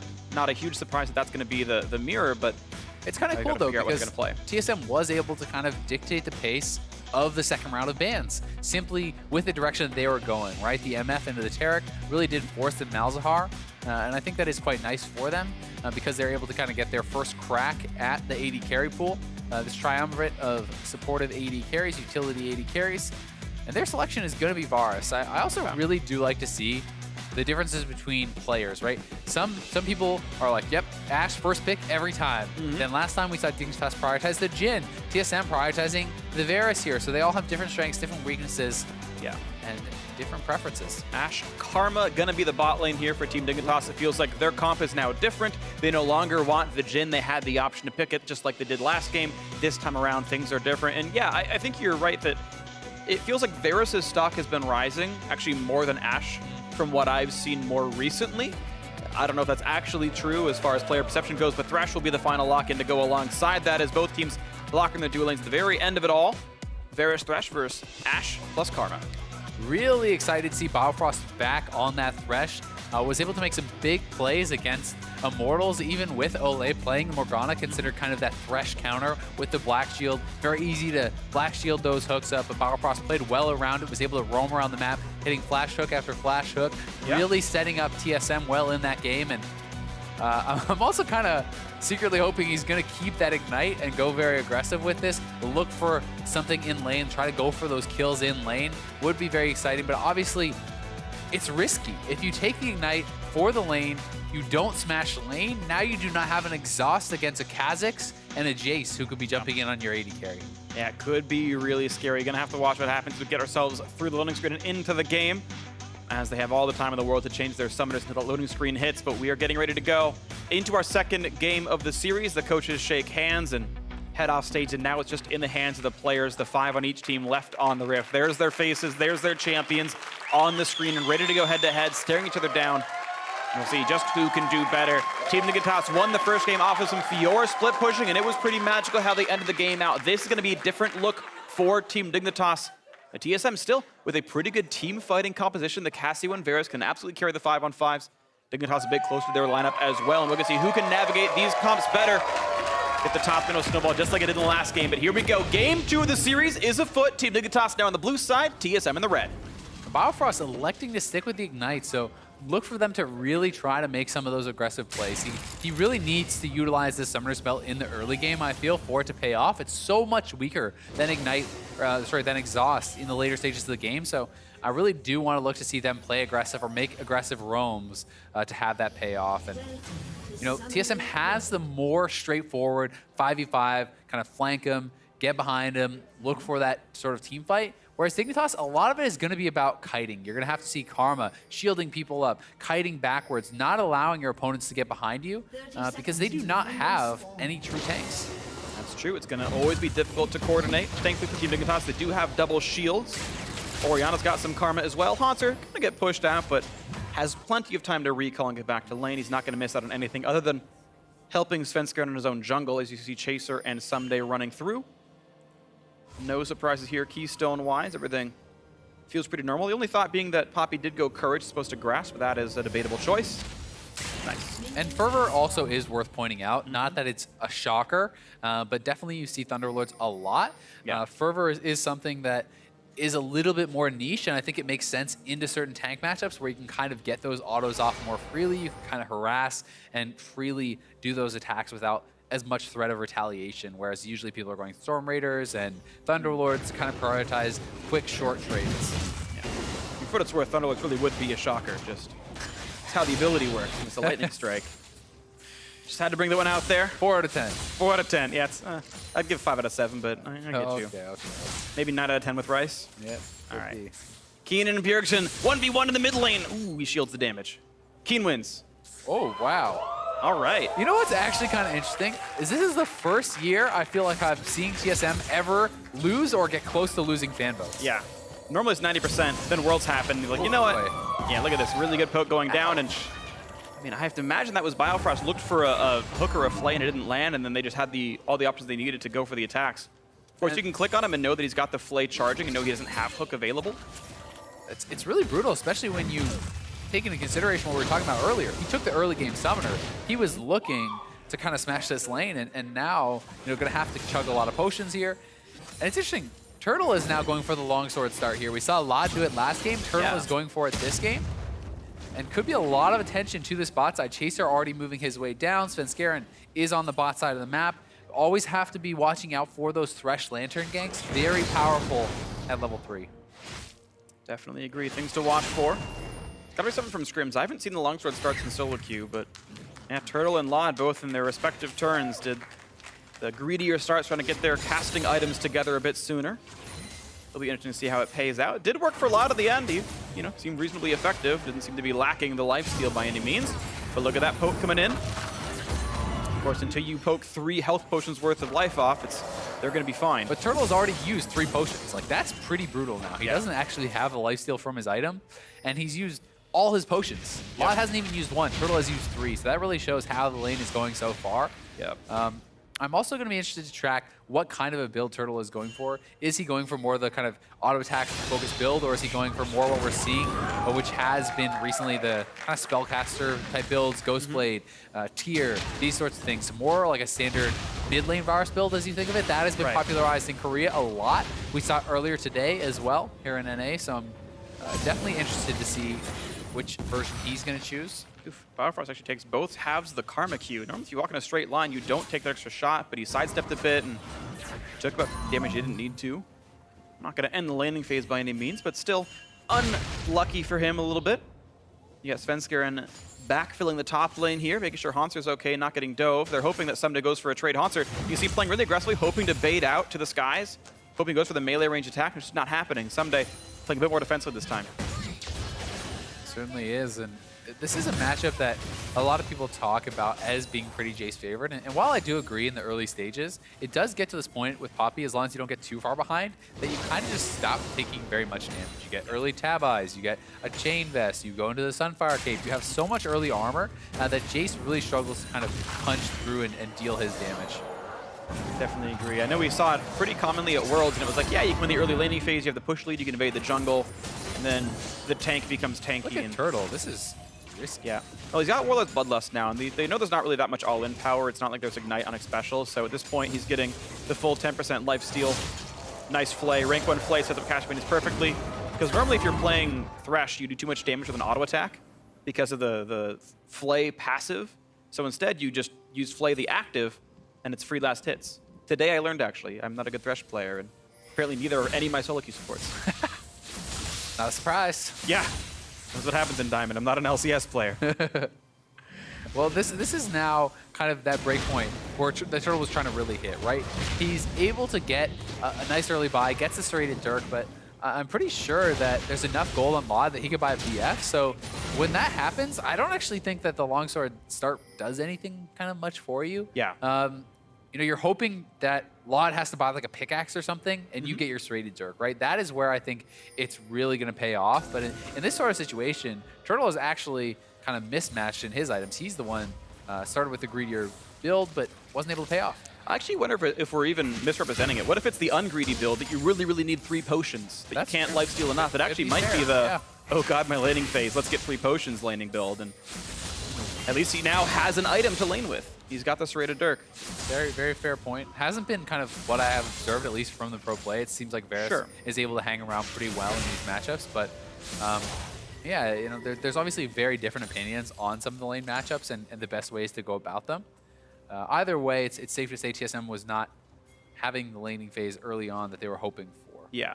Well, at least the minion numbers managed to equalize out. You're right, he spent an extra 100 gold affording potions here, but at the end of the day, it's 44 to 45, and though it looked bad and they're under turret, I can't say that they're really that far down. Level 5 and 4 versus 4 and 5. It'll be interesting to see what it actually evens out on when the wave does finally kind of get over here to Laud. He has missed a number of CS, but he was a fair bit ahead early on. Yeah. I'm also really interested to track kind of Chaser on his Kha'Zix upgrades. W is something that's getting more and more popular as kind of that Kha'Zix upgrade as the second evolution. And I think it would make a lot of sense with Dignitas' comp to go for that. Have the slow, have the poke. A lot of it is going to be about kind of disengaging, moving back and forth. Yeah. And I think that could really work quite well in conjunction with the slows coming out from Laud on the Ashe and Karma and a lot of the poke that they have to do. Yeah, absolutely. Just more poke to add to the fire. Feels pretty good. 10 to the flames, everything else. Level 6 on Svenskeren, looking for the top lane play. Haunter is low, but healthy enough to not die to anything. I don't believe any ward spotted this. We'll see if Someday pushes farther. He's going to go for the ward. He's going to kick him over right into the team. Tackle into the wall. Pretty beautiful here. And now Someday just going to run out of HP. One more hit will do it. Tries to get the trade. Can't quite do enough damage. It was close, though. Minion aggro. Not quite going to be enough. Svenskeren gets out. First blood through to Hanser. If he did not pop that potion, he was dead. Fun fact. So that was a really close one. Svenskeren missing that Q and then going for the kick. He didn't go for the guaranteed kick, then Q. That actually made it exceptionally close, and Someday was almost the one picking up a kill there.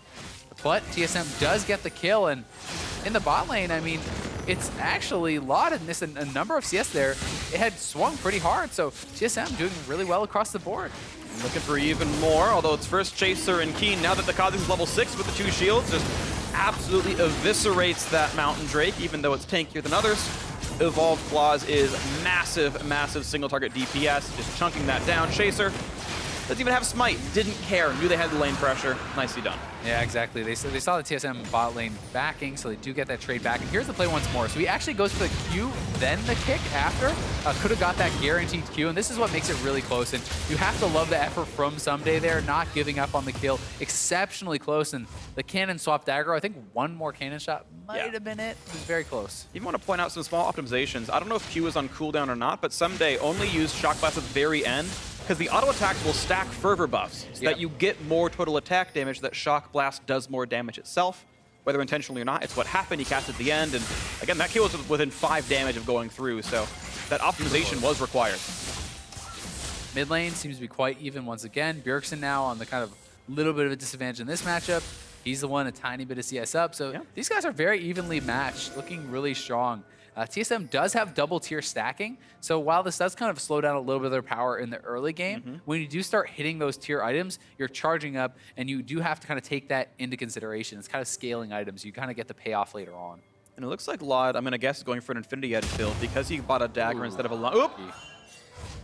And he just recalls anyway.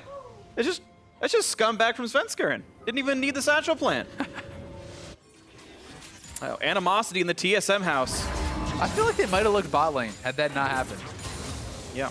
It's like, you don't gank my lane enough. Satchel you back over.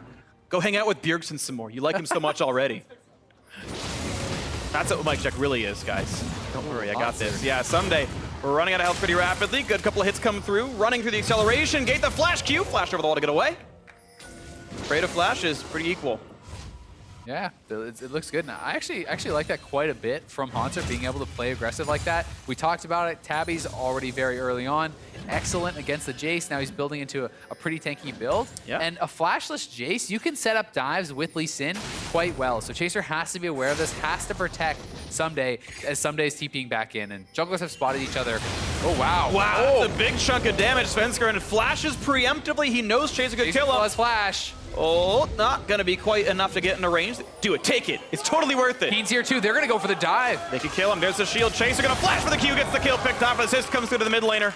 Hanser still stuck in Restur. Going to start the recall. Flash follow into the bot lane. Look how far up they are. Double flash force into the bot, but there's still more. Bjergsen face tanks an arrow. The flash Q to slow. More damage onto a special. The flash play. Every spell possible being used. And Biofrost somehow claims the kill. Auto attacks of Doom. Sings the hook in. TSM gets a 1-for-1 overall. TSM, though, might be able to push bot lane. Do they want to stay here and try to go for this turret? There's 3 members bot side. Looks like they're going to stay around and try to get first turret, because Chaser did not stay top side to help his teammate push. So this may go to TSM in the big picture of things. It's a 1-for-1 kill now. Looks like it's TSM who may get first turret. Do they have the damage? They've got to wait for at least one more minion wave. Yeah. Laud can volley this, or just auto attack. Both works. And all right, Bjergsen spent 30 seconds not clearing mid lane. He lost a mid lane wave. Sven had to pick it up, which means he's now revealed on the map, which means Chaser can take some jungle camps if he wants to. And yeah, this turret will not be taken down. Laud not even going to be threatened with the second dive. So well played from both teams. Flash for flash there. Biofrost predicting the flash backwards, can't get it, but then Bjergsen here, ulti flash in on Special into the flash play from Biofrost, and he cannot get out of that one. You cannot flash out of that miasma, and he'd already used his anyway, so we'll go down. Yep. Special played it as well as he could. He Mantra W'd for the heal. Still just wasn't enough. Way too much damage coming through from the TSM lineup. No surprise. Sven, nicely done. Steals away the blue buff. Well played there. I think Chaser was taking Krugs on top of a ward. We just saw that ward timed out recently, so Sven see what was going on. Really heads-up play there by the TSM jungler. And look, TSM up 600 gold. And once again, it's not like there's a Fiora who's going to win the game on her own at 30 minutes. There's a higher execution quality required here of Team Dignitas. Certainly. I think it's a lot higher because I think that Jace comps are actually quite hard to play. This is just straight up a more difficult comp to play than TSM's, in my opinion, not just than last game. You know, they had a very clear win condition last time with that Fiora, and Dignitas has done well playing around Someday, letting him do his thing, but Jace does not take over a game in the same way that a Fiora does. Yes, you can have an advantage in a side lane in the 1v1, but you're not just killing a Poppy under her turret. That's just not going to happen. Unless you're disgustingly ahead. Even though Jace is a carry top lane, I feel like his big power spike is, 20, 25 minutes. Whereas Fiora keeps scaling through to 40. That's not the same as for Jace. He'll start falling off later on. TP coming in. They want the dive. They're looking for it. Oh, canceled, actually. I don't know if that was Someday getting the E cancel or if they decided not to pull the trigger. But either way, that is turret down. First turret gold twice in a row here for TSM. It didn't turn into a win in game 1, but it's a bigger advantage now, 2,000 up in game 2. TSM could get more done with this as they jump into the jungle, clear out some wards, even some aggressive control wards, and Chaser, whoop, just gonna run away. Yeah, and it was actually a cancel from Someday there onto Haunter. I did just check. Yeah, I think Haunter did manually cancel, realizing because the cooldown's only 2.5 minutes left. So Someday actually got the cancel with his hammer. He knocked him away. I did check the replay, so he was able to ward it out, get the cancel, unless he stopped at the exact same time or something like that. Looks like he did, because it's only on that 2-minute cooldown left. Okay. I believe if they force cancel you still get the full 5 minutes, so he double tapped the summoner in time. But either way, yeah, the threat of Someday, we can still say it was Someday. Cancel the teleport. It was a good try there from TSM, though. I think that is a good play to go for. We talked about them not being maybe proactive enough with early game kind of advantages last time around. And that's a play where if they can get that off, it's a double flashless bot lane. If you could get a double kill in the bot lane, that's where you can really start to kind of snowball a game very hard. And somebody's able to respond, force that cancel from Haunter. So we'll see what now Team Dignitas can do. They've got a bit of control over top side right now, thanks to Haunter TPing and not having, recalling and not having TP, but they're not going to go for any further damage. They're just letting Someday clear the wave and get back out. Someday will have teleport advantage for about 90 seconds, and maybe something comes through with that. I'm actually really curious to track the fact if Dignitas realizes that it was canceled, because Someday did use the knockback on the Poppy. You know, they may not expect the TP to be up as early as it is. Let's see if Sven can steal. He did it against Stardock earlier on Lee Sin. They're going to wait for it to expire. Nicely played. Perfect execution there. Stop DPS. And we know that an isolated level 9 Q plus Smite is going to be 850 and change. And quick pickup there for Chaser. Really Mountain smart. Drake. That's exactly how you do it against the Lee Sin. You let his Q expire because then he does not have access to the execute damage, cannot outsmite Chaser on that Kha'Zix. And double Mountain Drake unlocks a lot of opportunity for them to rush down Baron with the Kha'Zix. And it even unlocks more of these 50-50s because Kha'Zix's own Q is a big chunk of burst. Chaser's looking. Turtle is, Turtle's no probably flash. Just gonna die. There's the jump. Didn't even see it coming. There you go. Q into Q. Thanks very much. Quick pickup there. He was caught window shopping there, but TSM's looking for a dive on Someday. Good flash, both of them to flash that properly.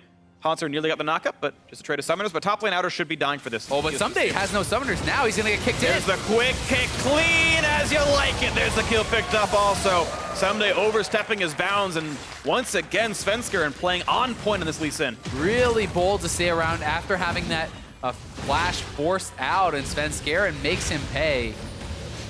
Good job by TSM. They trade the kills. They get the turret. They're going to lose mid lane turret for it, though. Will they also lose bot lane? As Lot is shoving very quickly there. There's pings onto that turret from Dignitas. We'll see how much damage they can get done on the bot side. And both Xpecial and Chaser are in this side of the jungle as well. If someone defends unsmartly, they'll just die for it. Quick trinket ward says, hey, we see there's 3 people down here in the bot lane. This will not be defended. That will be, you're right, 2-1 in turrets in that trade for Team Dignitas. Both these teams are really going tit for tat, back and forth, good calls, and punishing each other for their kind of plays. They're always being proactive, making plays back and forth, but you have to think had Turtle been watching himself in the bot lane, he might have been able to do a little bit better in that matchup. Either way, Someday once again going for the kill onto Bjergsen as he gets kicked in. TSM able to pick that up and the kill, but yeah, Turtle had ultimate available. The Kha'Zix is jumping straight for him. If you hit the ult, maybe you at least force a summoner, right? It's something, and you have to be very careful recalling in the middle of the lane. not watching your character at the LCS level. Yeah, I mean, it's just a silly mistake, honestly. Turtle probably shouldn't have made that one. Looking at mechanics and everything else. And one thing I really like about Lee Sin plus Cassiopeia is if you kick them, they're automatically facing the way they're going, and the Cassia ult is super free. Bjerg didn't use it in that fight, but I think later on we'll see a kick into Petrifying Gaze on someone like Keen or Laud, and there's nothing you can do about that. TP from Someday, he's on the side, but remember, this is not a Maokai. Yeah, he TP's in, but can't run in. You know, we did not see TSM sticking around. And I honestly think that there was some miscommunication there because I don't think Keen uses his Shockwave to clear a minion wave if you're going to commit to a fight with your Jace TP flank. Right, yeah. That seems a little bit off. I agree. I agree, it's off, and now it's 2 major cooldowns missing, the Jace teleport and the Orianna Shockwave. Hanser has his teleport back. We know Poppy Flags can be devastating. But there's no TP from Someday, and he's shown on the bot side. So TSM can force. They have the tanks, and they're looking. They want to get something done. You know, it's a 5v4 without a mid laner ultimate, which means damage still coming through. Wild with the auto attacks, he's got a Lantern in case he needs it. And yeah, you can see, doesn't have to respect Shockwave. Distortion won't kill him. Gets to play over aggressive, not even a problem. Yeah, not a problem yet. We'll see if Hanser, is he going to actually TP to this turret? Are they going to commit to defending it? It's going to go down quite fast here. Yep, there's the TP. So Someday at least gets that trade and will have TP advantage now. Wait, it got canceled. Wow. Hanser, I don't know if he didn't get arrowed. There's no ultis being used. No, Shockwave wasn't used. He just canceled. There's no hard CC outside of Shockwave and Ash Arrow. And Special W, but that didn't get used either, so. I guess he thought that had pushed Someday back enough that, you know, he didn't actually need to complete it and he could get that extra cooldown back. I don't think it's necessarily wrong if you do play it right. So, make a mark that up as an interesting choice with no objective right answer. The dual lane did show up and defended the rest of the way. The turret lived. It's really a question. Which do you value more? A little bit more health on your turret or a faster TP cooldown? Yeah. And Hanser is saying, you know what? Poppy's all about playmaking, all about these TP flanks. I will take a couple hundred damage on my turret for potentially a game-winning TP flank or something like that could get them much more than a couple hundred damage on the turret. So I think it makes sense.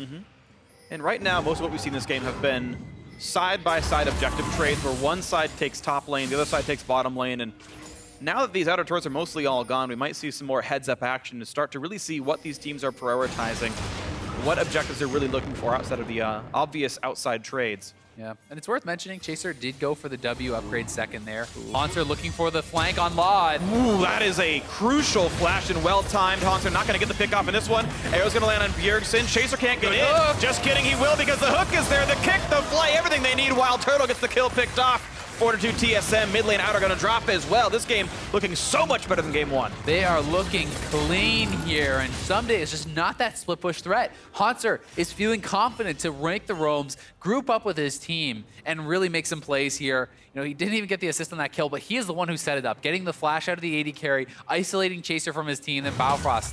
Great hook. Just nice play all around from TSM. And Chaser should have flashed it. I don't know if Leap was up and he didn't think to use it or what, but that is just a hook in vision in front of a turret, and he goes, oh, you hit me.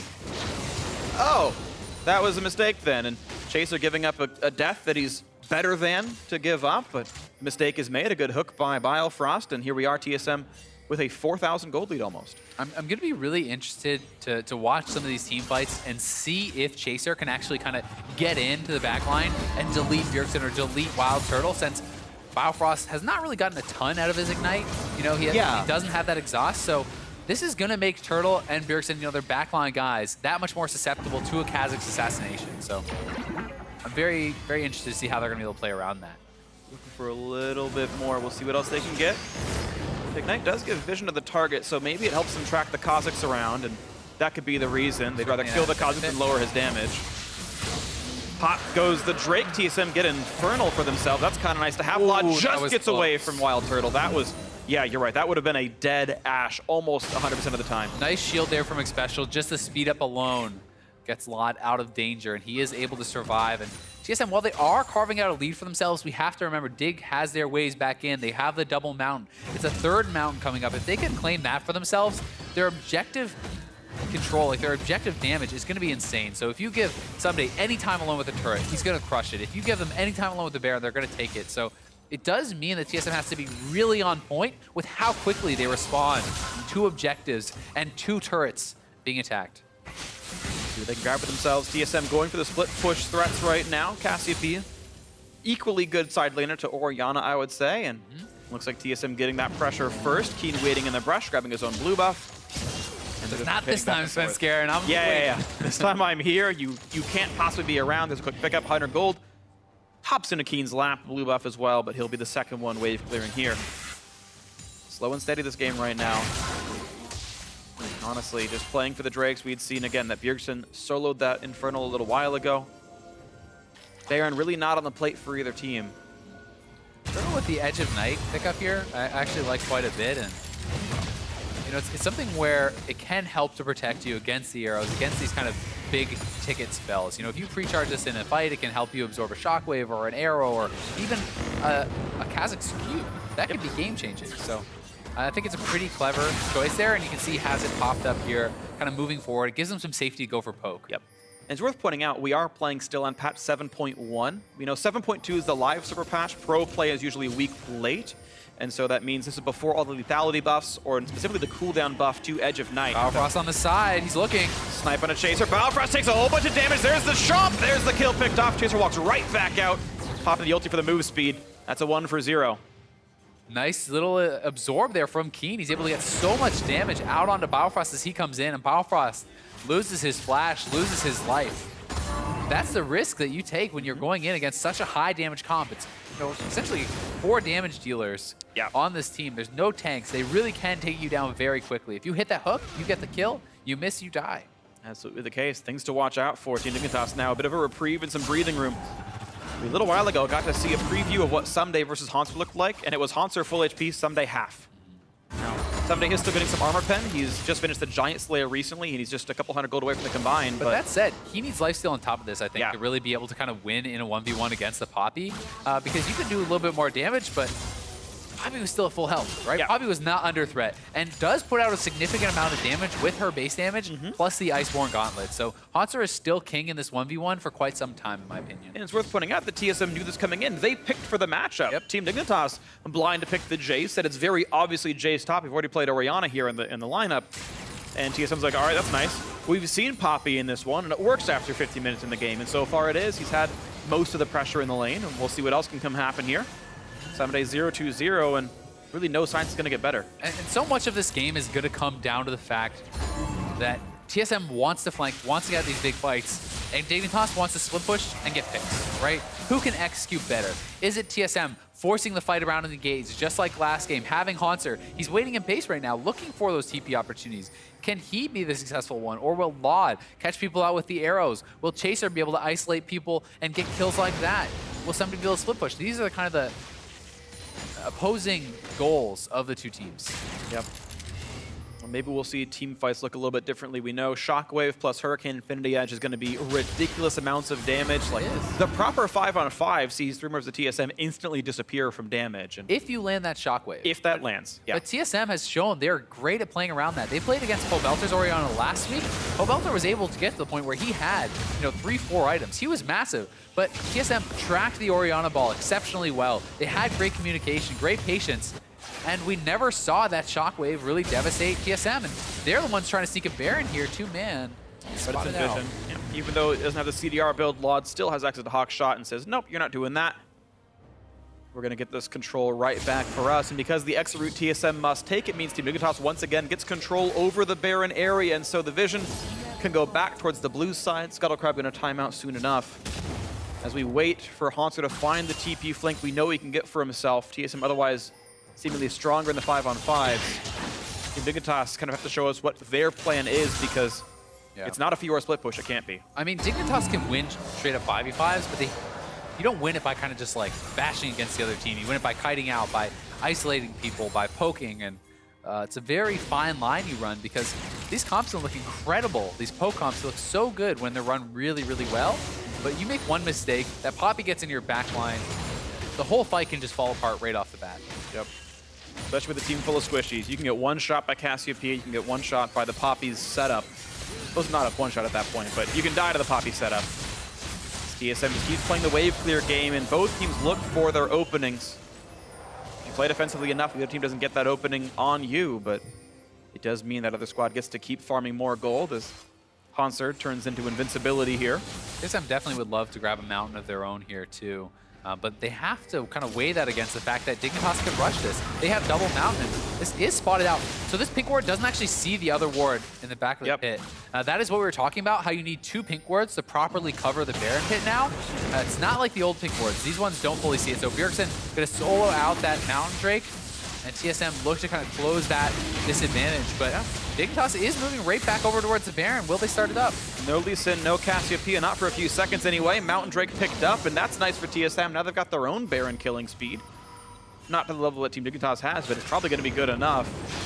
And it just feels like this is the problem I'm seeing with Team Dignitas. The more I'm kind of watching them play is they have good players. Their laning is good. We know Someday is an excellent talent. Their laning phase, all that. But they're very slow to do anything in the games. And if they've got a Fiora split push, that's fine. They can win the game by letting Someday do Someday things. But this team is incredibly non-proactive in the mid game. Yeah, and that was really our criticism of them against P1 in that game that they lost. They were, even with a lead, not willing to commit to kind of taking a Baron and going for these somewhat risky plays. They're very risk averse, and sometimes that can kind of just give your opponents too much ability to dictate the game, right? It allows them to play their game exactly how they want, take the fights they want, go for the trades they want. But TSM is setting up here in the mid side, spotted out by that Ashe E. Hanging out a bit close to where the Thresh and Co could be. A little Shock Blast hits Svenskeren, and Wild Turtle looks for the play. Spell Shield blocks the Void Spikes. Not the most important cooldown, but blocked regardless. Hook's gonna land on the Chaser. Will they go for the play? Quick root comes in. There's the kickback. Shockwave. Complete whiff and a trade of kills. They managed to coming in from Hunter, though. 4v4. Special got a flash over the wall. Someday gonna flash to run also. And a tackle comes in onto Lod. Petrifying in. For Bio. Someday's gonna find even more. They've got everything they need. The kill's still coming through to TSM's favor. 3-1 advantage TSM. TSM plays around that Shockwave. They avoid it completely. It's a 3-for-1 trade.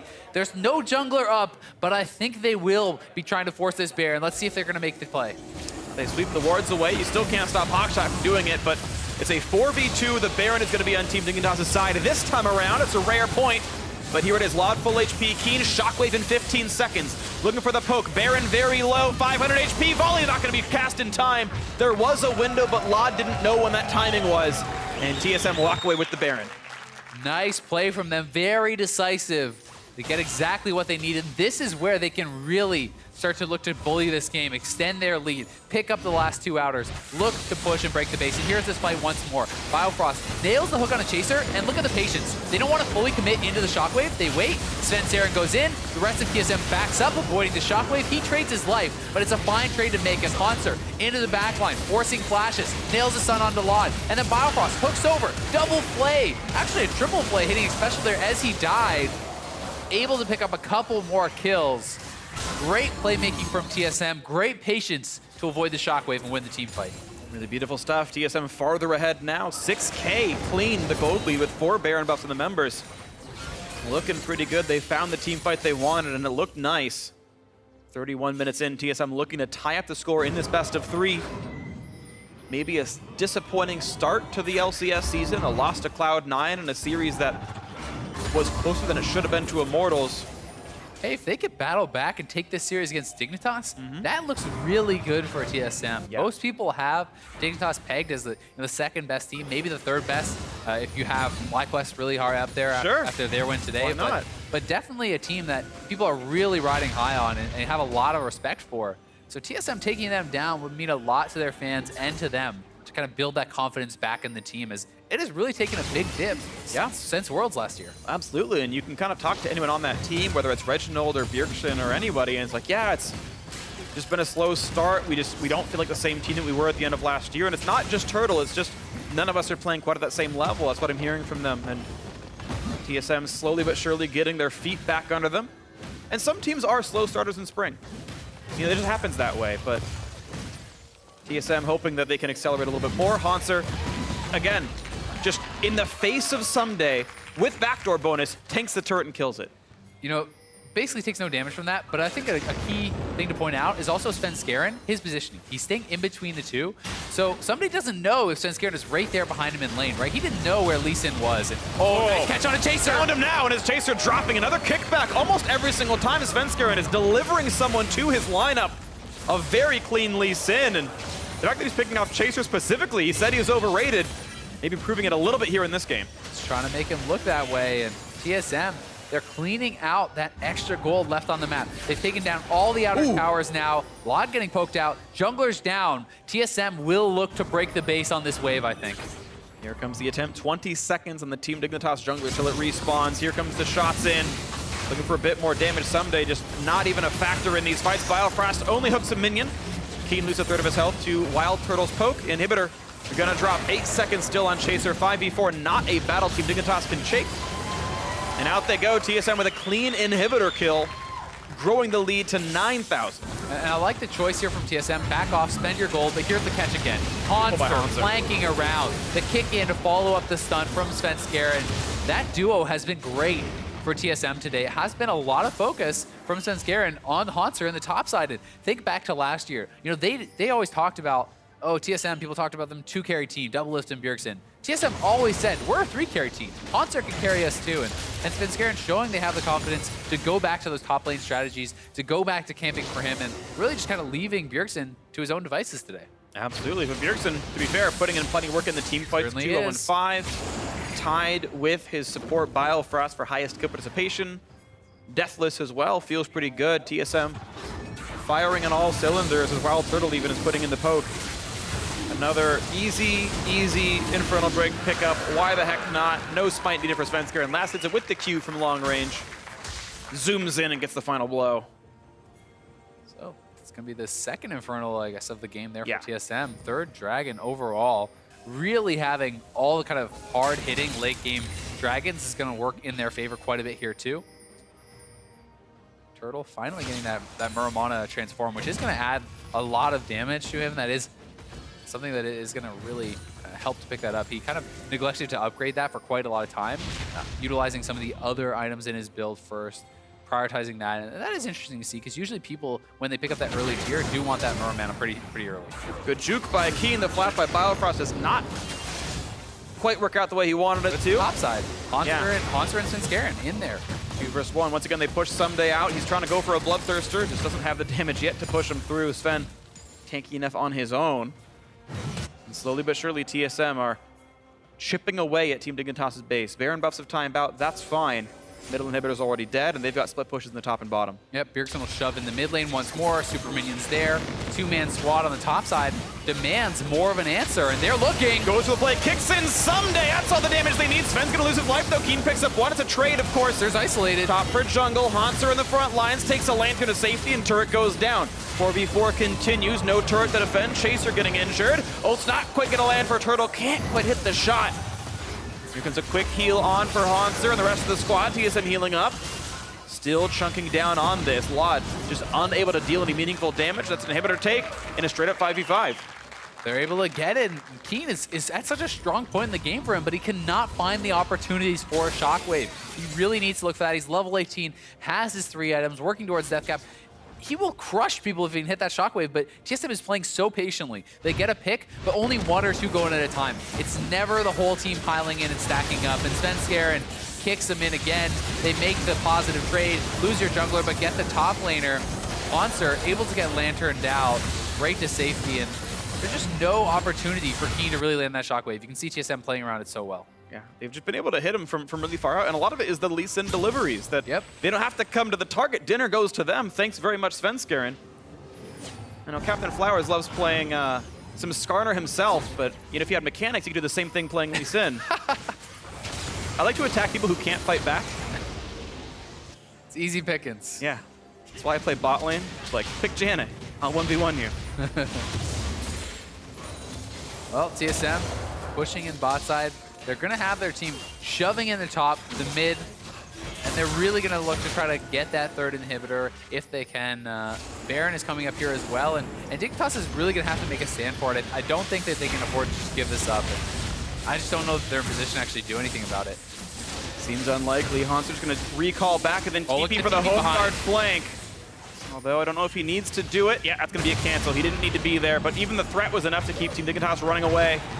Keen took some damage fighting the minions, and another clean Baron take for TSM. Hanser has really done well with his TPs. I think his cancels have been smart. His flanks have been great. It nets them the Baron, and now, with 2 lanes of super minions, the Baron buff as well, you're looking for the Miracle Shockwave from Keen. That is what saves this game for them. That is what gets them that team fight win. Chaser, he is that ball delivery system, but it is a one-way trip for Kha'Zix in most of these fights. You're very squishy. And, if Miasma comes down, you don't get to jump back out, even if you get the kill. You've got to hope the stealth is enough, but even that's going to be revealed through Ignite half the time. And yeah, life is hard if you're Chaser right now. We'll see if you can get anything done, but it is a squishy Kha'Zix. Miracle Shockwave gonna be the look. We'll see if Keen can have 3,000 elo himself, or if that's only gonna be Ferelin Lord, whoever gets that title. Team Dignitas looking for the fight in the bot lane. They're hoping it happens. TSM, all they have to do is just be smart about it, keep the team split up, give them only a tank to Shockwave, and they can ride this one home with the gold lead. Haunter slowly working away at that mid lane inhib. You can see Svenskeren kind of waiting in the wings. If anyone does come over and try to commit on Haunter, he can jump in there, but they can really take this slowly. Top lane is already pushing in on its own. When someone from Dignitas goes to answer top lane, that is when TSM can really close in and take this 3rd inhibitor. You see the double control works well, making sure they don't know what's coming in. Here comes the play. Arrow's going to land on a Bjergsen. Keen, can he find the play? A little bit of damage. The Shockwave was criminally late. Doesn't cast it during the stun duration, not really sure why, but misses out on an opportunity. But that's kind of the go sign for TSM. They can push the rest of this in, I do believe. Inhibitors, 2 of them have dropped. Top lane Nexus turret getting low as well, and here comes the push in towards the Nexus. It's so hard to defend this last inhibitor as well, because Haunter and Svenskeren are going to be behind you. Laud getting chunked out. This is going to be that 3rd inhibitor for TSM, and they could go for the game after this. They're still so strong. It looks like they've got it. Lower and lower the health bars go of Team Dignitas. It's actually the Varus by himself poking more than all of Team Dignitas can muster. Wild Turtle putting in plenty of damage from the outside, and now it's only 1 turret left inside the entire base. Super Minions doubling the size of the TSM army as they come to knock down the final turret in the base. Here's the jettison for Haunter, gonna get rid of Laud, and only the Nexus remains. That'll be an easy pickup. They're gonna chop that one down once they decide to do so. First off, a couple more kills, and now the Nexus falls. 1-1, TSM ties it up. All tied up, and TSM right back in it. Dignitas looking much less comfortable without that clear win condition of someday on the Fiora. They never really made their team comp come together, and it felt like they were on the back foot the whole time, comfortable to let TSM dictate, but they could not pull it out in the late game. They could not find the right team fight, the right split push. Didn't seem to be able to get anything done in the late game. Yeah, they blind picked for their top laner for Someday, the Hope, the high-profile pickup who carried them the previous one, and we got nothing out of them. You can bring the Korean top laner to NA, but you can't bring the NA Jace out of the Korean top laner. Keeps losing, doesn't matter. I mean, to be fair, we've had great NA Rengars so far this year. So, one champion at a time gets to be good here in North America. It's Rengar in 2017. Jace, just stay away from it, guys. It's not going to work anymore for you. Doesn't work. Doesn't work. Sorry, buddy. But that's the way the game goes. Still, props to TSM. A controlled game. Haunter controlled his lane, and the team fights worked beautifully. Now, let's get some more insight on that series-tying game and pass it over to our analysts. Thank you very much, gentlemen. TSM able to tie it up 1-1 here against Dignitas. Let's talk about this Jace pick, though, because I, for one, do not like it. What are your thoughts? Well, it's definitely didn't work this game. No, but I'm saying just in general, I don't like this pick very much. I thought it was super interesting, right? Because Jace is one of the most played champions by all the big top laners in solo queue. And also, it was banned last game, so you thought it was going to be the super high priority pick. And also, TSM has been in this mindset before. If you think about Worlds, they were prioritized picking Jace in almost every game, and then they'd lose a late game to Poppy. So that was, I think, the biggest standout to me in this draft. Is you look at the Team Dignitas team, they were almost hoping and expecting someday to crush on Jace, because that's the only way they realistically win, assuming you have a normal-looking game. The Poppy is such a better front line. The Thresh is much better pick potential than you can get on some other teams. So when Haunter was keeping even with Someday in CS this whole game, and then you saw Team Dignitas didn't have any answers. That's because the Jace didn't snowball. It feels like such a narrow strategy when you're coming in with the Jace here, blind pick, saying we have to win by so much in order to get out in front of this Poppy, who, as you mentioned, at Worlds we saw once the Ninja Tabbies and the Sunfire comes through, it pretty much spells the end of the split push game for Jace unless he's majorly ahead. Pretty much. And you and I talked off camera about fallback patterns. Right. And a lot of times you see a champion that is kind of so overbearing that they don't care about not having a solid fallback pattern if you fall behind. that's Jace. But honestly, it didn't even look like it got close. This is one of the worst Jace games I've seen from a performance perspective. Yeah. Which is crazy to say when you say was Someday on that champion who we've been just praising ever since he came here. Right, and all this while Fiora was available. So clearly Dignitas does look at Jace as it was banned in the previous game, and this one here picked over Fiora. They value it very high. Didn't work out for them. We'll see if they decide to go back to it or maybe switch up the strategy a bit. I mean, the other thing I can't help but notice is just the lack of engage. So going for, again, the team composition, we've said it many times before, poke compositions, if they don't get ahead, they have a lack of options in the late game. So even with that double mountain, just not coming together for Dignitas. I do want to take a look at a fight here that goes in favor of TSM, 29.5 minutes into the game here. Good recovery by them in light of the small lead and advantages that Dignitas did have. And notice the start was just the thresh hook, and then everyone very definitely moves out of the shockwave. But once Poppy arrives in this fight, Jace isn't going to be able to teleport into a team fight like that. Everyone just has to bail.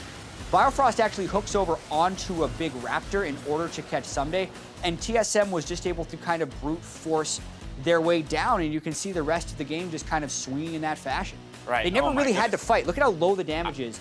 Less than 10,000 damage. The 80 carries. Win. How many times have we seen that? Yeah, that's very rare. And then, of course, the Ashe 8.3k damage to 20.5k of the Varus, and that's another one of those situations. Poke. Even with, yes, it's poke, but then even with, the Black Cleavers coming through across Jace and Kha'Zix, as well as, some armor pen late game for the Ashe coming in, it didn't seem to matter because they kind of picked themselves into a situation where the Poppy could stack the armor and just become this unkillable tank. TSM there on your screens refueling for game 3. Although notice they get bananas, Sven scared with the apple. Lowering calories, less potassium.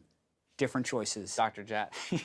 No, but so here's my question. It will be a confidence booster, at least for TSM, to be coming off the victory here, but that still doesn't negate, kind of in a sense, how dominant the first game was out of Dignitas. And so that's got to be in the back of your mind, this idea that, if we don't work our way through champion select carefully again here in game 3, the Dignitas could strike back and take this series 2-1. Yeah, and you really wonder how Team Dignitas is going to strike back, because even though the champions have differed a little bit by TSM, their general style has been very standard.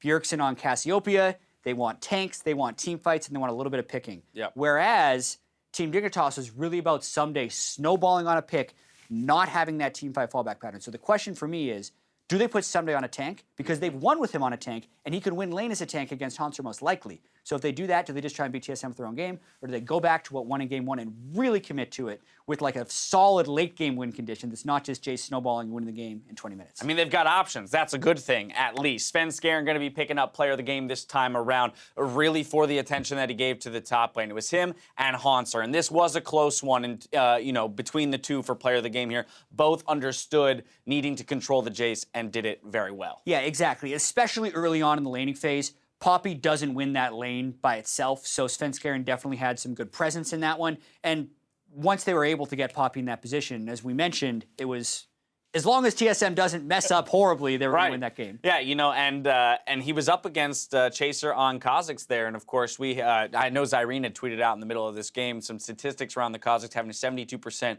win rate globally and competitive over 64 games. So a large sample size there, a very effective champion. TSM able to shut it this time around. We'll see if they can do it one more time to get the series victory. We'll be back in just a bit for Game 3 of TSM versus Dignitas.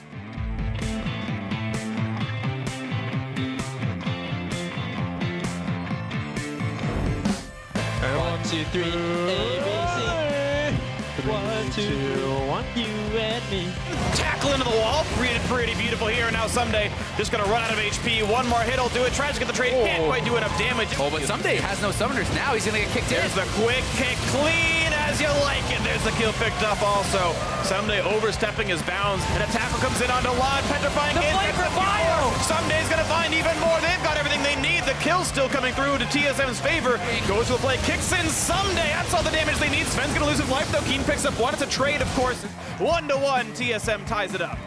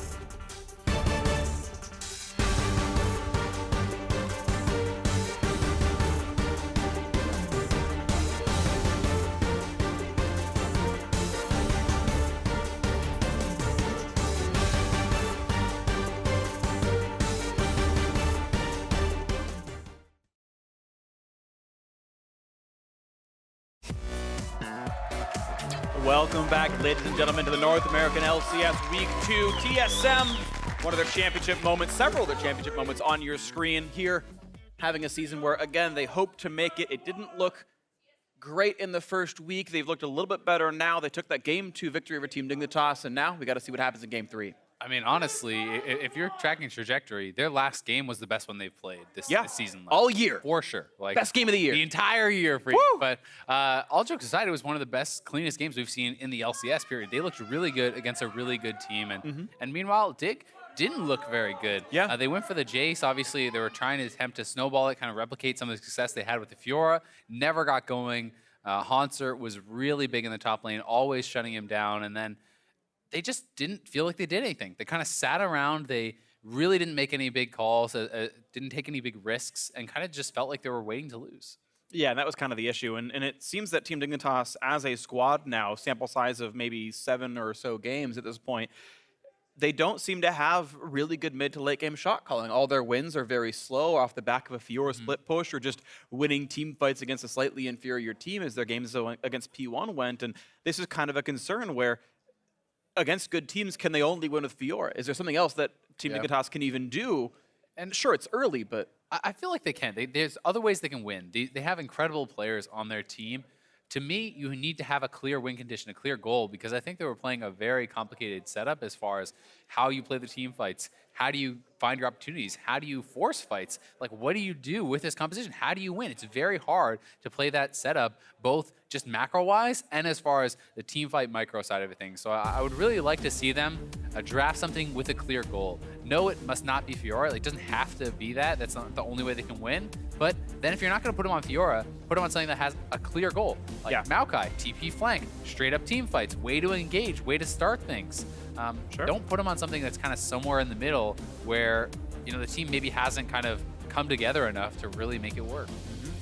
Well, we'll see what the plans end up being in this game. As Team Dignitas are back on the red side, we need to get counterpick at the end of Phase 1 and counterpick at the end of Phase 2. TSM actually still respecting of the Jace. As I scroll over my notes, they did ban it in Game 1. TSM clearly were scared of the champion, even though it did not seem to play very well here. And that could be a red side thing where you get to pick it and then ban away Poppy, things like this. Certainly can be, and I also do think that Jace can work, but I like Jace a lot more in combination with tank junglers.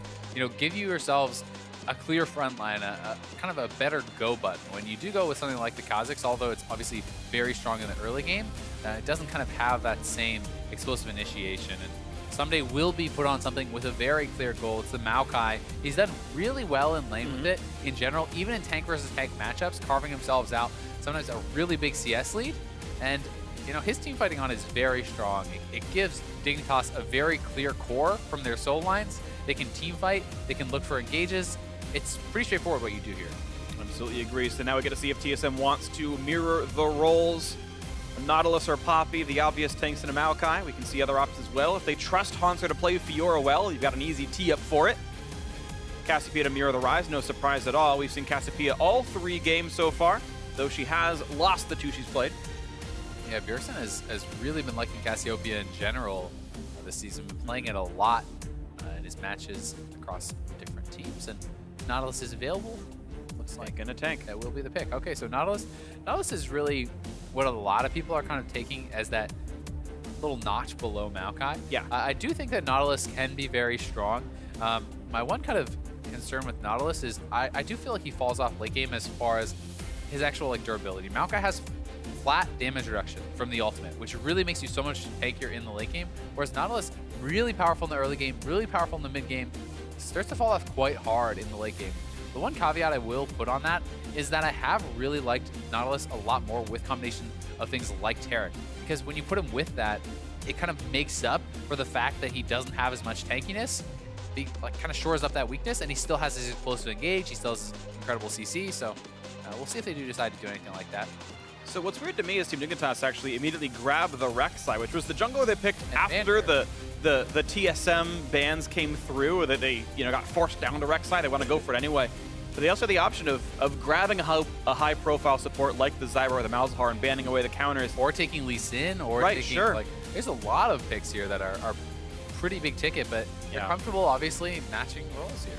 And just it just is strange to me because I feel like the jungle pool is so vast right now, and you could have created yourself an uncounterable support pick. They didn't go for it. Strange to me, but we'll see what it ends up being. 2 tank supports banned by Team Dignitas, the Thresh and the Tarek both off the table. Malzahar and will it be Zyra, the final ban here for TSM? Zyra already has been taken. Oh, you're right. Table, Sorry. So it'll be interesting to see if it is even more of those bans. I definitely think that I like the Tarek ban. It makes a lot of sense. Obviously, that is kind of prompting the response of the Malzahar ban because Dignitas has first pick out of the second ban phase.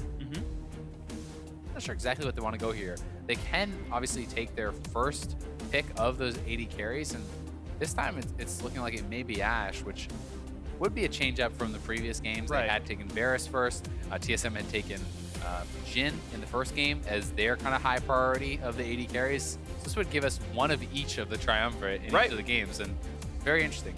Outlawed 2 straight Ashe games now. Jhin in the first. Wildcard going to maybe reprise his role on the Varus. Did, I think, the most damage in the game of the champion. Poke, of course, makes it look that way, but still 20,000 damage is 20,000 damage. It's not anything to shake a stick at.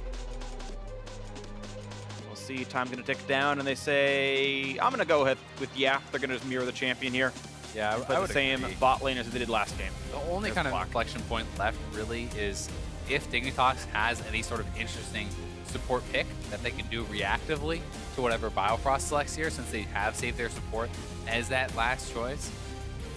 We have seen throughout the draft phase, really in all pro play, it's kind of evolving a lot more, and it had traditionally been leaving solo laners for those last picks to try to get the lane kind of counters. But as teams are doing it more and more, they seem to be more happy to pick their solo laners in the first round and avoid kind of getting banned out in that second round. So tank support once again. TSM back to back to back. Bot laner picks Tarek, Thresh, then Braum. I guess if your TSM tank supports are not dead, you want to play that style. 2 tanks in the lineup, an assassin, and then 2 strong backliners. And Team Dignitas, 6 special, could go for the old school look with Morgana. And Morgana had terrorized TSM's bot lane last weekend in their matchup against Ole and the rest of Immortals, and Special going to reprise that role. Interesting to see. I like it a lot. You can use the Black Shield in a number of ways that are extremely effective against TSM. The last passive hit from Braum, as that's about to proc, you can Black Shield, avoid that stun. It's going to immune the knockup from the ultimate from Braum.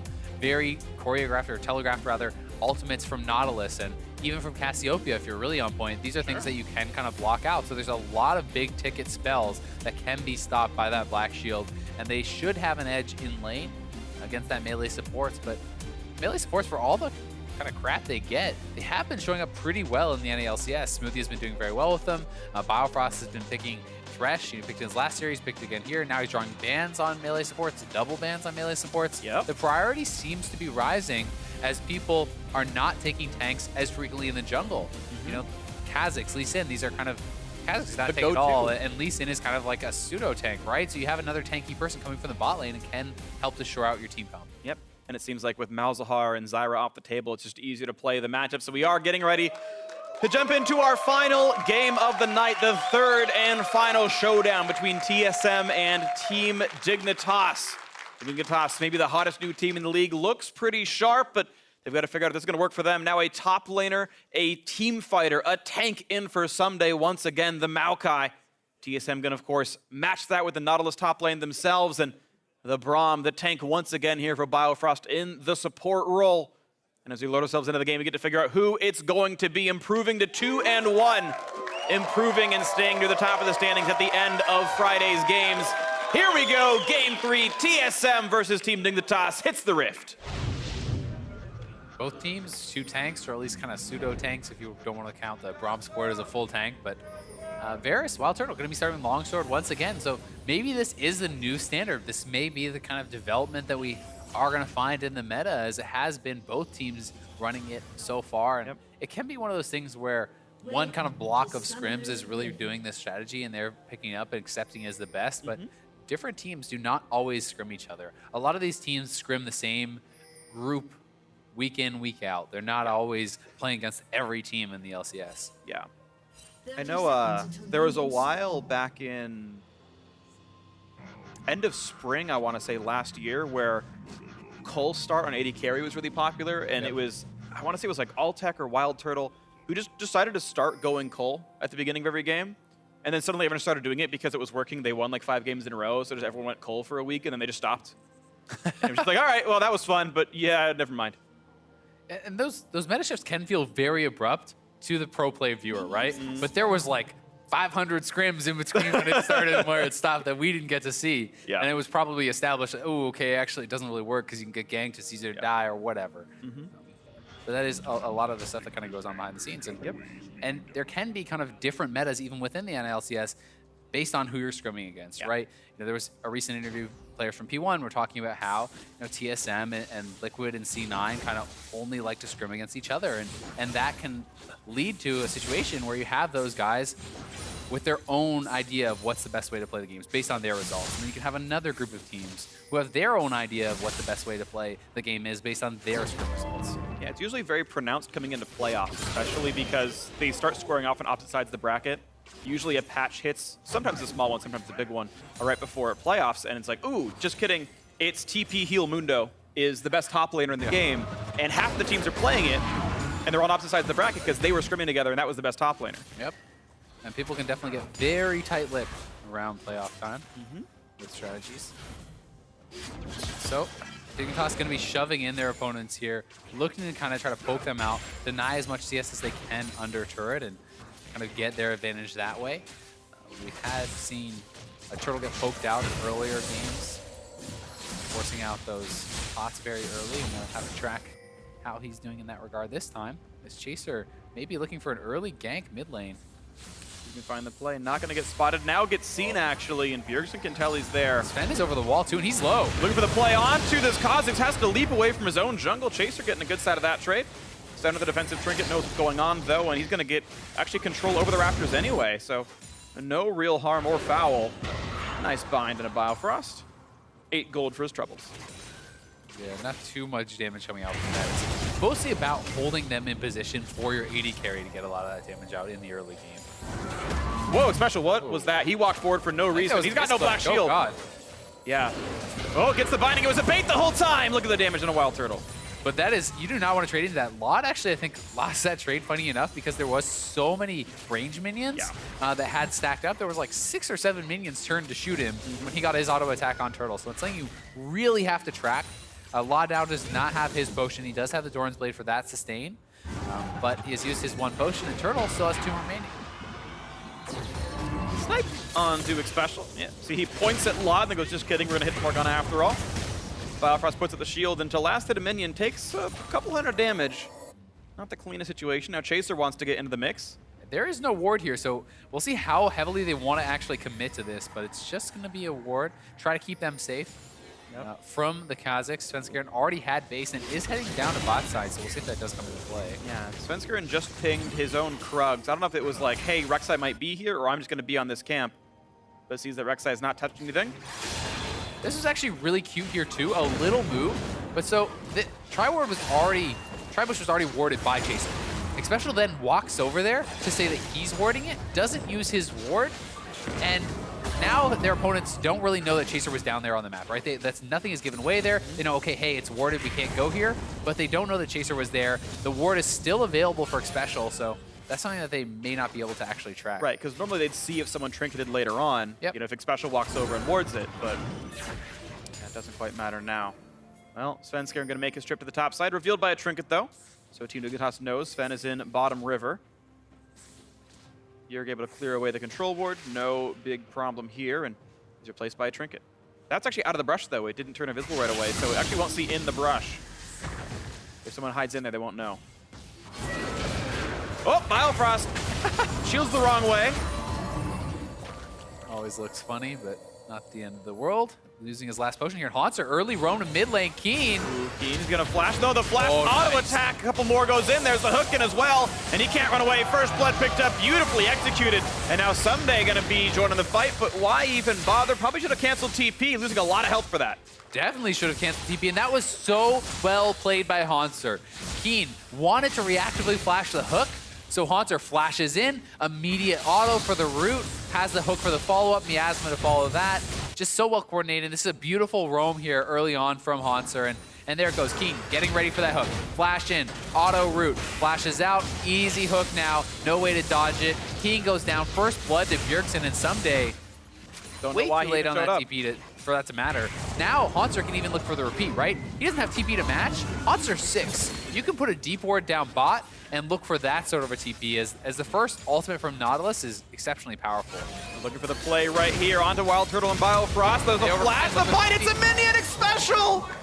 Oh, that is a catastrophe! Oof. Well, it's good for TSM that he didn't miss that because Haunter actually was TPing top lane right at the same time there. So does expend his TP. And Dignitas not able to get anything back just yet. All right, just a 7 minion lead. Turtle, yeah. You're really not allowed to recall there. Maybe it was a bait the whole time, I don't know. Lot, of course, pretty low himself. Has it's the repeat. Uh-oh. This is so smart. They know that Keen is summonerless. They're going to wrap around here. Almost no way to get out unless he can land this ultimate. Oh, no, beautiful stun. Goodbye, he's dead. Svenskaren gets the kill credit. Absolutely perfect. Bjergsen lands the stun, not even a problem. Nice. So well done by TSM.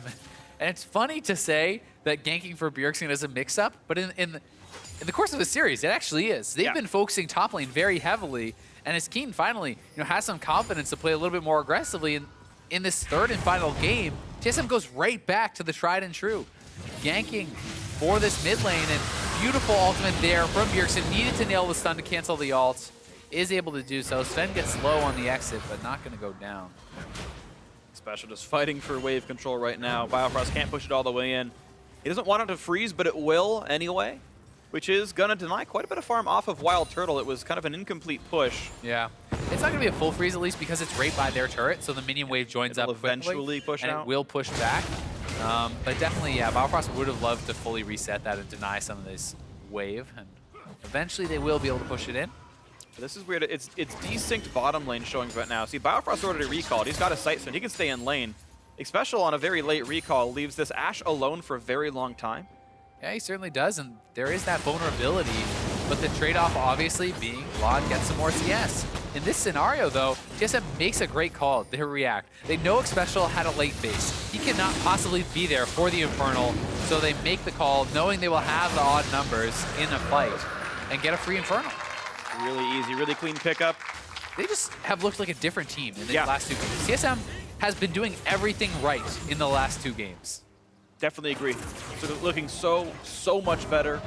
900 gold in the lead, 2 kills up. All this is wonderful now for TSM fans. They finally got a team who's playing nothing like they have earlier in this LCS split. I mean, mid lane is really a problem. When you look at the farm, you look at the kills, you look at the summoner advantage, this can just keep happening to Keen. He's not playing with Cleanse, he's playing Ghost. If he gets caught by anything, he's just gonna die, and they can keep looking to make these roams and really get mid lane out of control. And we've seen Bjergsen carry games so many times. He's been given the perfect position to carry from. Absolutely agree. Unless someday can keep Haunter pinned down and Chaser can find a way to pin out Svenskaren. I mean, right now, Chaser does have a level lead over his opposite member in the jungle. Theoretically, Chaser could try to control this Rek'Sai, or control this Kha'Zix, rather. We'll see. Both blue buffs handed off almost the exact same time. Bjergsen walking back in the lane at 8. Ben finally level 7 for himself. I mean, Chaser went for Tiamat early on. He's going to be able to power farm. He's not mono-gated whatsoever. You know, Sven is going to run out of mana. That slows him down. He's going for a warrior. It's kind of more about the burst than the AoE speed clear. But obviously, you know, TSM has been making those trade-offs, getting kills elsewhere. And oh, that's so cute. That sapling right there. Watches for the satchel play. Oh, they're going for it anyway, though. He has a head start. Flash. Ooh, tried to predict the hook, but someday makes sure to flash still toward the wall. And flash for not required flash, I suppose, but it still means pressure over the top lane. TSM swap the lanes. They're going to rush for this turret, and well, they're out of minions right now. They've got to buy a few more seconds. Yeah, should be okay. First turret of the game.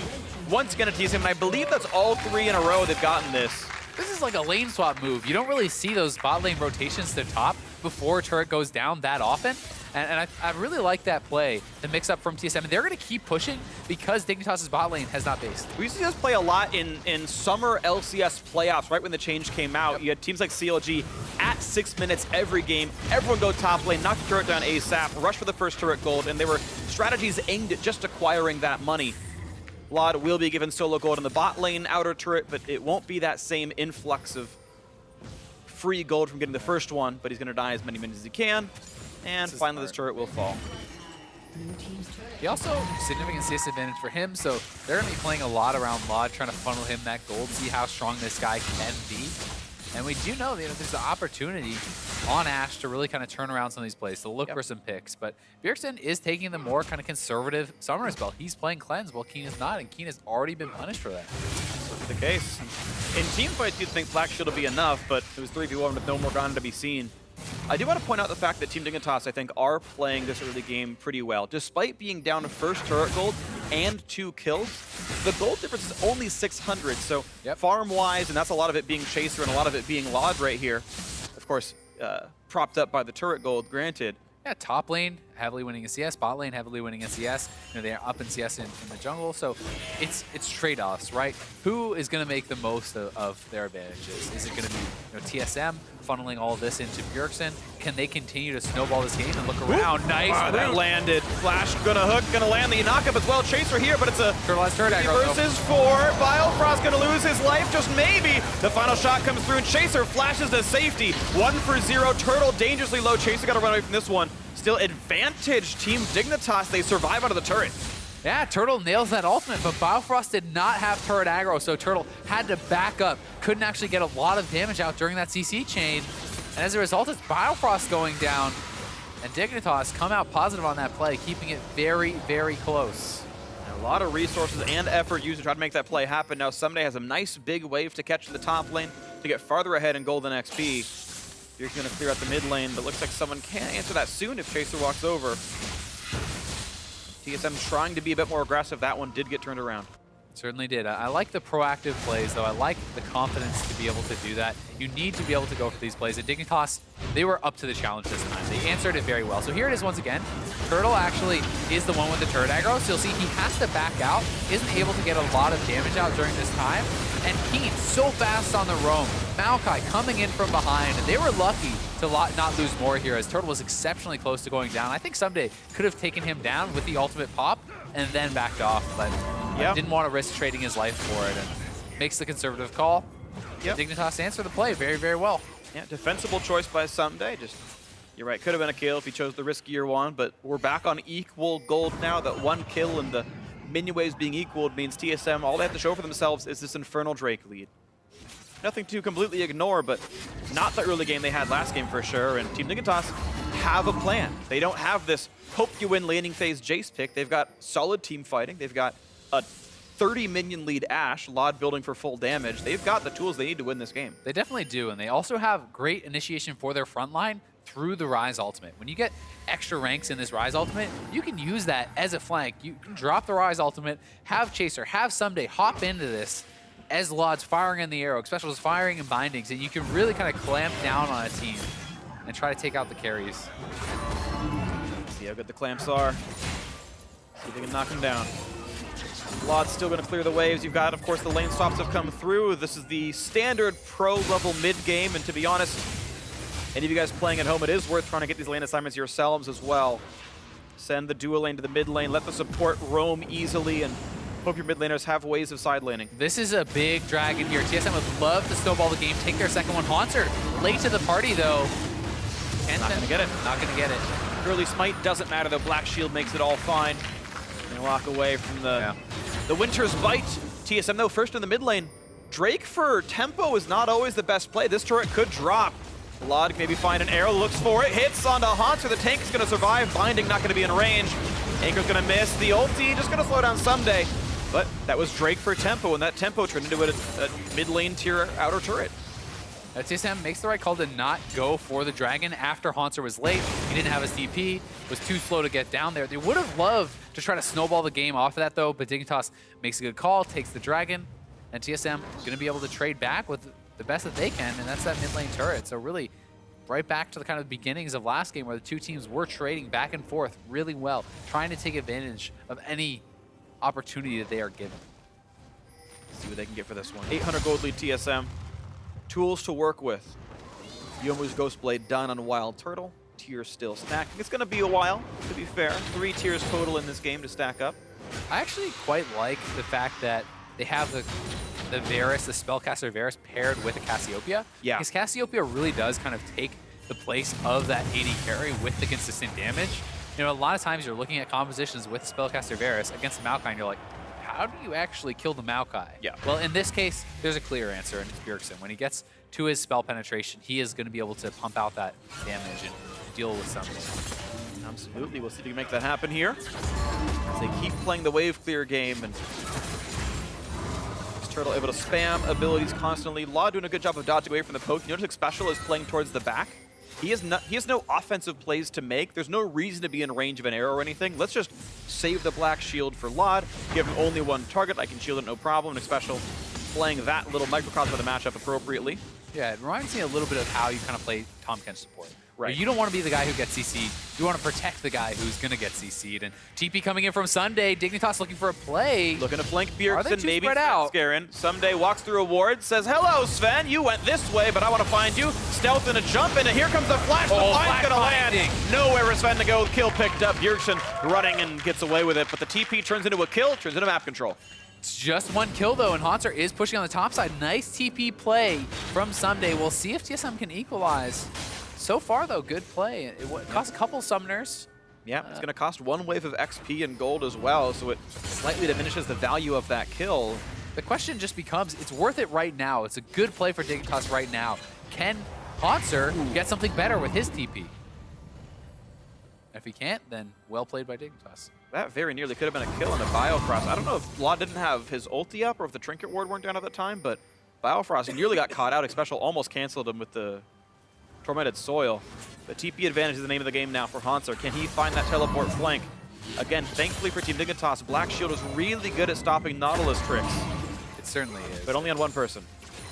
Yeah, and that's a lot of what it comes down to when you're playing against Morgana. Can you kind of fake like you want to initiate on one person, bait out that Black Shield, and then go for someone else, you know? Someday can run in, hook towards one person, Black Shield goes there, ultimate's the second target, and that is your true kill target. It's similar to how Threshes have to play that matchup. You know, flash on one person, flay them, they get the Black Shield, then you try to hook the other guy, that kind of thing. So, gonna have to track how these two teams play around it. So far, Someday having Haunter pinned down in the top lane, he's really gonna be looking to track Haunter, not allow him to kind of get a good TP play off. And yeah. I want to also talk about the way one interaction is going to work, which is Varus ultimate against Black Shield. You would kind of think in your head that Varus ult spreads from the target, and if they have Black Shield, of course, they're not rooted. Well, that radius doesn't change. The radius of spreading to other champions does not move with the target. That ring stays in the ground regardless, no matter what. So if you Black Shield someone who gets Varus ulted and they walk away, they're not dragging the chains with them to the rest of the teammates. You're not making their retreat suddenly horrible. So it's actually a pretty Morgana positive interaction that you can just have them, everyone can walk backwards and nothing even happens. So we'll see if Special is going to be up for the pass. Get some quick ones on that. Spenskaran on the side. TSM looking for a play, but Someday is coming down to support his mid laner. That's going to be a TP-less Someday, of course, as well. Haunter can mirror that play, and this is kind of how you have to play TP-less top laners sometimes. You've got to predict where the play might be. He has 20 seconds to play with. You know, he shoved the top lane wave in already. He has to get back top lane eventually, but in the meantime, make sure you're in the right place in case something does happen.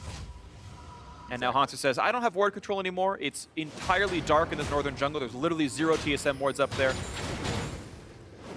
Haunter feels safe enough to get one more wave, but he can't get much more, as Someday will return to that spot. And he gets a shove to the turret, and that's kind of the key thing there for him. So no freeze is able to be set up, nothing like that. The wave will always bounce back to him. And so far, Dignitas has done a good job not exposing themselves, not offering up that TP play. And there's only about 20% left on that cooldown for Someday. Dignitas has made it through the woods for the most part. We'll see if Haunter can kind of capitalize on these closing seconds where he does have his TP advantage. 50 seconds, so 21 minutes in just a couple of seconds, that TP is going to be back. I really like the point out from you two about how Someday is playing it. You can see him roaming towards mid lane. Ooh, where could he TP? Maybe there. I'll walk down, walk right back up in time to catch the mini wave. You don't lose anything for making those moves because he's always getting to the place he needs to be to collect the mini wave as well. So this is a small thing, but if a play gets called, he's going to be there. And you can see the way the rest of the team is playing. Look how far back they are. Every single one of them on their side of the map. No one's even in sight range of the river, but that means that TSM gets ward control. They get to set up around this mountain drake. They've already got their own wards down. Team Dignitas have no vision, that ward notwithstanding, granted, but there's no one in range to stop this. So, you know, some of the defensive plays that were required via that TP play, under perfect play just manifests in TSM retaining ward control and getting a drake for it. And that's something that you can kind of link way back to that TP play. This is part of the cost almost that has been expended. But Someday has his TP back up. Can be looking to make some of those plays. Once again, he has been spectacular with his TPs, really shining on the tank as well as the Fiora. Yeah, typically. Quick knockdown on the cannon. Maybe 50 gold for Biofrost. Richest support in the game, I would guess.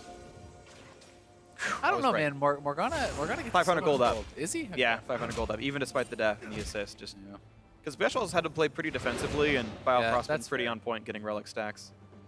I, the watcher, sometimes can net so much gold from Morgana if you're able to actually just kind of consistently proc that out.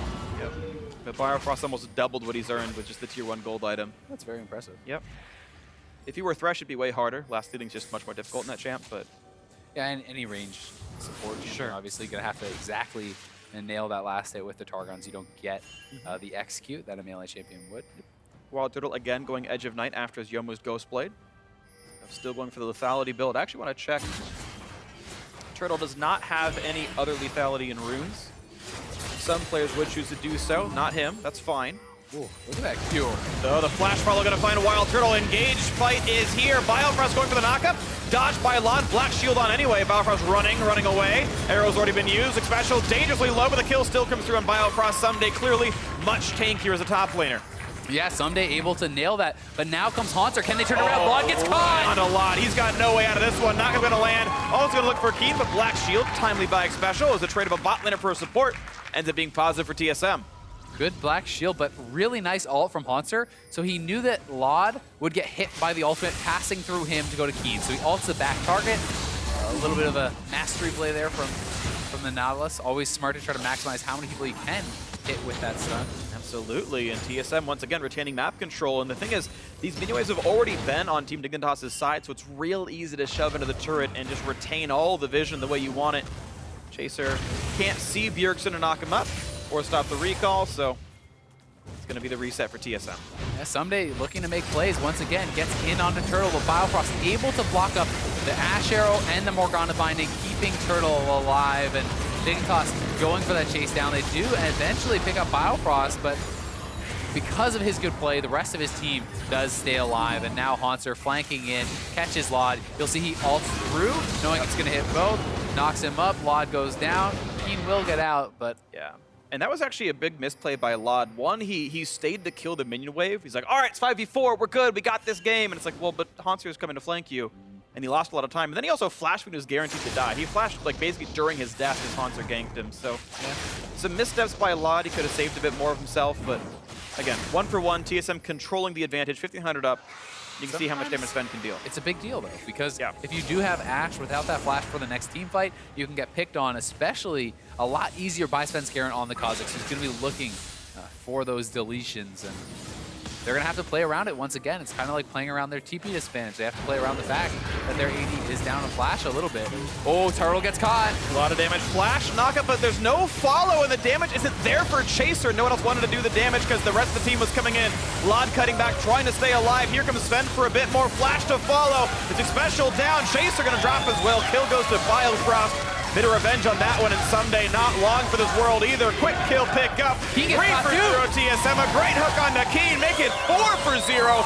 Beautifully done by TSM. And that should be the Baron. This isn't even the worst of it. TSM, 4 kills for 0. Decimate the fight. Will go straight to Baron, and almost no chance to take that, as it started like a pick for Dig, but got turned around with him so hard. And look at that, the fact they couldn't get the kill. TSM now allocating the resources. Bjerg's going to take down mid lane tier 2. They don't need him to kill off the Baron. An easy pickup here for Sven. Heals himself up with the Void Spikes, and down it goes Baron, and a 6,000 gold lead for TSM. Really big for TSM, as They have looked good these last 2 games. Dignitas trying to make plays, trying to get those picks, but it is turned around on them, and here is how it started out. With ultimate there from Turtle, Vlad nails his, but Haunter zoning out the carries. And especially shielded himself on accident, I think. Yeah, and I mean, Lod is just getting pushed out of the fight, and Biocross has protected his carry. Chaser is isolated, he gets taken down. There's no threat from the backline as Lod is way too low. So Someday is just gonna have to sacrifice his life. Then Keen hanging around way too long. He's gonna get hooked in by Haunter. A good grab by him. Nets them another kill. And really, that was some great team fighting from Haunter. A lot of credit deserved by him to zone the carries and trust your backline to survive against the tank Rek'Sai. Yeah, the fact that Lod's getting zoned out so easily despite having a black shield on your team, like that's a really free chase in to kill the Varus off, but being flashless, being afraid of Bjergsen roaming back in, he runs away, special black shield's the wrong target, and you know, all the health bars went down at that point, so it's TSM definitely executing much more cleanly, looking to ride this game home, and it's sub 30 minutes. They've got a sizable lead pretty early on. And they can even look to utilize their TP as Haunter has TP advantage. He's shoving in bot side, but they could try to set up the TP play top side if they want to go for that. You know, anytime Haunter backs off, Dignitas' top lane has to be very careful. They have to watch out for these TP flanks because Someday can't manage. Definitely cannot. You got to watch out for that. Baron buffs on all the members of TSM makes it pretty easy to keep the push going. They split up pretty sizably. Dual lane heads to the top side. That's going to be an easily taken turret. I don't believe there's an answer available. No, certainly not. Yeah, Sven's here. That's done for. Lead expands. TSM can look for a little bit more. All the tier 2 turrets gone except for the bot lane. And that's not going to be much longer either. Yeah, exactly. I think that one's going to be going down next. As Someday has backed off, I think at this point he knows he needs to group up with a team and try to make a play, try to get a pick. They need to hit someone with the Ash Arrow, the bindings, and take someone out because otherwise it's looking grim. Wild Arrow hits Biofrost. Don't know why I even looked for it there. Bio catches both. Good job by him. Disengaged regardless. There we go. Bot lane tier 2 gonna fall, and if you're trying to pull the trigger off Haunter being bot lane, they needed Someday close to the lineup there. Starting to see some cracks in the Team Dignitas armor. Oh no, he gave away local gold. Haunter, not greedy apparently, wants to join the mid lane. Yeah, I think it's the right call. Move over. That's the only way that something can really go bad there. Haunter was jumped onto by Someday, but not much threat of damage there. Wants to stick around the team. Knows that really for Dignitas, it's a desperation engage or it's backing off here. They don't have their pick tools. That turret has one hit on it. I think Dignitas will just back off. There we go. Taken down by the minions themselves. Not even champions. Sorry to knock that one out. Hook's gonna land on a Someday. Can be quickly killed. The stun's there. The ulti's pop has to flash out of the team fight. Bramble tags just the tree, trying to knock him up. Black Shield lets him walk away. That's still mid lane inhibitor taken out. TSM furthering the control. And look at top lane. They've prepped the wave. It's right there at the turret. TSM makes the easy rotation. Baron buff of the minions, working on this turret as well. They're going to get it, no problem. Somebody's healed back up. Ulti's still on cooldown. They've got up the Chaser. The engage comes in. Keen's popped right away. Chaser's going to be next for that one. 2 for 0. Special 50 to third. Look at the damage up, but they've got Lot forced away. Bjergsen actually kills him with the poison. 4 for 0, and Someday is going to go down next. The clean ace, 5 for nothing. TSM went from 3 to 3 in kills to 12 and 3. The Baron, the entire base, the series itself, and TSM will improve to 2 and 1. Crushing Team Dignitas under their heels, saying, how dare you power rank them above us? TSM, trajectory upwards. Definitely a strong upward trajectory for TSM. They look great. They make the last 2 games look easy, severely outclassing Dignitas in games 2 and 3, and they have got to feel good about this one. And Haunter biases our stats. Rabadon's death cap, 100% win rate on Nautilus as he recalled back, sold the items, and bought new ones and TP'd into the fray. Of course, he was a tank this game. The post-game stats will lie to you. Either way, TSM definitely can feel very, very good about this win. Yeah. They found the road they needed to take. You could tell they're excited about it. That was like a lot of kind of stylish, you know, like selling the items, TP back in, flash, queuing backwards. They were having some fun with it. Definitely a big win for TSM, momentum-wise and standings-wise, you know. They lost to C9 now, but they're 2 and 1, and they only have lost to the team that looks like the best one in the league. Exactly. The only they've lost to is the #1 team in the LCS by most people's margins here. TSM, we're supposed to be number 2. Didn't look that way in week 1, and I think even coming into this game, I don't think the players would have been that confident. They know they can show up on any given day, but TSM were probably not favorites here. Turtle, now all smiles, and even TSM fans will now like him after his performance today. Savage Rick. Just saying, I made the joke earlier. Turtle's likable by everyone except the salty TSM fans. Now they're happy with Turtle as well. Team Dignitas, sadly, deprecate to 1 and 2. I think they've had a very hard schedule, though. I would consider TSM, C9, and even Phoenix 1 as top half standings teams, potentially, in the last one. They really have. And I think that we have seen some of their holes kind of begin to show a little bit in this series. You know, Game 2, they really did look lost. Game 3, it simply felt like they were outclassed. You know, the last 2 games didn't feel like they were really matching up well against TSM. And I think that in this Game 3, they had a plan, but TSM was just equal to it, right? Yeah. They were always able to match the TPs, to match the plays, and to get more out of almost all of those trades. Absolutely agree. TSM playing better as the team, and it just took them a game to warm up, it felt like. The first one, they got pushed around, and they had to win by making team plays, and they failed to do so. They needed the 5-on-5s, but they couldn't find the flanks. It never came together, and they got split pushed to death, and that desperation team fight came in too late.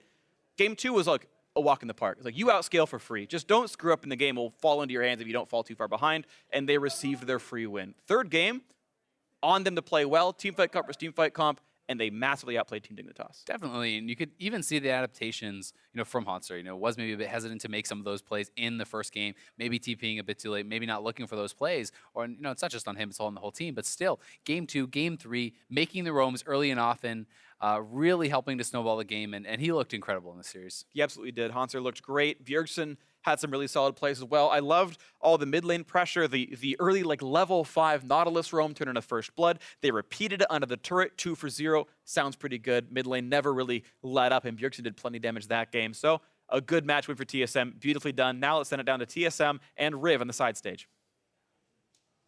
Thank you very much, gentlemen. Great cast on the day. I am joined by TSM Hanser after their victory over Dignitas back in the NALCS. And I got to ask you guys back as well. It seems like things are gelling a little bit more.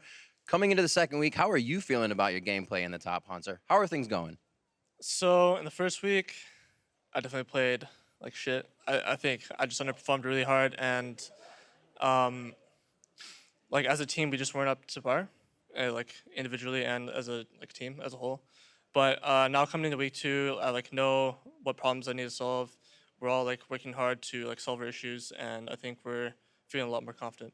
Has it been interesting without Doublelift on the team where the obligations have to go after that, maybe another voice from Bio on the bottom? Has that been tough for the team? It's definitely been a struggle because Peter was super decisive, and he basically always forced plays around him. So the team had to take care of him. But now that we have Turtle, it was just we kind of don't have as much direction as we used to. So we're just looking to find that groove back. And last time I got to speak to you was at finals in Canada, and I kind of spoke to you about wanting to be the top laner for NALCS. How is that working out now? You have Flame to go against, Someday to go against. Obviously, you're still fighting for that position, but how is the competition up there this season? It's really hard to tell because it's really early in the season, and haven't played that many opponents yet. But definitely the top playing pool has gotten a lot better, and it's going to be a lot more competitive than it was last year. Well, doing better. Undefeated on Nautilus, that 1-0-10 game. You guys go into another difficult match tomorrow against Team Liquid. You're going to be facing Lorlo up there. How do you feel about the matchup and just overall the game? I think it's going to be a pretty easy game for us. All right, well, you heard it here from Hanser. Final words on that. TSM taking the win over Dignitas. We're going to throw it to the analyst desk to break down the rest of the day. Thank you very much, Riv. Strong words out of Hanser there leading into tomorrow's matchup against Team Liquid after the 2-1 victory here for TSM. But I do have to say, those last 2 games there looked so much better out of TSM as opposed to the ones previously played in week 1. Yeah, the cash just kept hitting it. Even just the first game of the series, the next 2 games looked incredibly different. The upward trajectory throughout that series was great. Hanser was talking about they all had a lot to work on after week 1.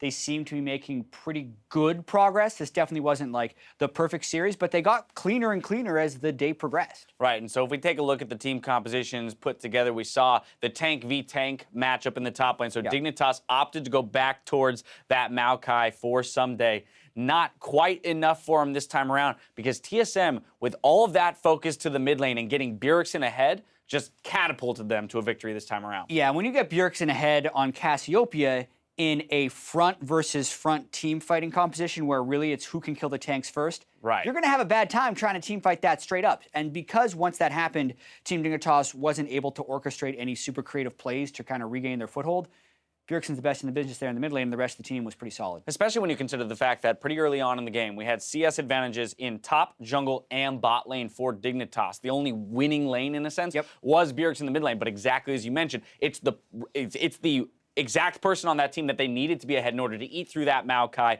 and the high health builders on the side of Team Dignitas. Yeah, and this was the promising thing for TSM as well. When they had those disadvantages in the side lanes, they very quickly moved them around, right? Hanser, you could argue, had the disadvantage because he got Bjergsen ahead. And then when the bottom lane was losing, they immediately shoot those guys up to the top lane to get the first turret gold for the team. So they were very proactive in their disadvantaged lanes and was quite successful. And let's go ahead and take a look at the one fight 24 minutes into the game. TSM turning this around off of Dignitas aggression. This looked like an easy dig win here. Yeah, we were wondering how this went 4 kills for TSM, but it's because no one could follow through to finish off Wild Turtle, in part because Laud burned his flash previously, and Hanser's TP also blocked the rest of them, and it's very difficult to move past the front line when both teams have compositions like this, unless you have Kha'Zix, who is one person who can have pretty good backline access, and then King just stuck around too long, and the game was maybe 1,000 gold different at that point, and then once that happened, it was over. Right, look, I mean, that was around the 25-minute mark there, and you can see it on the gold difference over time. That big spike, that was that fight there. Of course, they went and picked up the Baron off the backside of that. Pretty easy to push down the turrets from then on out. Someday unable to match Nautilus in the split push once that Baron buff is there. So a lot, or rather a large influx of gold at that point. And TSM is clearly still capable, with Bjergsen at the helm, of closing out a game when ahead, right? It's just that up to this point, we hadn't seen them in this position too many times. Absolutely, and it is going to be an adjustment period for TSM. Turns out Doublelift was a pretty good shot caller. A skill he developed throughout his career for sure, but you can definitely feel his absence, and Hanser talked about it even in that interview. They play much slower. It looks more like 2015 TSM than 2016 TSM, the last time Bjergsen was the primary shot caller. So they still need to find a way to accelerate that pace of game, because there were a lot of good things that came from TSM being so aggressive last year. I was about to say, whether or not Doublelift's shot individual calls were good or bad, kind of irrelevant. They were there. Yeah, what Hanser was saying is that we had direction because he was an aggressive person who asked for things to get done. And if we follow up on it, then hey, that's action rather than inaction. So it's paying off for TSM here. When they're able to take action, they're going to have to figure out who is, whose shoulders that responsibility is going to land on. Now, if there is going to be criticism thrown towards any player here in this game, I do have to look at Wild Turtle on the side of TSM, missing a lot of Varus ultimates there. So mechanically still not necessarily hitting the mark, which I feel against the very top tier teams and in more and more high pressure situations could definitely bite them. He missed a lot of skill shots, and he also had a few oopsies throughout the series, like the time where he got caught in the bot lane, recall shopping, and gave a free kill over onto Kha'Zix. I believe that was in game 2. Very low percentage, as we mentioned, on ultimates, which are key abilities when they're running pick compositions like that. And they didn't have laning phase victories. Mind you, they weren't picking themselves into winning situations, but that is definitely a very clear area for improvement. Yeah, but a player who stepped up in this game was Hanser. From the top lane, we saw a very early roam down to the mid lane, the flash auto on Nautilus to get the root. Absolutely loved what is, as mechanical a play as Nautilus can muster. But, he has found a way to affect the map as a pretty much solely tank player and get Bjergsen ahead as their main carry. Yeah, I think there will be arguments for Hanser in game 2 on the Poppy as well, but it's kind of just who is able to find the way to get the team the first advantage, because those are the hardest to come by. I like the fact that Hanser also was able to step up against Someday after Someday had such a dominating game 1, and you could kind of tell that TSM really they learned almost how to deal with him throughout the series, and Hanser made a ton of plays throughout that game. Right, it would be easy to roll over and take your lickings after a loss against a Fiora like that, but he turns it around. TSM picks up the victory with 2 more matches under our belts. Let's go ahead and take a look at the standings. FlyQuest is now in sole position. FlyQuest, what are you doing up there at the top of the tables? 3-0, but hey, they earned it. Then, with their win, TSM holds on to 3rd place at 2-1, leaving CLG and Team Dignitas tied for 7th place after today's games. But plenty can change as we still have a weekend of games ahead of us. Tomorrow on NALCS 1, we have Immortals facing off against Cloud9, with TSM loading back into the battle arena to play Team Liquid. That's a big one that Hanser and Lorlo matchup will be fun to watch, especially after the commentary in that interview. Then on NALCS 2, Envy take on Phoenix 1 with Echo Fox versus Team Dignitas later in the day. So we already mentioned this Team Liquid TSM game. How do you expect that to play out, especially with how well Lorlo has been playing so far this split? Exactly, and also you say Team Liquid lost to FlyQuest. Maybe they're a little shaky, but it turns out FlyQuest is playing very well. This game will tell us a lot, especially because TSM is starting to play a little cleaner, and Team Liquid has some time to pick things up. If it turns into another one of those top lane focused games, so much of it does actually swing on that draft phase. Because I feel like if TSM is able to manipulate tank versus tank matchups, they're heavily advantaged. So if Lorlo, I feel like, wants to have an edge, they have to find a way to give him a winning lane. Exactly. I mean, Hanser has illustrated today that he can go up against other top-tier top laners in someday. Lorlo, who's been performing both on the carries and the tanks, should be able to be kept under control if Svenskeren makes his visits up there. The mid lane is where I'm looking. Bjergsen against, say, Golden Glue or Link, if they decide to bring him in, seems even more lopsided to me than Bjergsen versus Keen. Exactly, and I think that's why TSM would have the advantage in the tank matchup, because so much of that depends on how good your damage is and how well they can cut through the front line. And Bjergsen's Cassiopeia play has been very good so far this year. Well, TSM's got a win under their belt this weekend. They'll be moving in tomorrow with some confidence. From all of us here, though, on the live broadcast crew, we got to thank you for joining us, and we'll see you here tomorrow. So have a good night.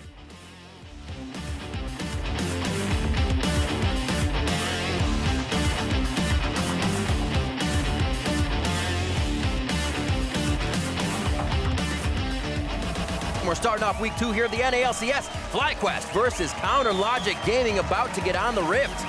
Ooh, that is a whole lot of damage. Feeling the pain through the screen. Moon getting caught up in the slalom of the video. One last attack. Can you W? Yep. Nice. Nice. No. All Tech and the rest of the team are in. Stixie tries to rejoin the fight. No rangers from the outside, just the autos. Go. I'm flashing up. I'm going in. Back me up. We're We're fine. We win. Wait, you're a weeb?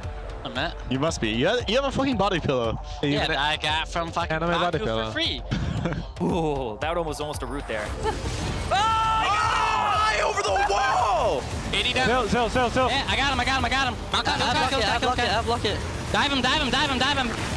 FlyQuest coming out with another 2-0 to start week 2. 바론. 카직스 돔. Nice. A little bit too much damage. Rise somehow gets the last hit. They're going to go ahead and top down one of the turrets, and Bjerg's going to be there to stop it. Oh, the redemption! Expesto wins the game thanks to Someday in the base. That was perfect. Oh, but Someday has no summoners now. He's going to get kicked in. There's the quick kick, clean as you like it. There's the kill picked up also. Chase the flash. Go back. Don't chase him. Go back. Special down. Chaser going to drop as well. Kill goes to Biofrost. Bit of revenge on that one, and Someday not long for this world either. Quick kill pick up. 3 for 0 TSM. A great hook on Nakeen. Make it 4 for 0. TSM, they look great. They make the last 2 games look easy.